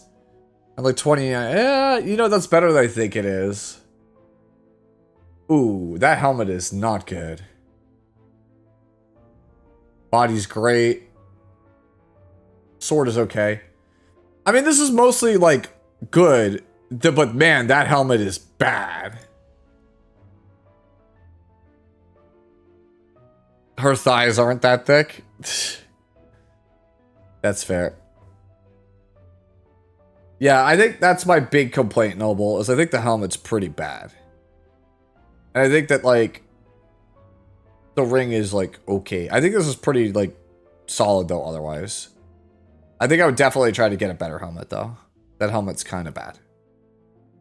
Like, we could definitely get, like, a higher gear score one in this. Baboru's up next. Currently testing different artifacts, and not gonna lie, I might need her faster.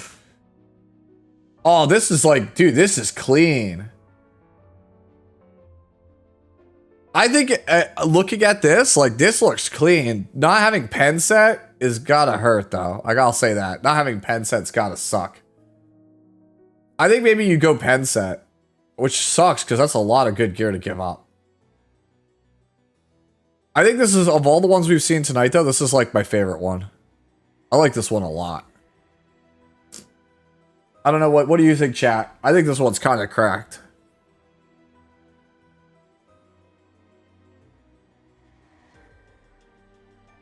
And as for artifacts, Pipette Lance seems quite good.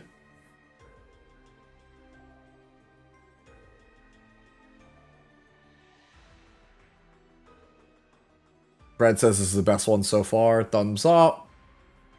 Yeah, I think this is really strong. I think if you were on pen set, even if you gave up a little bit of HP, I think it would just kind of pop off. Divine Saint says, I think she sucks with no counter. That's like, dude, this character is so, people are so conflicted on this. I hear people like love counter, and I see people who like hate counter. Yeah, I think this looks really good. This is just mine, but way better, says Sputnik. Yeah, this is impressive. I like this one a lot. This one's really, really good. Speed is the best build on this character? That's what Volcanic said, Ninja.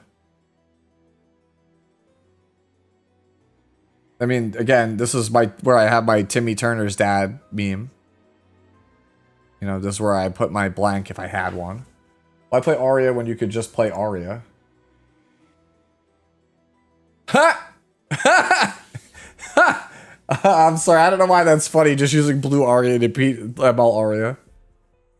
It's Arya on Arya violence.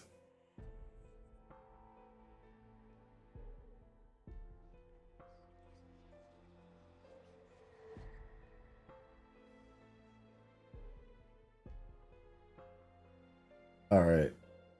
Let's go to Adoran, who's up next. Thanks for chilling with me, by the way, today, Adoran. Just finished building her recently. I'm wondering what I should focus on to make her better, since she just seems to want almost every stat. Plan to reforge fly attack or boosted attack percentage. Okay, so...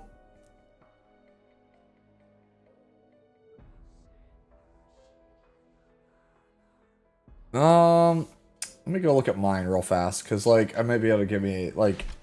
I think you need crit damage. I know it is crit chance, so... Ah, so you're still on that build. This is hard, because I always like playing Destro Bloodstone over Reingar, Strength, Lifesteal.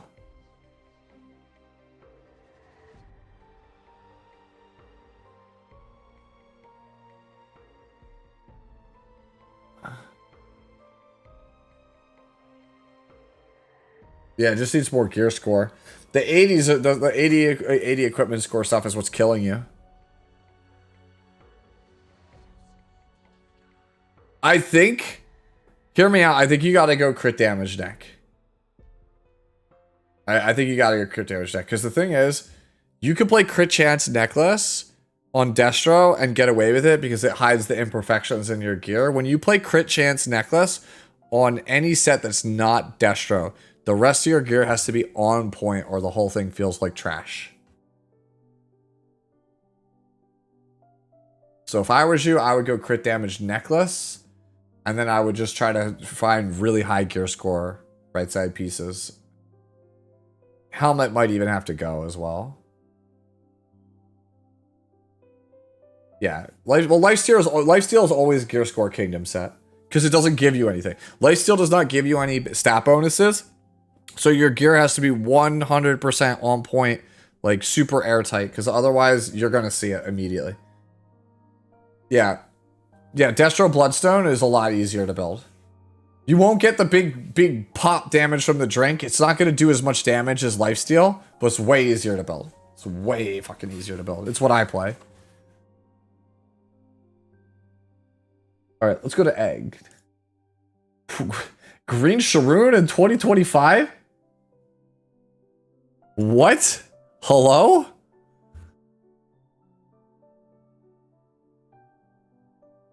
The comment says she has 2 snakes. I get it, because she's on Proof of Love.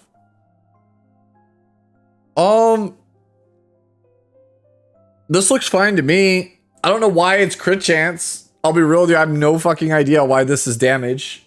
Is it because of the artifact? I have to refresh this. I know the artifact gives injury, but let me go refresh myself real fast.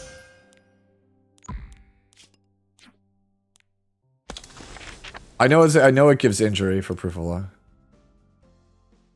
Oh, because it just gives 15 crit chance. Well, that explains it.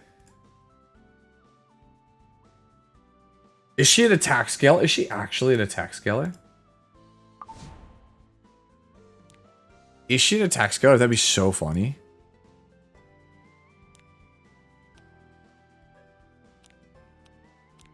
Oh my god, she is. Oh my god, she is. No way. She actually is a attack scaler. 1x attack. 1x attack. Okay, so she has standard multis. So they're like average.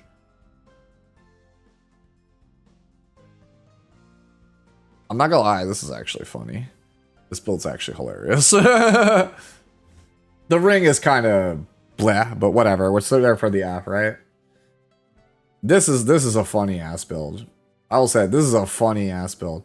I don't know if you actually do any damage though. That's my thing. Like, do you actually do anything? Like,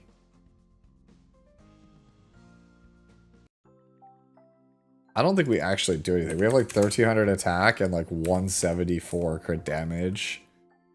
I like legit don't think we do anything. Caster's HP is like 19k. 19,311. I really don't think we do anything.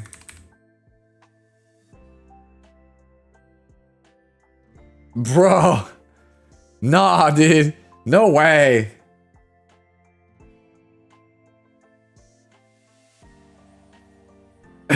No, I'm good, dude. I'm good. I'm good, dude. I'm fucking good, dude. Yeah, it's 1300 attack, 173 crit, yeah. Alright, so now that we've used the power of math, please, for the love of God, get off that necklace. I thought it was funny because we're making it take advantage of the crit chance from the artifact. I was like, oh, we have 100% crit. That's really funny. Holy, that's bad, dude. That's like super not worth it. Holy shit, it's super not worth it. Yeah, please, begging, HP percentage necklace. Like, super begging. Yeah, that was really bad. Cool idea, though. Cool idea on the artifact, but no, man, absolutely not. All right, let's move on to Shiako. So, should I steal all the speed gear? Should I steal all the speed gear and keep it on Renak? I am currently moving. I'm assuming the question you're asking, Shiako, is should you take all of your speed gear off Renak? Right? I assume you're asking, should I steal all the speed gear or keep it on Renak? I think you should steal all of the gear off of Renak. That's me personally. This character is banned so often that having your best gear on her is just simply not worth it. I would rather you have it on other characters because they'll see more usage, and you just keep like your second or third best gear on Renak in case it makes it through the draft. But I would not put my best gear on Renak. I think that's insanity. The character is the second most banned character, I think, right now. Actually, we can look this up. I don't even have to guess.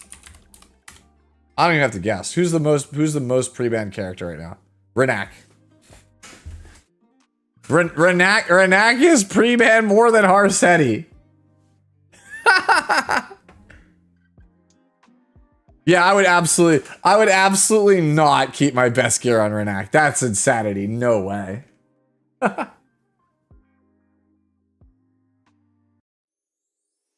What a time to be alive. Yeah, that Arunca and Renak are more banned than Harsetti.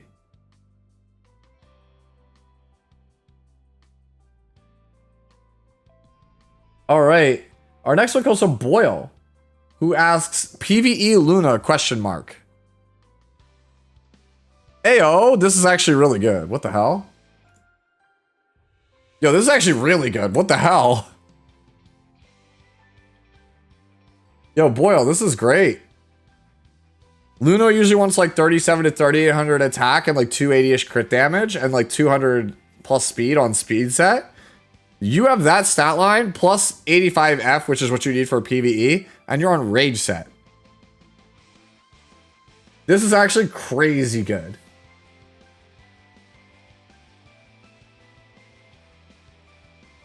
Yo, you should play this in RTA. You should cleave with this. This would be so funny if you cleaved with this. This would do so... This Luna probably does so much fucking damage.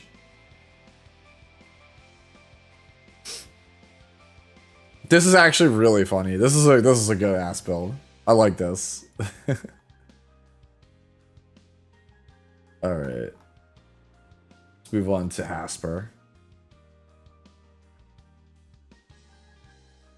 Hasper is over here with Straze says it's really funny when the artifact procs.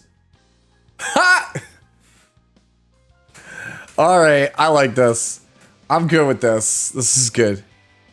Yeah, I think this is a good build. Immunity might be better. Pretty much any other two-piece might be... Oh, that's why. Just because it's a 23 Boyle speeder. Noodles just subscribed. At 9M gifted a tier 1 sub to Boyle Noodles. They have given 118 gift subs in the channel. Do you think Ram would work for the Earth team? By the way, thank you, ATK, for the gifted. I appreciate it. Thank you so much. I'm just going to try to look at the question that was just asked. Do you think Ram would work for the Earth team?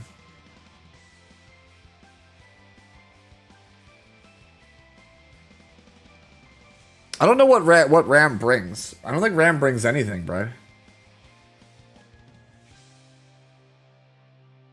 Your Arya just one-shot at a Fallen Cecilia? Can't be pushed back. Yeah, but that's not really irrelevant. Like, the things that you need to stop are you need to have counter set, and then you need to stop injury, and then the stigma. I don't think she does any of those things. But yeah, dude, this Strauze looks really good. I would say get off crit set, but I saw the 23 speed. I'm like, nah, I can't do anything about that.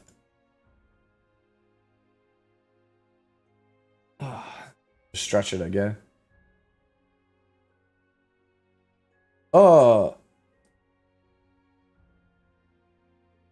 Bro, ATK, there was a trailer from Summer Games Fest earlier today where I was like, I gotta tell ATK about this game. It looked so good. I thought it was Stellar Blade 2 when I saw the trailer. I was like, oh my god. The game looks so sick. The girls are so hot. And then as soon as I saw the name of the game and it said it was published by Nexon, I literally became the I sleep meme. As soon as it said Nexon, I was like, I'm out. it was literally just like, ah, that's it. No. I'll go find the game in case you want to see the trailer, but like it was a Nexon game, and as soon as I saw that, I was like, nah, I'm good. Yeah, if you go look up the Summer Games Fest, it's whatever Nexon's game was. It was just like a bunch of girls in like skin tight leather. I was like, oh, wow. Wow, these character designs. Wow. And then as soon as Nexon showed up, I was like, all right, guys, I'm out of here. It was good. The first Descendant, that was it. Yeah. No, it's a Nexon game, bro. Like, there was another game that we were watching, and it came up, and I was like, oh, this looks pretty good. And then I saw by Netmarble, and I was like, okay, I'm good. I pass. Yeah.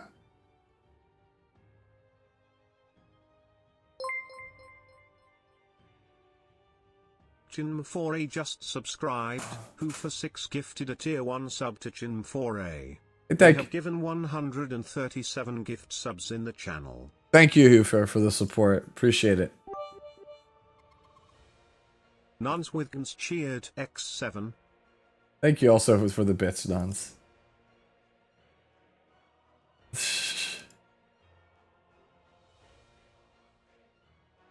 Oh, First Descendant? Yeah. Okay, so yeah, people are saying it's just like a looter shooter, but with hot girls. I mean, yeah. It's Nexon, dude. Oh wait, this is the game that people were complaining about, that the loot system was like impossible, like it was rigged. I remember listening to a whole video essay on this game. I listened to it. I didn't watch it. Like, I was just driving in my car. I listened to like YouTube video essays while I'm driving my car, and it just auto played me a thing on. Yeah, now I remember this game. This is the game where like the rare drops are like rigged.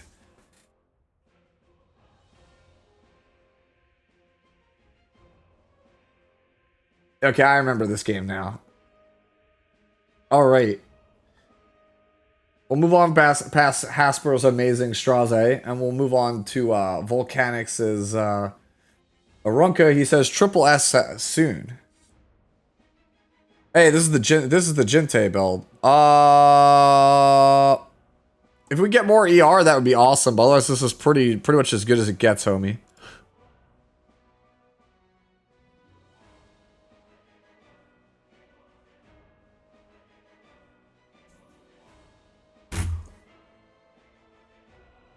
Yeah, dude, there are just certain companies where I just won't play their games. Like for me, I don't play Netmarble games. I don't play Nexon games. I don't play Electronic Arts games.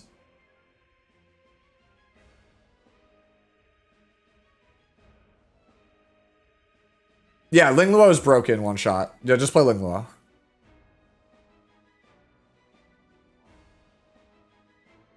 I never got into Maple Story.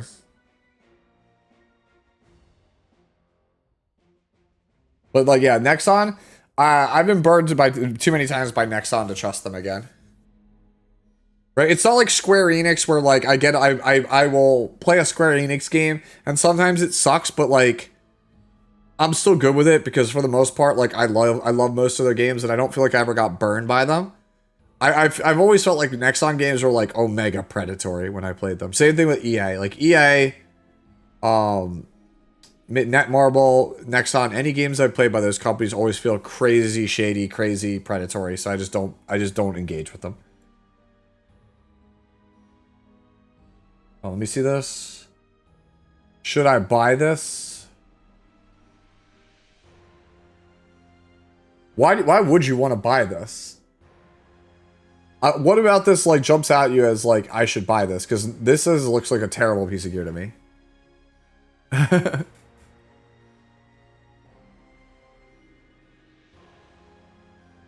Like, it's mid-roll crit chance, minimum roll defense, minimum roll crit damage, and then not even max roll F. 3 relevant stats, so there's a chance. Yeah, but you could just probably craft a better piece than this. Like this, like you're at it. You're basically gonna give up 1.4 million gold for 2 min rolls, 2 minimum rolls, a medium roll, and a above average roll. There's not like a max or any of that in there. It's just statistically below average. Like you're fighting an uphill battle. If you roll all average, it's still not a usable piece. You have to high roll on this for this to be usable. Yeah, like I like to look at it this way. Whenever you look at a piece, if it's an average piece and you roll average, it's still an average piece. Like just look at the piece and ask yourself, if it rolled statistically average, like across the board, average rolls, would you play it? And that's why the answer is like usually like no, right? Like on an average piece with the average stats, like you would be like, that might be playable. But if it's below average, like why take the chance on it? Because 50% of the time or less, it's unusable. Actually, it's less than that, right? If it's below average, it's if you roll statistically average, it's still below average. So you have to basically roll in like the upper 25 percentile for it to be even playable. Like you're just basically, it's what Brad was saying. It's you have a 1/4 chance at greatness and then a 3/4 chance at wasting 1.5 million gold for fun.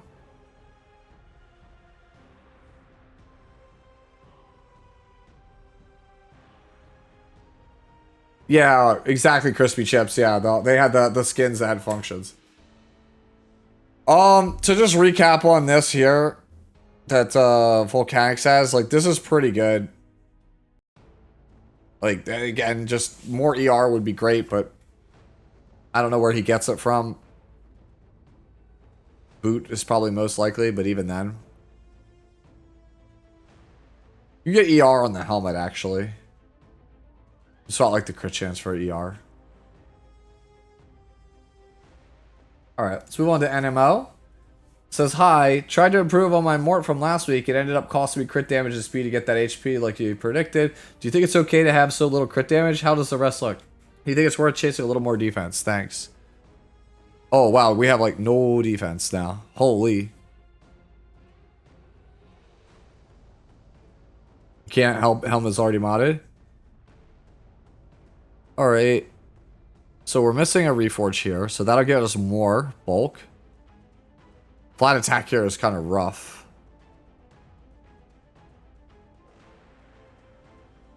Huh. Yeah, our defense is just terrible.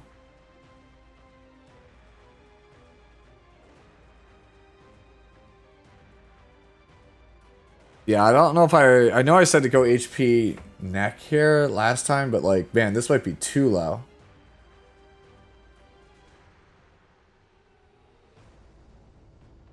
Yo, what's going on, Steve?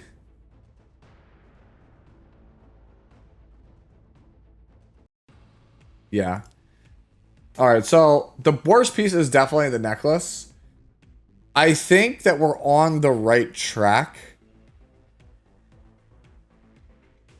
I'm not sure about how I feel about these boots because the flat attack kind of sucks here. But the rest of the boots are not bad. I think I would reforge the boots and I would actually go back to crit damage necklace. I know I said last time, according to what you're saying there, I said HP. I think you go back to crit damage necklace with like 25% or better HP on it. And I think that kind of shores up everything because that'll put you at like 255 crit damage. And you'll probably lose, you'll lose 40% health and he's like 6k. So you'll lose like 3,000-ish, maybe? Lose probably like 2,500, which is... Ooh. Damn, dude. Yeah, this is like too low. But we'll get 5% back from the boots. So in reality, we're only losing 35. 35 is 6k is like 2k and change. Let's put you in like 27 range. If you can somehow find a way to get him to stay like around 27k with the crit damage, I think that's probably like a really good spot.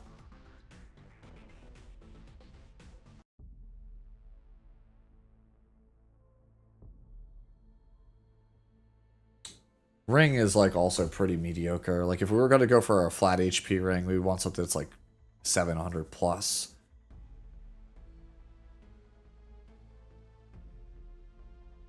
Health set might also go a long way, but man, it's going to be hard to replace those boots because they're like 17, 18 speed.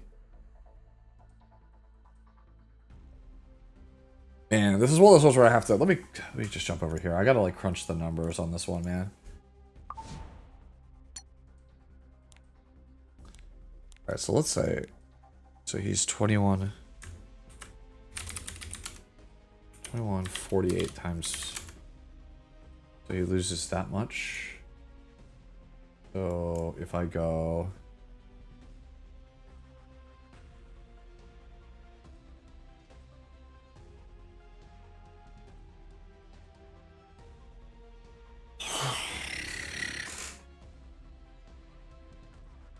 So if I had...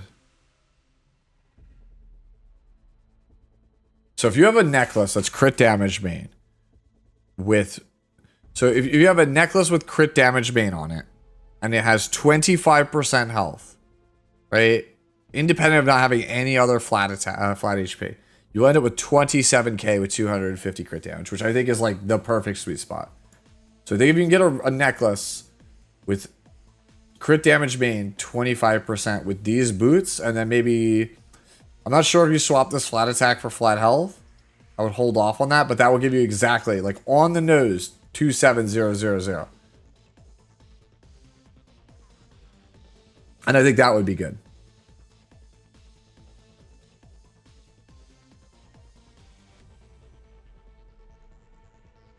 Problem is the defense still sucks.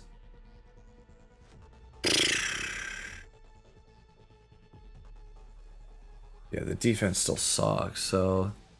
We don't need to find a way to... I think then also the other thing is you try to get the ring to focus more on, like, crit chance... It's probably crit chance defense. And then you might have to make some strategic swaps in other places to pick up defense. The body might also need to be defense-oriented.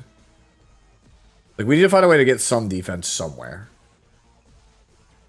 I'll leave that to you to figure that out. But, like, those boots...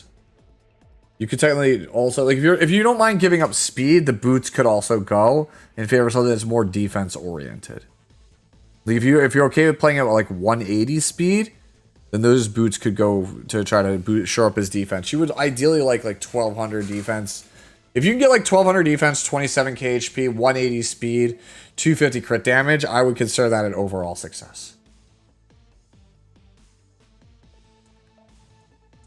Alright. Let's move on to threaded thoughts. How do we feel about this aria? Hey, I like this.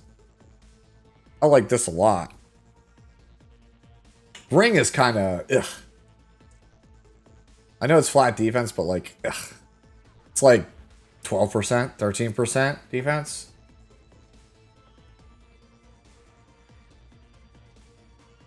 I think the ring's the only thing I'm not a fan of. Oh, my bad. I didn't change it. I thought I hit the button. I guess I didn't. That's my bad. Yeah. I like this one. I think this one's good. Might be a little slow.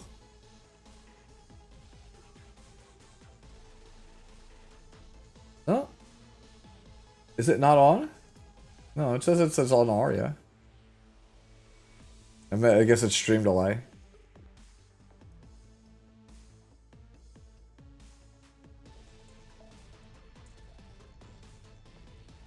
Yeah, people are saying that it needs to be faster. Is this a case of we need to go crit damage necklace speed boots? Hey, Kraken Craig, thank you for the follow. Yeah, I think it's like the left side is all good here. I think it's gonna just end up needing to be a shuffle. Well, you could swap that 2 speed for something else like 4 speed if you wanted. I think this is going to end up being a right side change. It's either we need to change the ring to something better, or we just pivot the whole right side and go crit damage neck, health ring, speed boots.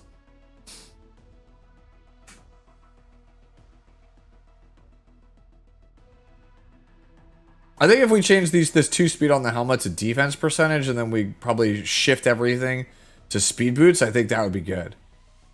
We go crit damage, different ring, speed boots. I think that has a lot of potential. The only problem with that is that like we're giving up 99 equipment score boots, but to be fair, the bulk of that is in ER, which is fine, but it's not really that crazy. Just clear green, you and Tristan. Was it with the Tierra comp?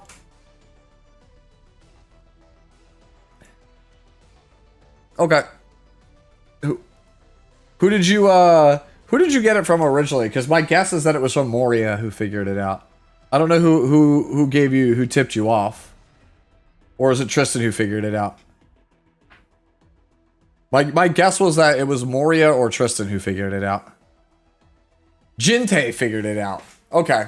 Dude, Jinte and Wind Demon low-key were broken for this. But the thing is, they're the people that have the gear to make it happen.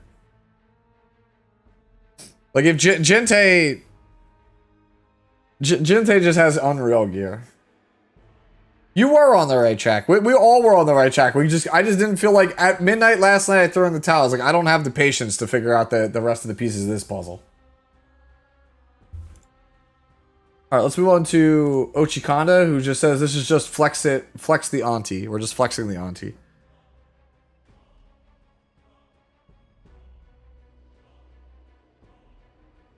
Yeah, that's a pretty cracked out Celine.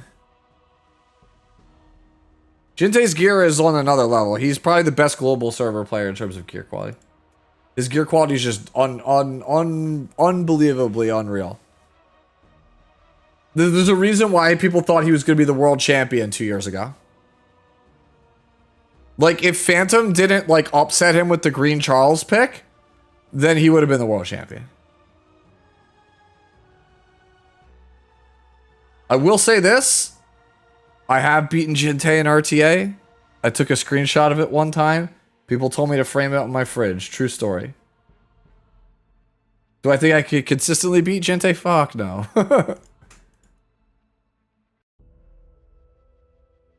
Yeah, Jinte has like legitimately like top 5 account world. Like his account is like as good as Elvmage's. He might be better than Elvmage's.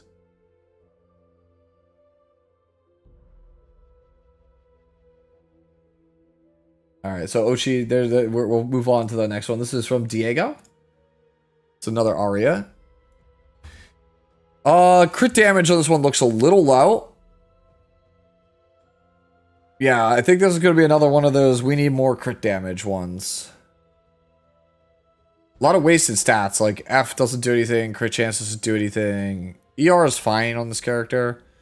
So like sword has wasted stats, but there's nothing you could swap it to.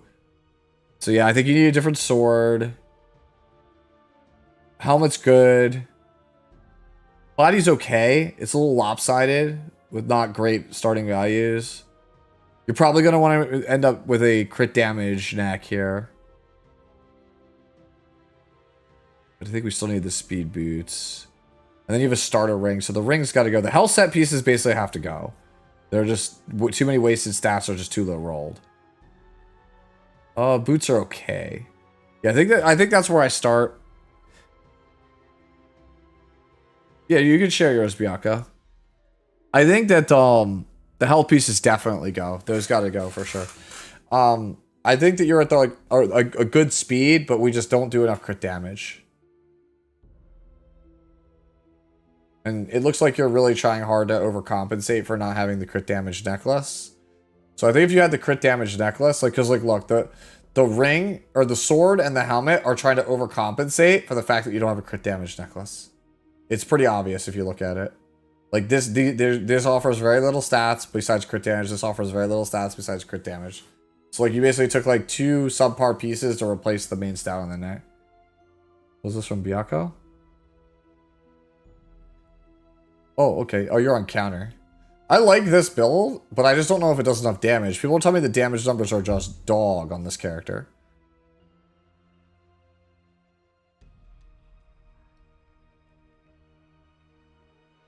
It does disgusting damage? Oh.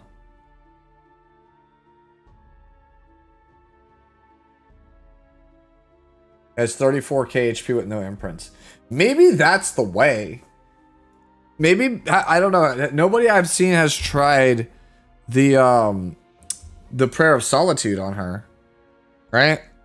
So maybe the Prayer of Solitude, the bonus health makes it worth.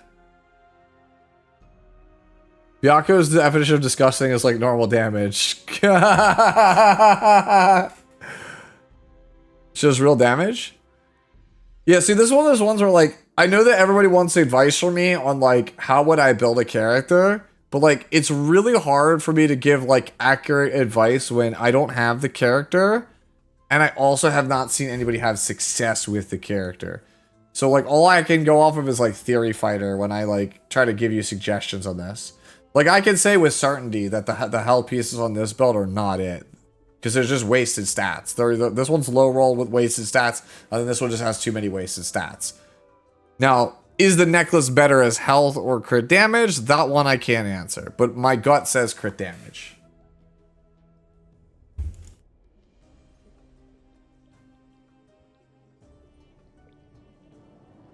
Alright, so I'm going to move on to our next one here. Our next one comes from Redos. Redos asks, how do I fix this? Chat. How do we fix this?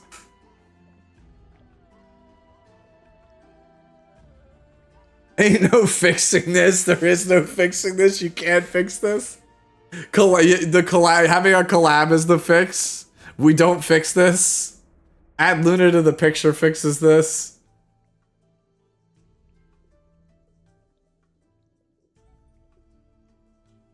Vic is casting a tournament right now and this dude 1v3'd with his counter ML Arya. Yo, give me the stats. Is he on Prayer of Solitude? Have better packs in the shop. Yeah, better packs in the shop. I think that's good. More good repeatable PvE content, please. Open-ended PvE content, please. Alright, we move on to Hufer here. Hufer asks, how is this build? Honestly, I think it's pretty good. This build's actually pretty good. Like, you're about 100 effectiveness with the artifact, and then you have pretty high ER, good bulk. Counter, sure, whatever.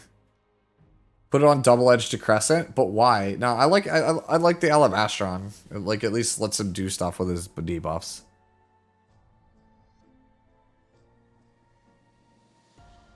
Okay, Bianca says this is his first S3 on ML Aria. Seems good. What's the best way to get coins? You're talking about gold? You can basically, if you, what you do is you go to the sanctuary and you just go to Growth Altar and you just buy penguins and then you sell penguins from your inventory. It is the best way to refill on gold. Basically, just real fast. Sanctuary, Forest of Souls, Growth Altar, buy, and just buy 50 buy the penguins. Then you go over here to this tab, Growth Ingredients, Arrange, and then you just sell your penguins.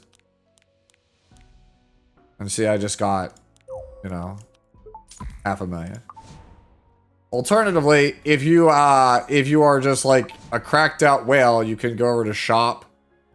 I have lots of Transmit Stone. Take your time. And then you spend silver transit stones to buy these. But I would only recommend doing this if you have at least around like 600 plus to like 900 plus silver transmit stones.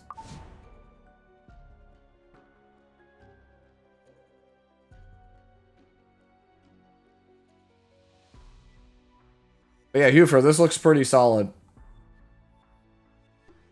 Alright, I'm gonna move on here to Nuns.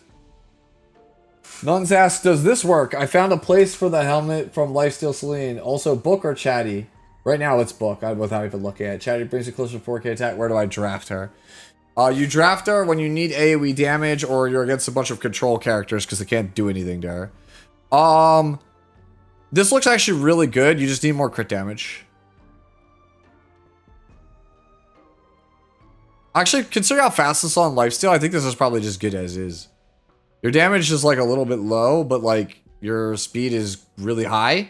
Your best bet, if you want to do more damage, quote unquote, would be to actually the helmet you have on there. You just change that for something with a bunch of crit damage on it. Keep it at like 200 speed with a bunch more crit damage.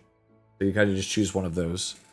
So either leave it as is or swap for a really banger DPS helmet that only has like a couple speed on it, like 4 speed. But it's 22 speed. Yeah, but like you're on lifesteal. Like again, if you like your damage is fine like this. It's fine. But if you want to do more damage, you could consider swapping the helmet for something that just goes crazier on damage, and then you just lose some speed.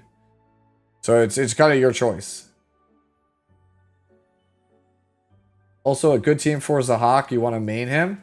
Zahak is only really good as like a counter pick versus Harseti teams because like with or against Harseti teams because he's too squishy to do his job when speed is on the table. So like if you wanted to, you could play him like crazy fast, right? And then it doesn't matter what his team is. Like he's basically there to go first, take a turn. Like you pair him with a fast character that gets him a turn, so that way he can use his S3 to kill a character. Otherwise, you play him slow with or against Harseti when there's like an Auden or a Violet is drafted. That's kind of it. He's kind of like maining him is kind of weird. Like if you want to main him, like that's cool, more power to you. But he's just a character that's a one-trick pony. He just exists to delete dodge characters. He doesn't really do anything else. All right, see you, Bianco.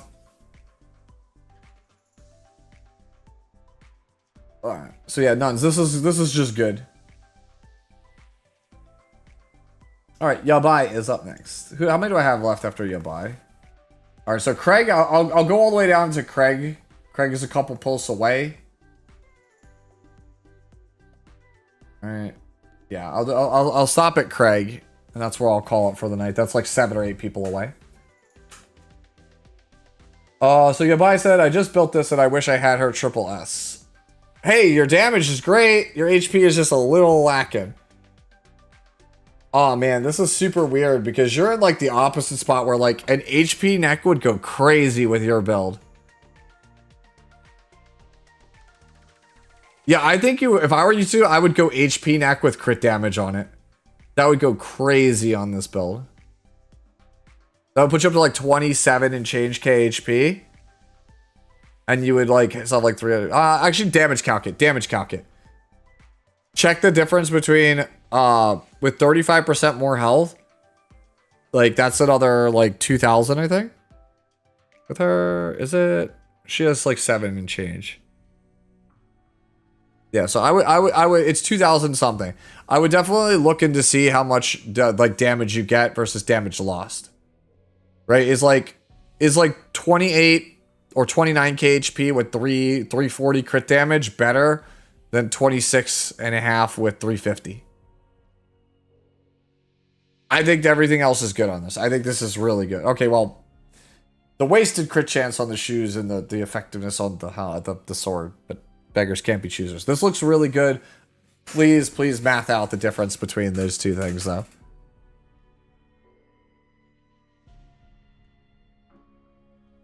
All right, so our third Tory tonight. This one's from Needy Napling.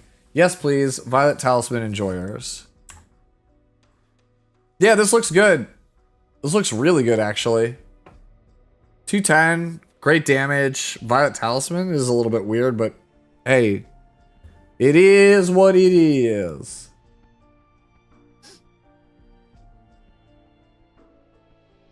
Oh, no. Alright, Boyle posted another one. This is just a flex. Boyle just wanted to show off his Celine after seeing how awesome the other Celine was from earlier. Yo, this is actually a crazy fucking Celine. Holy shit. Holy shit. I thought mine was good. This is better than mine, dude. Mine's like 450. This is like 460 and change. My God, bro. It's preference, Sean. It's not like it's not a one thing. One and done thingy. Okay. I'm gonna get this off my screen before I cry. So this one's Asmodeus.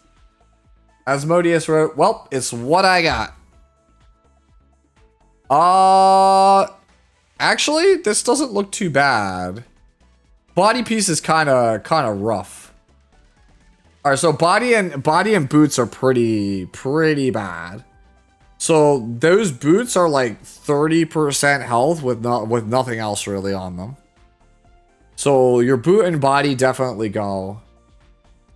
The ring is deceptively, like, it's better than it looks.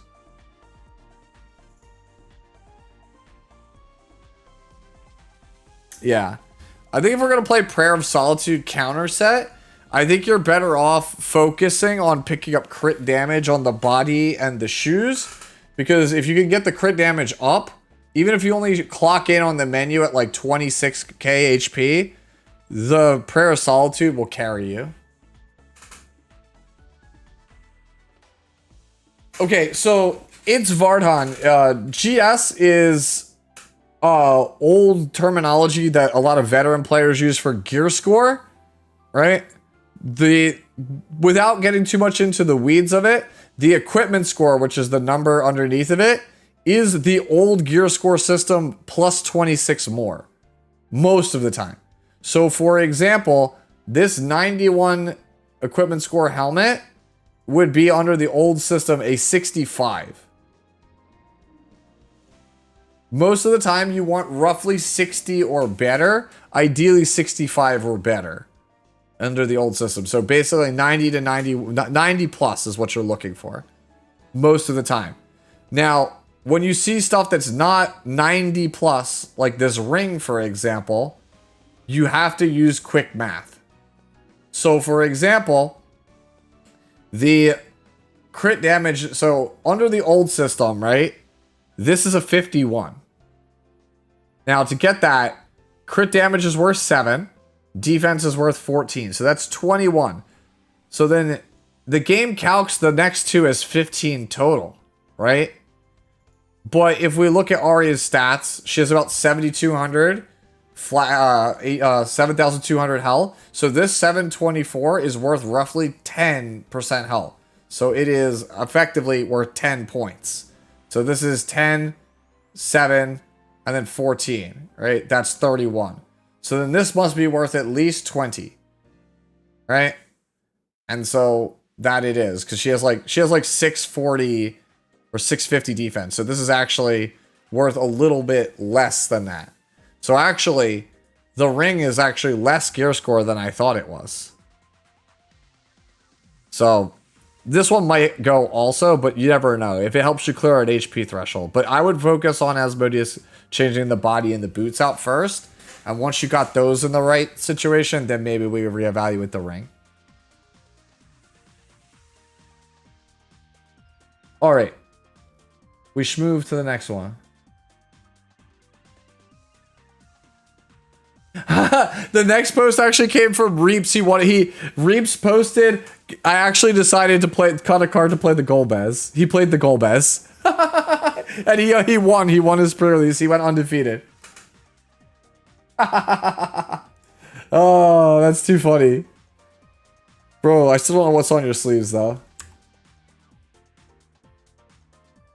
Hey, what's going on, Dragon Slayer? Yeah, we opened the cards earlier. Oh, I killed my music. Alright, so this one is from It's Vardon, who was just active in the chat. So, New Kid Auden. Chat, how do we feel about this New Kid Auden? This is a character I don't own. Looking at it, though, it looks pretty good. Damage looks pretty high on it. Defense health might be a little low, but maybe that's because I'm just used to playing against the anti-Harsetti ones. That body piece is crazy. I feel like that body piece should be on a different character.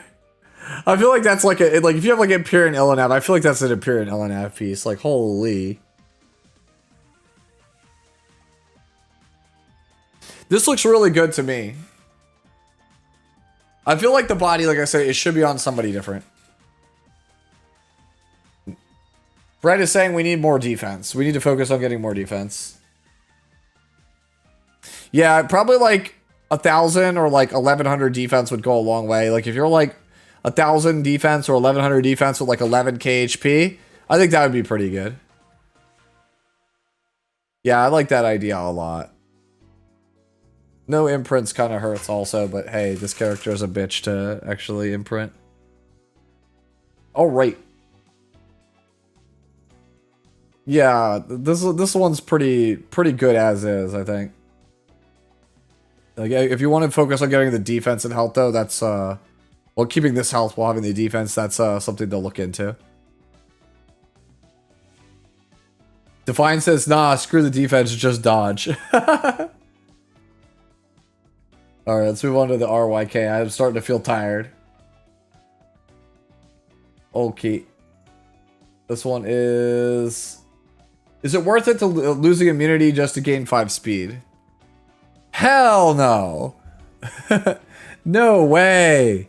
No, Luna's like bad without immunity. Also, the faster Lunas aren't as good as the slower ones now. Yeah, I think you leave it as. I think your Luna looks really good at this stat line at 290 at 292. This looks really good. Hell, if you want to drop it to like 280 and pick up some F, that'll work too.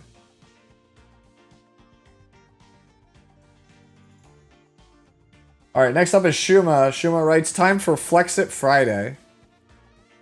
Holy! There it is. That's the aria. This is the one. Shuma did it. That's the one. This is the textbook one, the one that we've been talking about all stream. This is it.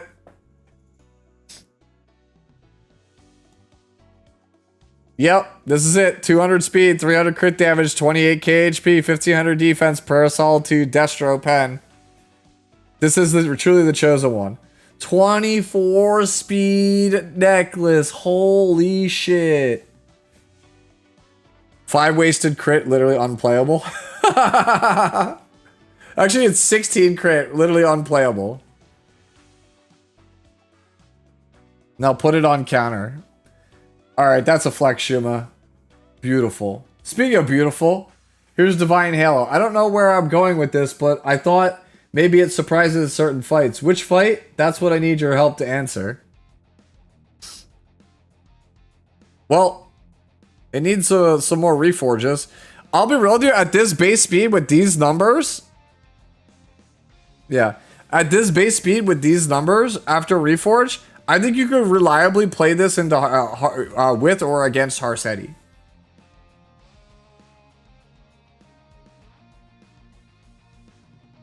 Also, I probably would swap...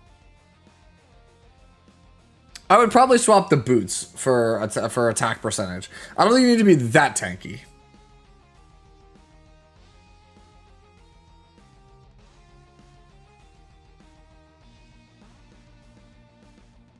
Also, if you're going to be on Wukong's already, you actually are overcapped on crit chance. You can afford to give up crit chance at other places. Yeah, we should probably change the sword because that's effectiveness. We don't need it that badly. Alright, so let's change the... Huh. I like the idea behind this, but the more I look at it, I think the helmet's fine. I think the ring is lackluster. We definitely want it like a... I don't think we want that necklace. Definitely don't want the boots. The boots should be probably attack percentage. And then the sword shouldn't have effectiveness. I like the idea behind this build. ER Luna angle? No. I think that if you want, you could just DM me and we could talk more about it like a little bit later. Right, we could kind of like work on some stat numbers, like crunch some numbers, do some math on it. But I think if you went like 3,000-ish attack, like 280 crit damage, like 80 crit, I'm sorry, so it's like 80 crit chance, like 280 to 300 crit damage, 3k attack with like 1400 defense with like 18 to 20k bulk base speed, right? And you play it into like Harsetti or with Harsetti, I think that's a real potential. Because one of the problems with Harsetti when you fight her is that you need strong attack damage dealers because most of them are an injury, so Bruisers is just not on the table. So if they're a very red-centric team with Harsetti, this is a pretty good spot to bring her in. It's actually what I was using her for a little bit ago.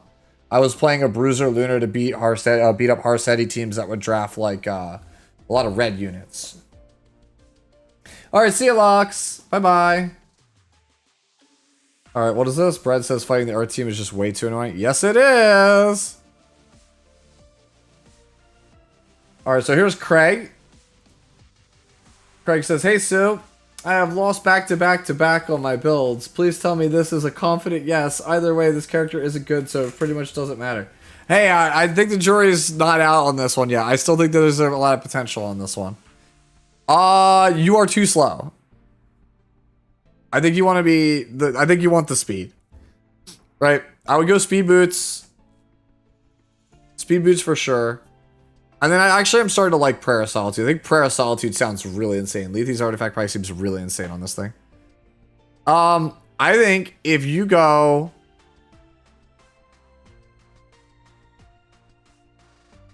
I think if you go speed boots and you hard focus crit damage, this build comes together. I think if we go speed boots and we get like 30 crit damage on them, then we're in business. And then we switch to Lethi's artifact. I think we're in business. Yeah, speed boots, 30% plus crit damage on them, like cracked out boots. Switch to Lethi artifact, and I think we're good. All right, just for the hell of it, last one, Joe here. We'll throw him in here because he's already in chat. "Don't know who else to post. My Arya needs work, both of them, so enjoy this Sage of the Forest. She's been a solid pick at RTA for me too, when I'm not accidentally picking her into Fire Litica." Torrent. Doko. Also, I think you should be on book. Yeah, I think I would go Torrent set and I would go book.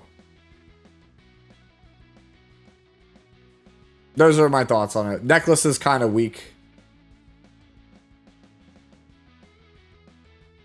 No spare books just yet. Yeah, I would work on that. Work on getting some Torrent onto her. Swap her on a book, and I think we're flying. Okay. We are all caught up on the requests. Yay! I don't know if White Base is still in chat, but if you are, I'll be on voice chat after this for like a little bit before I gotta head off to bed. No pulls quick, guys. We made it to the end of our 5-hour stream. Alright, so I'm gonna go hang out with Red for a little bit in Discord. If you guys want to ask me any more questions, feel free to stop by, hang out, yap. Tomorrow, I'm out all day, but tomorrow night, we will be doing Ethereal Restart. We're streaming... Oh, actually, not Ethereal. I'm sorry. Sunday is Ethereal Restart. Tomorrow is the regear. We're regearing our account. So come through, watch me fribbles all my shit. It is... Sunday is Ethereal Restart. Good question. Which gears for AI again? Speed, Destro? What do you mean?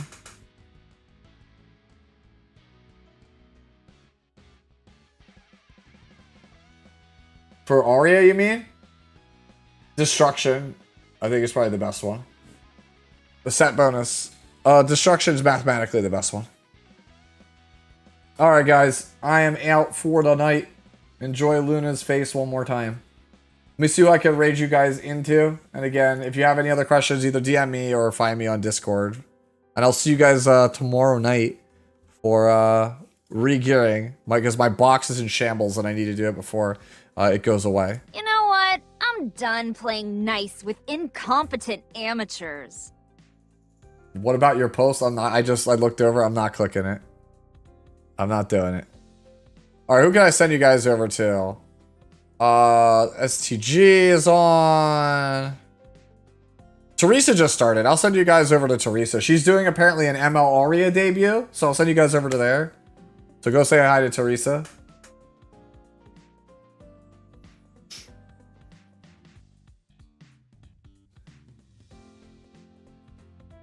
See you guys tomorrow.